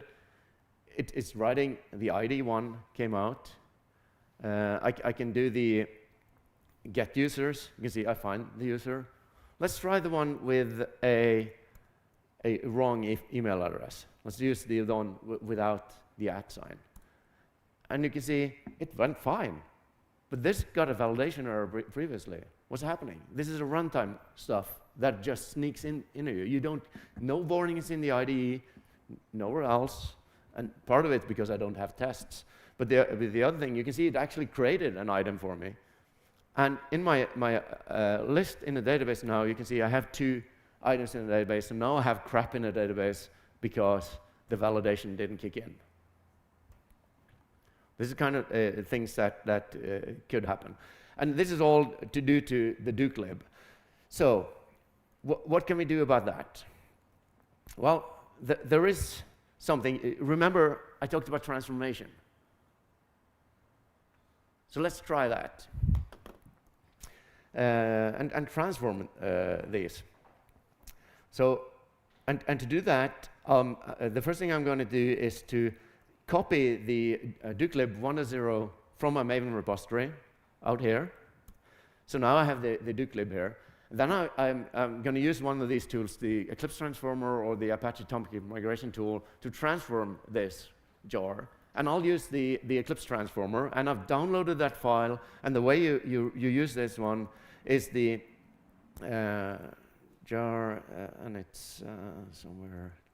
Yeah, it's I downloaded it to a tools folder. You can see I'm using the Transformer CLI 050 jar, and the input parameter is the jar that I want to transform. And it runs. And now you can see I have 2 files. I have the output Duke, and I have the dukelib. So let's look at these 2 files. So I'll unzip the dukelib to the old directory, and I'll unzip to the new directory. So now I have 2 directories here under the temp folder, which is new and old. So if I look at the old folder, you can see the user I have here has the add email annotation on the field. And this add email comes from JavaX validation. And that's why it isn't picked up, because Spring Boot 3 runs on Jakarta namespace. It doesn't see this when it scans for it. So, but after the transformation in the new folder, this user now are using the newer version of the Jakarta validation of the email. So now I've transformed this jar. So the next thing I have to do is to re-release this one. So I'll just Maven, no, I'll have to go one folder down.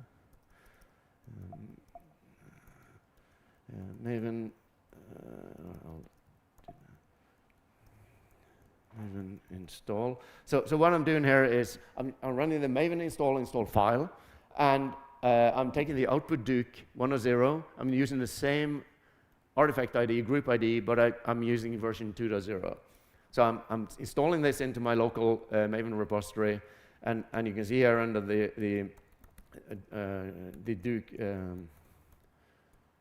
Duke lib that I now have 2 versions there.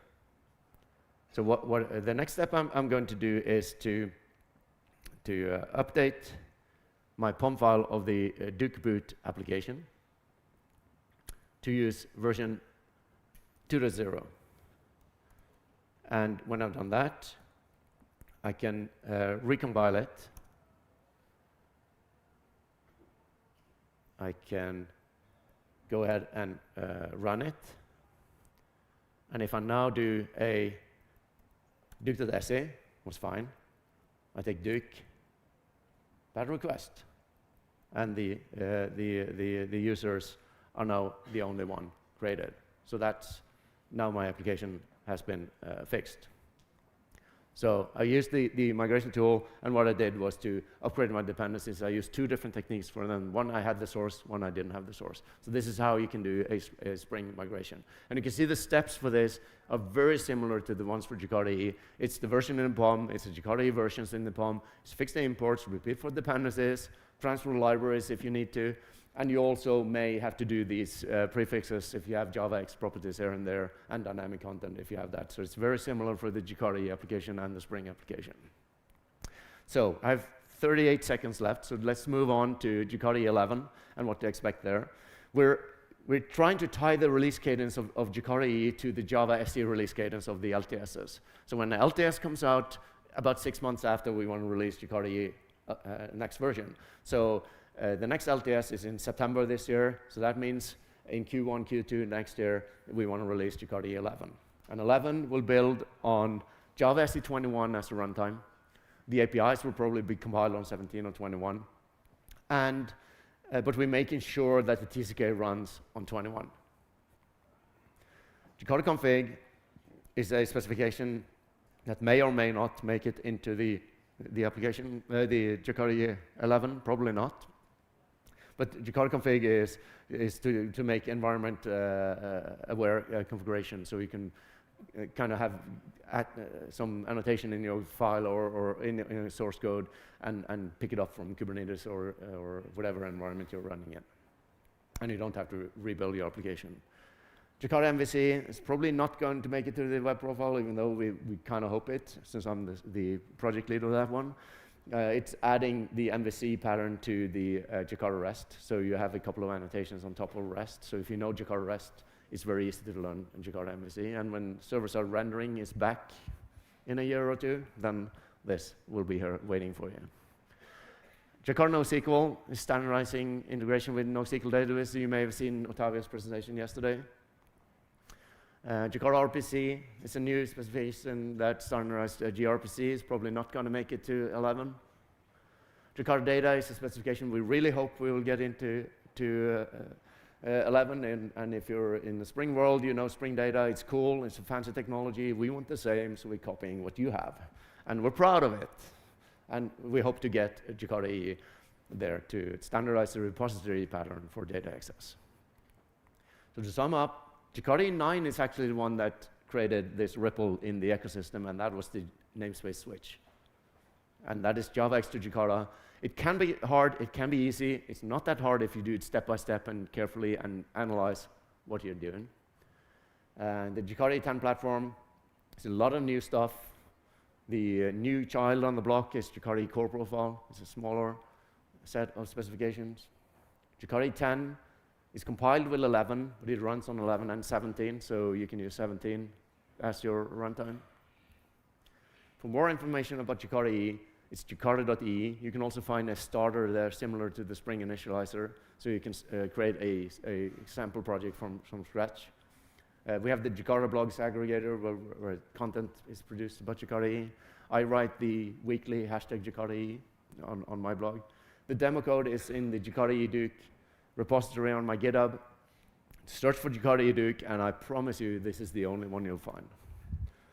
And if you want to learn about Jakarta E and have a LinkedIn account, try out the new Jakarta E Overview LinkedIn course. And with that, I thank you very much for listening. I hope you enjoyed it.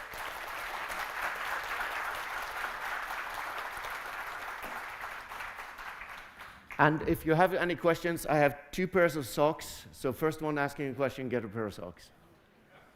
Yes? Definitely not because of the socks, but still I would take them. Yeah, I'll put it there. But the reference implementation is still Glassfish, right? For the Jakarta. The reference implementation, the RI, is still Glassfish, right? Yes, we don't have a reference implementation. We have lots of compatible implementation. Glassfish is one of them. Okay. But we don't have a special one.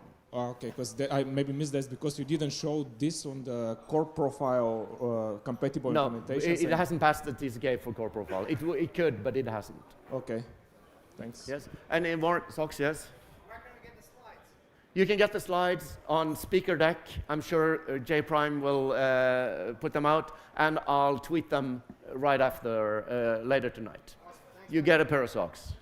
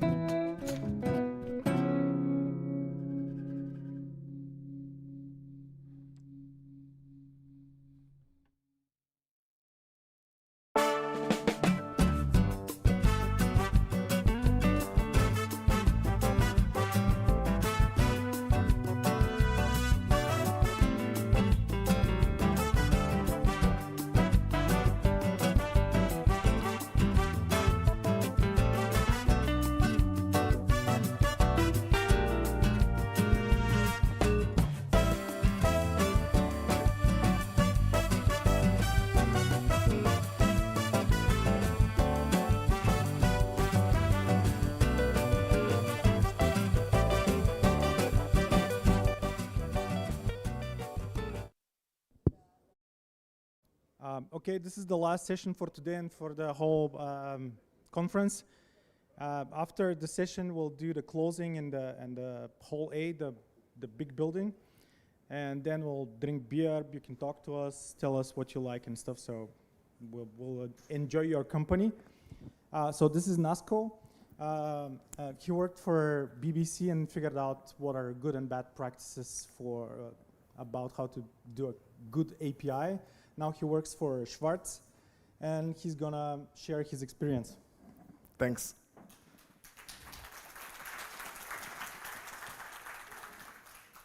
Thanks, folks. Hi, and welcome to my talk about API contracts, testing and validation, and just building APIs generally. My name is Atanas. I'm a senior software engineer at Schwarz, and I work in the IT solutions development department. I'm part of a team which develops our custom CMSs, among other systems. And why am I talking about this topic today? Well, some time ago, my colleagues gave me a task, me being unaware it was a bit of a challenge. It was something that they tried several years ago and they weren't able to do, and for a good reason. The technologies weren't quite there yet. And after some hard work, I managed to do it, and that's why I'm talking about this topic. So at the time, to the best of my knowledge, there were very few companies using this technology in this particular way. And the task was to come up with a way to do contract testing and API validation for our existing code bases without having to write a whole new suite of tests, rewrite our code bases, or write like a parsing library or something like that. So there are a few blog posts about this, but I think there are very few tutorials around. And that's why I wanted to share my real-world findings. And I think they're innovative, applicable in practice, and hopefully beneficial. So a quick look at the agenda. We'll do some, cover some basics. We'll then see design first versus code first. We'll see what is an API contract and why API first matters. We'll go over the tools that you need to do contract testing and validation. And we'll look at some practical applications in a demo. And we'll draw conclusions in the end. First of all, if you came here for the IPAs, you're in the right place, but at the wrong time. APIs now, and let's grab some IPAs beers afterwards. A small disclosure first. I'll be using the following presenting technique, which I learned from the Head First books to keep your brains focused. I'll randomly show you slides with facts about wolves. This is a brain focus technique, just to give your brains a bit of a breather, and then to bring your focus right back in. So the wolf is a noble creature, and it's been driven to extinction in many parts of the world. And I've personally done a small donation to the Euronatur charity, as one of its goals is protecting the wolves in Europe. And I've done it each time I've given a version of this talk, and I've used wolves in the presentation. So let's get started. So first, for introduction to the basics of APIs, please see some of the previous versions of this talk. We can always think to get the basic idea of the familiar restaurant example, where the backend server is the kitchen, the front end is the restaurant, which you use as a client, and the waiters are your APIs, which take your orders to the backend and then bring your requests back, which could be your food or your drinks. So design first versus code first. When building software, there are several approaches that you can take. So let's discuss them at a high level. There are pros and cons with both. And in the end, choosing the right approach for you comes down to your immediate technological and strategic needs. So code first. With the code first approach, you start programming the implementation directly. It's a synchronous flow, and it's usually encountered in traditional waterfall software development. Delays at any point in time will push back the overall delivery of the product. And changes are costly, since time and resources have already been sunk in the product. Now, let's look at some negatives. So it doesn't mean that you're leaving out the design overall. It means the design is hidden away in Jira tickets, Confluence pages, text documents, napkins, and potentially lost to history. So this can lead to several problems. You can have frustrated users, you can build the wrong API, and missed opportunities. You can duplicate work. Now let's look at some good use cases for code first. So when delivery speed matters, so you can start coding directly and save time. And when developing internal APIs, so if the API which you're developing is small or it's going to be used just by the team or the company that's developing it, then that's probably the ideal approach for you. Design first or API first. Now, in comparison with the design-first approach, when you start with the API, instead of writing with the code, you start with designing the API, thinking about mocks, tests, and stuff like that. It's a process which is aligned with agile software development. It allows everybody from the team and its stakeholders, technical, non-technical, to weigh in on the design and direction early and often before a lot of time and effort is sunk into the project, or a lot of money. And once the direction has been solidified, the design then serves as a contract, and everyone can begin working towards that in parallel together. Excuse me. Now for some negatives of the design-first approach. It's hard work. It takes a lot of hard work and deliberation for any company to move to design-first, and it takes commitment. Companies must be intentional no matter their size. It doesn't happen on its own, and it doesn't happen overnight. Now let's look at the benefits which far outweigh any challenges. It allows early feedback from stakeholders with fast turnaround cycles. It happens at a stage when changes are easily doable. It leads to product-driven APIs with better user experience and higher customer satisfaction. It reduces coupling, enables provider and consumer teams to work independently and in parallel. And the API definition can be a single source of truth for devs, DevOps, and architects. Here are a couple of real-world examples speaking from personal experience. Oops, sorry, went too quickly to the random move fact. Working at the BBC and at Schwartz, we use API-first design, and we've seen some great benefits, introducing reduced development times, tighter feedback loops, and a better API design overall. So, random move fact. True love. Once the wolf has found a mate, they tend to stick together for better or worse through sickness or health, often till death do them part. They've been known to sacrifice themselves for the survival of other wolves. So, move over, Romeo and Juliet. There's a new couple in town. Very romantic, don't you think? So, your API is your contract. And what is this API contract thing? API first means that the implementation starts with the definition of an API. The API defines the contract for providers and consumers to rely on. So the interface is clearly defined, basically. The contract uses tools such as OpenAPI to describe the requests and responses of each API. And it's something that both provider and consumer agree on and get to work on delivering and consuming for an agreed upon price. The API contracts helps communicate change. So providing an open API spec before each new version allows consumers to review the contract before they commit to it. All of these things help with your API economy. So an API economy is more or less generally the practice where you exchange that data and value between consumers and providers through HTTP-based APIs such as REST. So this sounds great and all, but what if there is no way to enforce this? If you have an API contract, people might not keep it. And this can have disastrous consequences, like you go live with some services and they can't talk to each other. Horrible, right? So if only there was a way to change this, well, this is where contract testing and contract validation come in. So what is this contract testing thing? This is the way that we enforce our API contracts. When compared to traditional end-to-end testing, contract testing enables you to have consistent curves in your pipeline speed and complexity that look more like the chart below.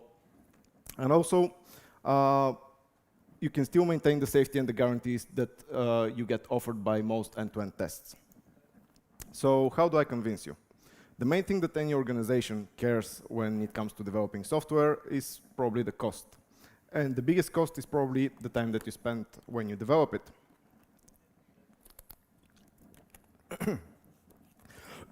Pardon me. So there will be an initial overhead when you're learning how to use API testing and integrating them into your pipelines, but it's cheaper in the long run. So we're going to need the right tools for the job. And first, let's take a look at the anatomy of an OpenAPI spec document. This one is written in YAML, and it clearly defines a standard format and a language to REST APIs. You can see available endpoints, operations on those endpoints, parameters, authentication methods, contact information, can be also written in JSON, and it also has schema for modeling objects. So a pretty powerful tool. Our next tool is Swagger.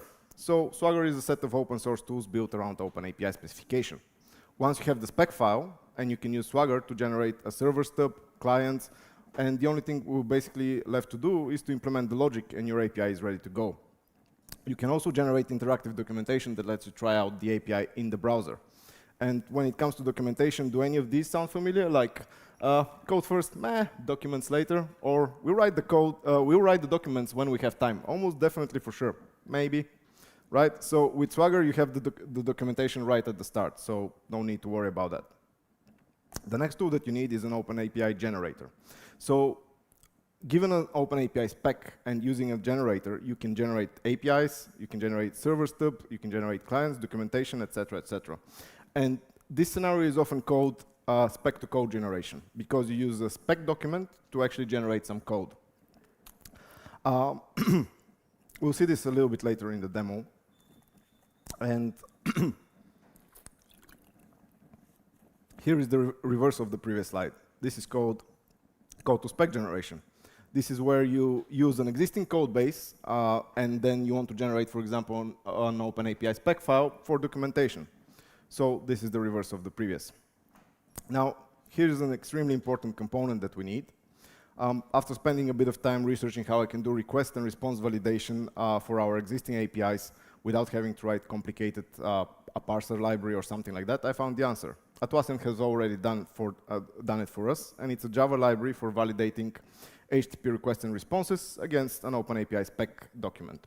It has several modules with different integrations for different frameworks and libraries, and it has rest assured testing library, which we'll be using a little bit later in the demo. And here are a couple of OpenAPI validators for the front end using Express.js, which automatically validates API requests and responses against a spec document. The other tools that we'll need for the demo are all the usual suspects, Java, Spring Boot, etc., etc. Random wolf fact. So the wolf represents strength, loyalty, family ties, caring, expresses freedom and fortitude. The Japanese word for wolf, okami, means great god. So a pretty cool animal overall, I think. Right, demo. So let's have a look at what are we going to try and do at the demo. We're going to look at an OpenAPI spec file. We're going to use it with a combination of a generator to generate a Java Spring Boot backend. We're going to use it in combination with a generator to generate a JavaScript and Angular frontend.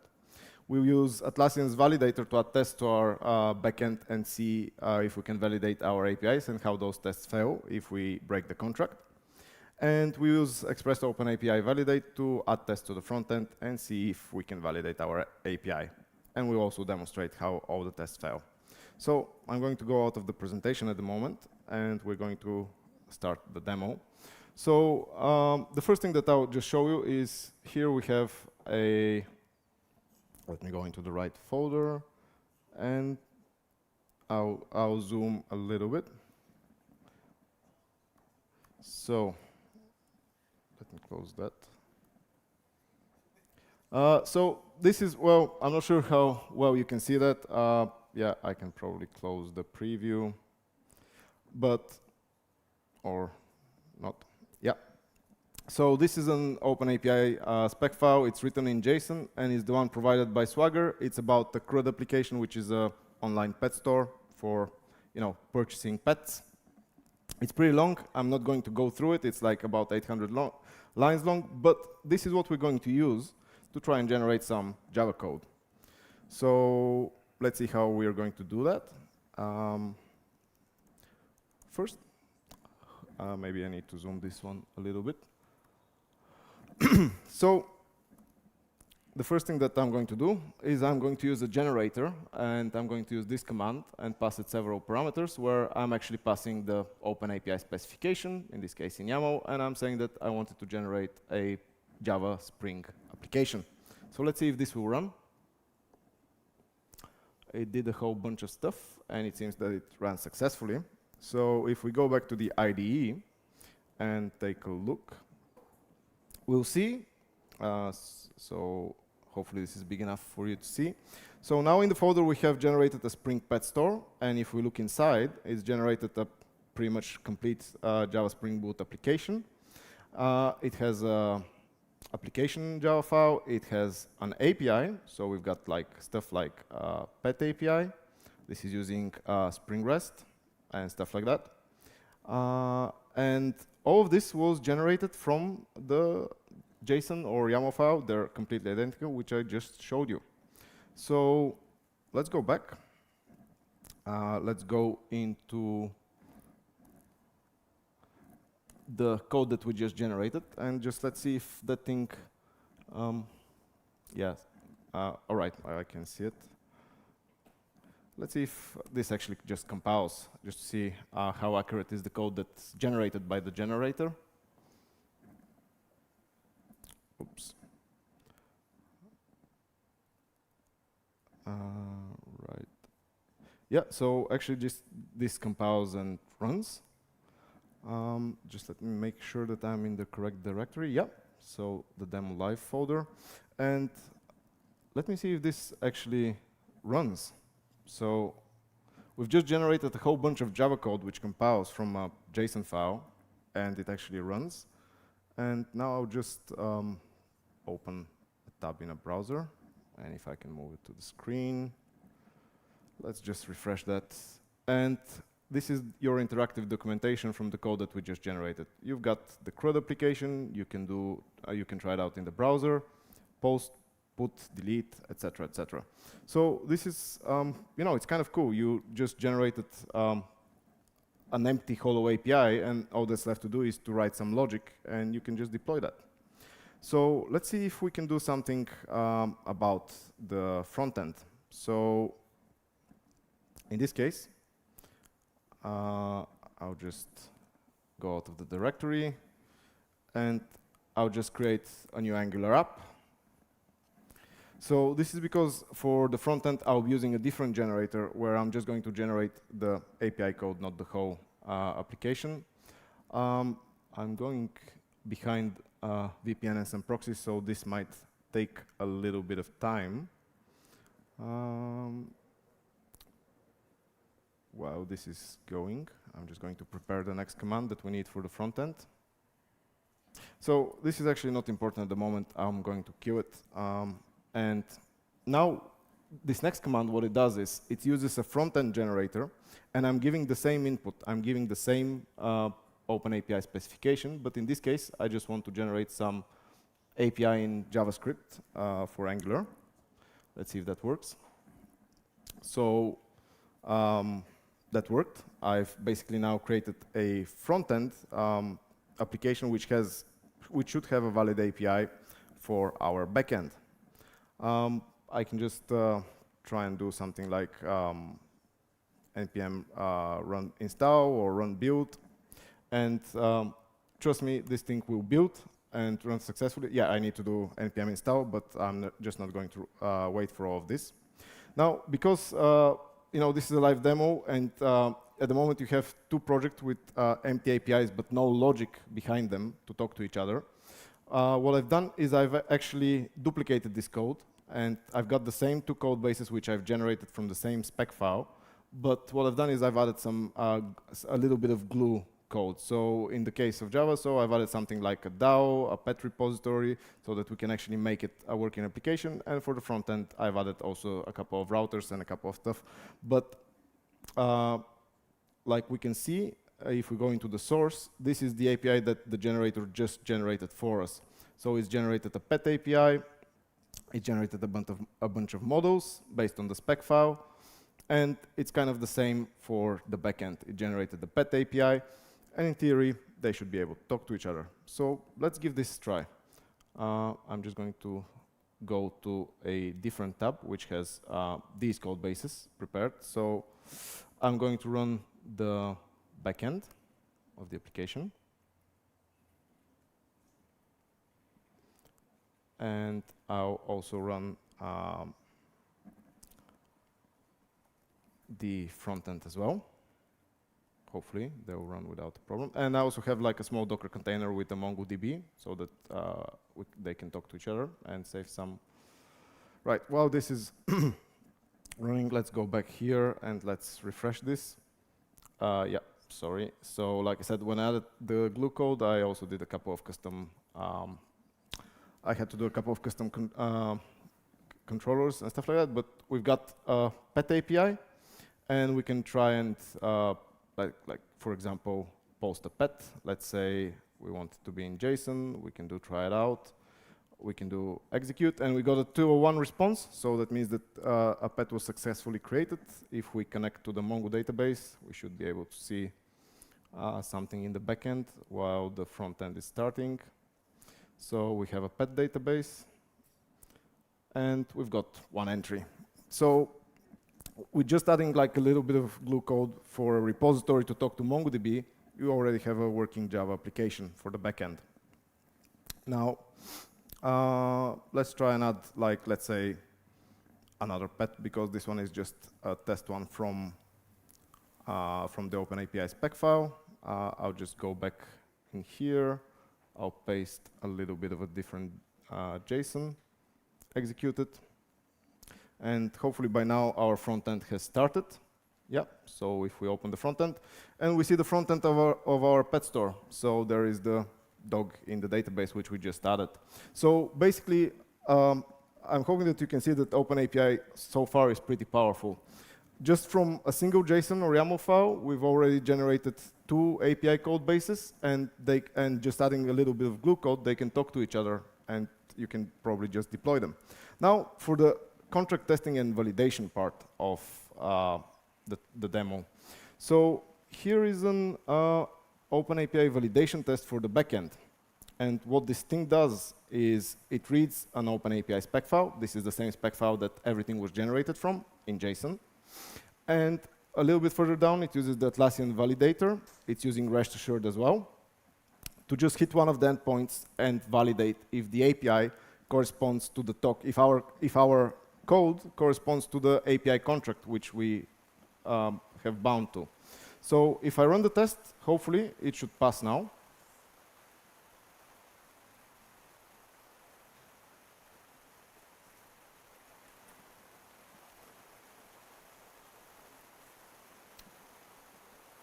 So yeah, the test is currently passing. But now what we want to do is we want to simulate a scenario where, let's say, our requirement change and our client provides us a new contract, a new API contract, and we need to implement those changes. And if we don't, we need to see where in our code we have problems. So sorry, I'm unable to resize my. Yeah, okay. So I've got quite a few things open. If I go here, so we've got the OpenAPI spec file, and I'm going to go to the endpoint which we are using for the test. Just let me make sure that I have the correct JSON open. Okay, where did this disappear? Yep. So if I open the JSON file, close the preview. So let's say that I make some changes to the contract. So this is the API contract that we're using. Let's say that we have new requirements to change the JSON. And now if I to change the endpoint. And now if I go back to the code and if I run the test again, so this will test my code against the API contract, the test should fail this time around and it should tell me your code doesn't adhere to your API contract. You're breaking the contract. And surely enough, the test fails. And it's saying no API path found which matches. So now we either need to change the contract and fix the test, or we need to change our code to adhere to the new contract provided by our clients. So, and you can do the same thing for the front end. So if we go to the code again, for the front end, I've added a pretty much a similar test. If we go into test and if we see, let me close this and let me close that. Come on. So it's reading the same spec file. There it is, this time in YAML, and it's doing a bunch of tests to validate the same endpoint. So if I run the tests now for the front end,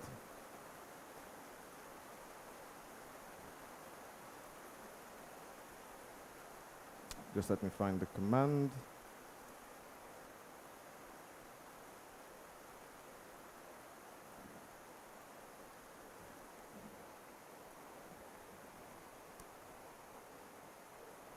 We can see that our front-end tests are passing, so our front-end code is valid against the API contract.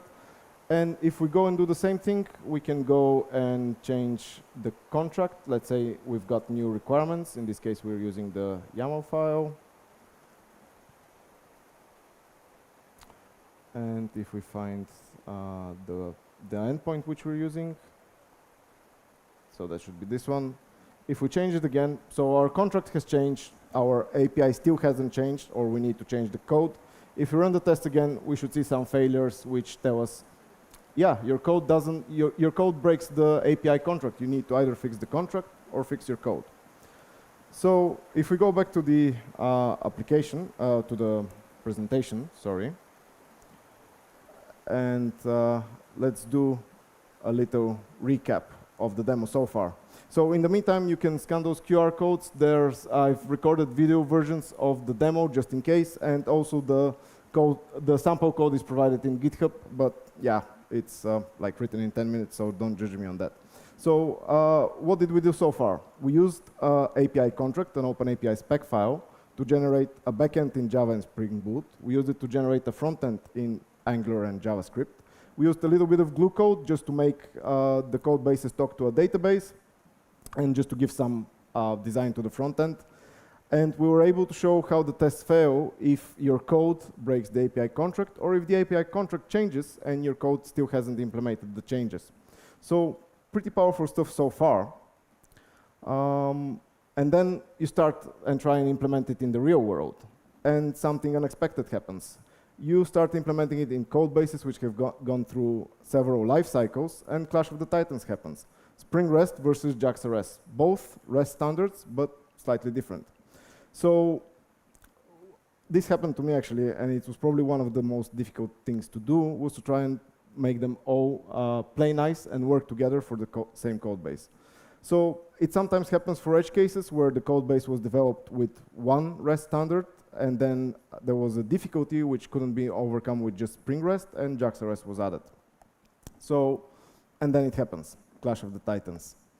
And you start adding configuration and trying to make it work. And you start to add plugins for JAX-RS, plugins for Spring REST, and this is just screenshots from the POM file, which contain only the plugins and dependencies necessary to try and make them work together at the same time nicely. So you can imagine that if you have an application which is not a simple CRUD application, you have a pretty big POM file already, and adding so much overhead, it becomes really confusing. And then all of the rest of the code. So this is a pretty high-level view of some of the changes that you have to change. You have to change the POM file, the application YAML, Open API configuration. You have to do maybe Jersey configurations for JAX-RS, Swagger configuration, custom controllers, and then you even have to do like an Open API custom parser because some of the plugins don't support nulls for mandatory types. And if you don't do some kind of a parser where you set all of them to nullable, you need to mock the whole API spec file.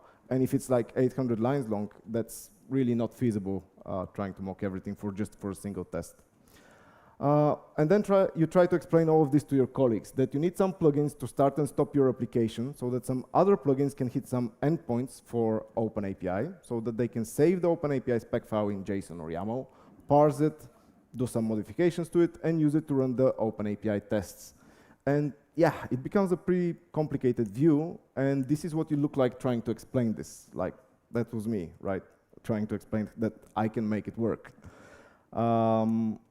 Now, for the demo, second part of the demo is what I want to show you what this looks like in actual code. So we're going to try and generate an OpenAPI spec file from an existing Java application, which has both Spring REST and JAX-RS inside it. And we'll highlight some of the difficulties that I've already mentioned and draw some conclusions and lessons learned. So if we go back to IntelliJ, sorry, let me just exit the application, the presentation. This part here, what I had was, well, what I've done is I've added another API. In this case, it's a pet food API, pretty much the same code base. But this time around, it's, so that's the pet API, and I've added a pet food API, which instead of using Spring REST, it's using JAX-RS standard. And I'm not going to go through all the changes and files which I've done. Again, I'll provide code and links to videos so that you can go through it at your own time.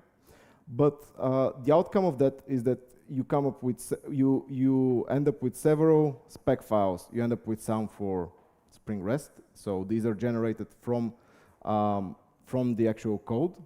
And if we do preview for that one, so this one isn't formatted because this one was actually generated by a generator, but you end up with the same spec document generated from an existing code base. So this is the code to spec generation, which I mentioned in the presentation, where you have an existing code base, but you don't have any documentation for it. So you generate it. And you also end up with some separate files for the JAX-RS part of the REST API. So if we just want to see how that looks, I'm just going to stop the old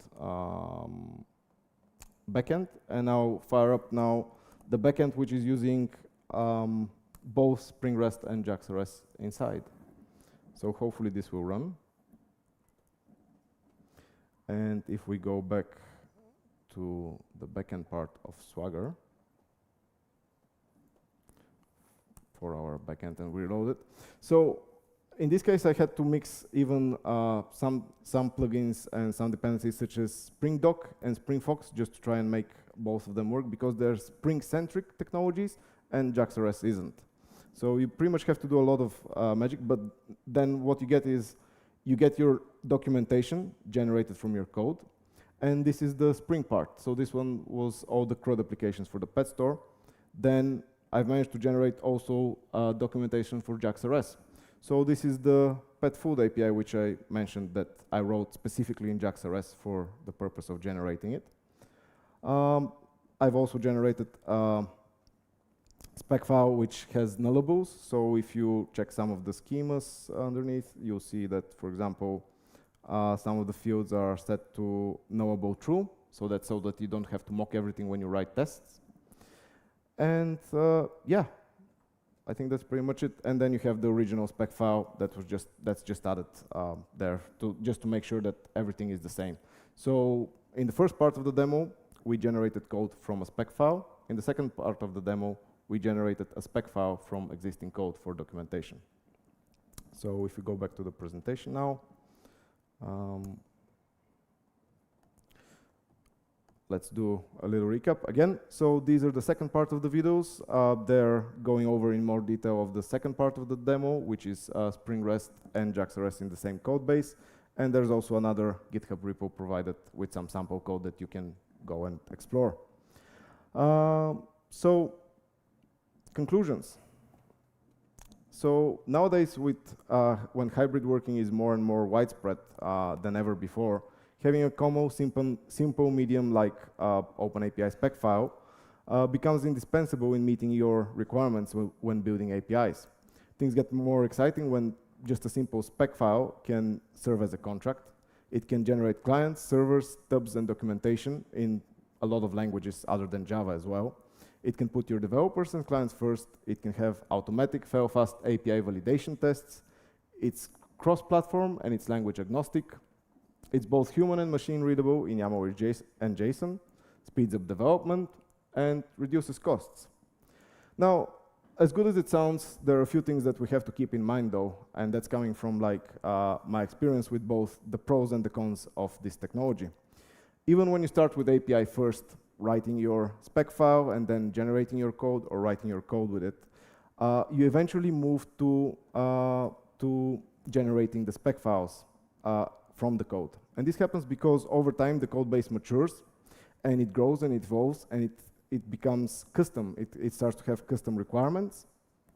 And moving to code to spec generation is the natural progression of an API first project. The open API tools are getting better, but I think they still need more development, at least when it comes to Java, because a lot of the difficulties which I encountered were kind of false advertising. They were supposed to work great or nice, and they actually took a lot of effort to make them kind of work. They work in simple use cases, but when you start having custom API requirements, they become unusable or really complex to do or unfeasible. A lot of them have vulnerabilities or compatibility issues. So we are on Java 17, and a lot of them were only up to Java 8, which caused me some compatibility issues. Some of them were resolvable, some of them not. And vulnerabilities like tools such as Snyk and SonarQube and other cybersecurity tools, they just pretty much highlight all of the transitive dependencies and all of the problems that come along with them. Some of them were, I think, even zero-day dependencies, zero-day problems, vulnerabilities. Most of them are open source, so any contributions from the community are open to make them great again for the greater good. And maybe try not to mix REST standards like JAX-RS and Spring REST in the same code base unless you really have to. Some closing thoughts. I'd like to leave you with some of the lyrics from the song from Depeche Mode, Everything Counts. The handshake seals the contract. From the contract, there is no turning back. The holiday was fun-packed, and the contract still intact. So people, keep your contacts intact and don't break them. And also, finally, a small musical greeting. I really like this programmer who makes parodies of hard rock songs. So this one is from Dylan Beatty, and it's called You Give Rest a Bad Name. So I'll try to play it now for you. For those of you in the stream, it will be muted, but you can find it from the QR code. This is just to prevent some YouTube licensing and problems. So I think it's pretty relevant to the talk we just had.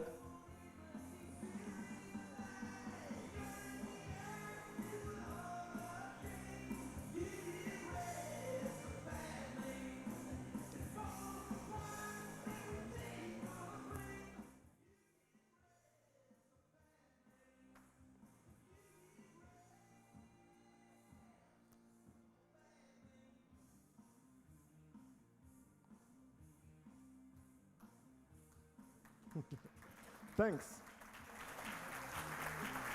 Thanks. So, I'm not sure how we're doing with time, but if we have some time for questions, oops, sorry, I can start with, so a bunch of references first for everything used in the presentation. You can see them when the slides are provided to you. I can start with an icebreaker question. That's something that probably you would have asked me anyway. Can you use OpenAPI for GraphQL? Well, no. The short answer is no. GraphQL and REST are competing technologies. You know, 200 and then you get an error from GraphQL, right?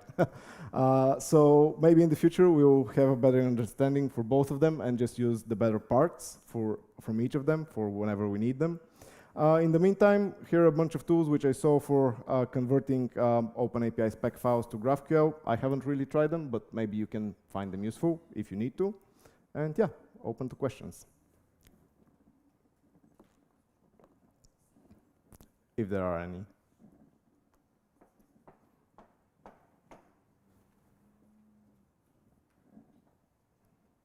Yeah, it's good to have a spec file, maybe. But why? Why in the world you want to help people that can't learn to just read the code? And why you will ever write YAML instead of Spring Boot or whatever? Like yes, it might help to the business analysts or whatever, but it doesn't make the development cycle faster. Because what is the ideal development cycle? Like, for example, I would just say, use, for example, Quarkus, for example. You write whatever you want. You see the changes right away. You even see the tests failing without even restarting your app, because you can, and like you don't basically wait for anything. While here you have to generate stuff and generate back and compare, and like you have. I also saw the Angular app was generated for the YAML file, and the other one was generated from the JSON file. Let's say I can write JSON, but YAML is super kind of not convenient to write. Right. So first of all, I think that depends on it's a matter of taste. I maybe tend to prefer YAML to JSON. Anyway, not gonna argue over that. Yeah, we can go for XML. In generally, first of all, I think the first optimization is it's a communication tool, right? If you're starting, like you mentioned, a full life cycle, you're starting from planning, from thinking what kind of feature you're going to do, right? So you start from the API. Are you going to provide a pet shop functionality with CRUD where you can buy pets, you can buy food for the pets and stuff like that? And I mean, you don't have to generate actually the code from it. You can still write it in Quarkus. You can just, instead of having like a Jira ticket with some English, you can just have it in YAML or JSON, and you can just start coding directly. You don't need to use the OpenAPI generator to generate any code. Yeah, but in reality, if you do that, you will have whatever text file, or in the enterprise, mostly Excel files, where you have the definition, which is not that long. It is not 800 lines. And basically, when you start writing the Java code, first of all, you're writing Java code, so it's kind of fun, because this is what you're supposed to do. And there is no point to write a long YAML kind of file, which I even don't like. Okay, I will go back. Initially, your ideas was usually the definition is in Jira, whatever tickets, right? Yep.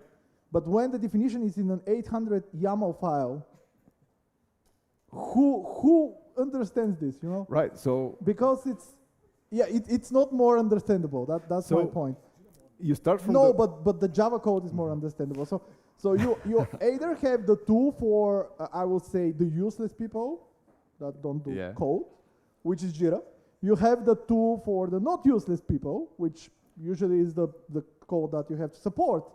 Why you need to have a tool that is not very good for any of those?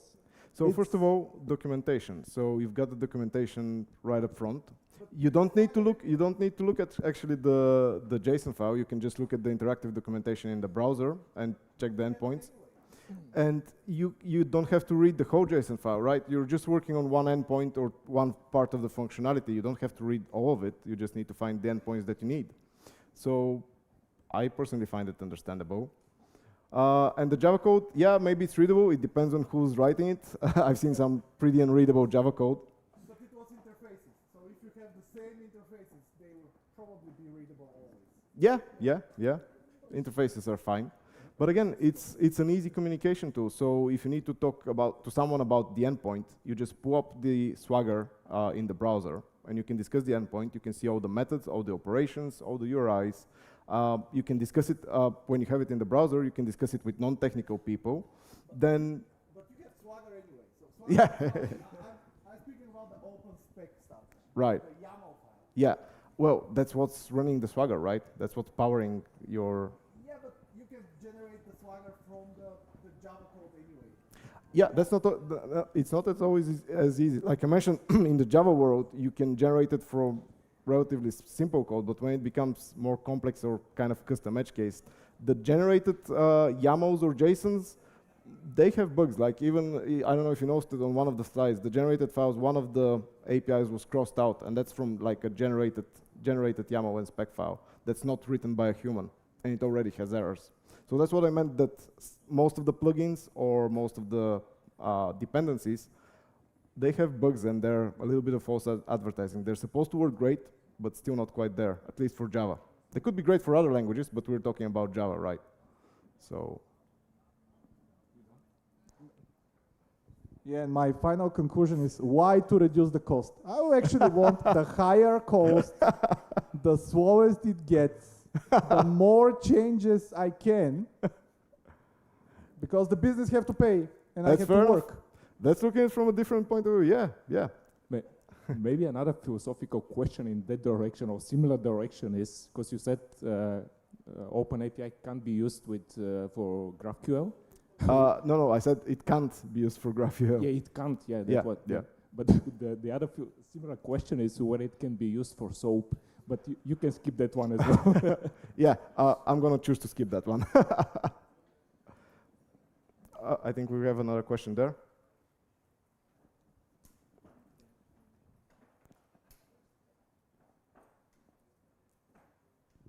Hey, thanks for the presentation, by the way. My question is, like, you finished with a bit of a down note, like highlighting all of the things that this method does wrong. And I'm thinking about if we want to be contract first, and the contract is the gold standard, right? Right. Why don't we skip this entire YAML, JSON, generator stuff, and just write an SDK? Sorry, and just write?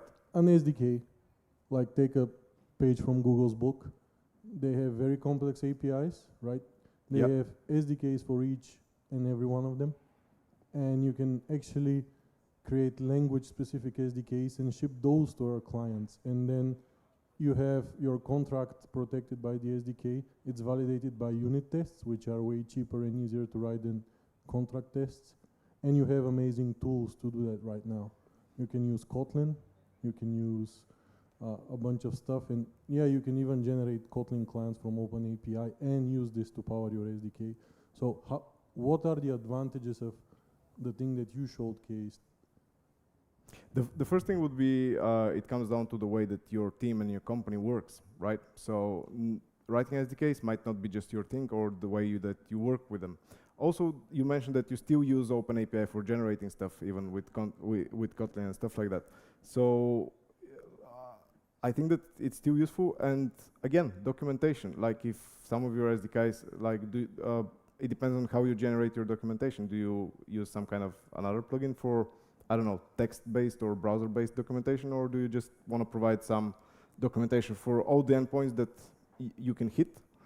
And it also comes to API economy. So if you have a platform and if you have two teams developing different services, and one team has a service, let's say, for a pet store, it's good if you can expose it in some kind of a way where the whole company can view it, which can be an OpenAPI Swagger documentation. So it's visible in your company platform for APIs.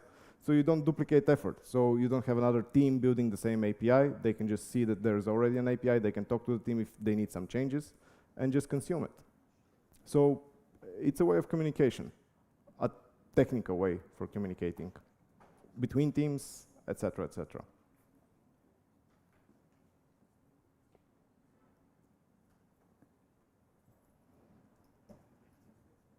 Okay, I wanted to ask, but first I will react because in our company, I'm forcing everybody to write the specification for every project, especially for interfaces, because previously I was working with XMLs and we used XSDs, which I think were much better and precise than OpenAPI, but we moved to REST and, no, I moved to another company, and they use the REST, which I don't find so clean, but I found luckily the OpenAPI, the latest versions, and I fully support it because it's a standard way of describing the REST API. If we have used Java, let's say interfaces, as a contract to describe it, they might not be understandable to developers of other from making coding in other languages, for example. And there is another way, another thing. Nobody knows how one date, Java date, is going to be serialized into the string. So this specification, it's almost finished. I think this is not finished yet. Describes several standards, or uses several standards to describe what the date can be. So there are some RFCs and ISO standards and so on. So I partly answered, and I want to ask now if you are struggling with data types, because I found some basics data types, but there are formats, and those I have to limit and describe. We are using only these, for example, I don't know, timestamps with particular format because it wasn't practically implementable.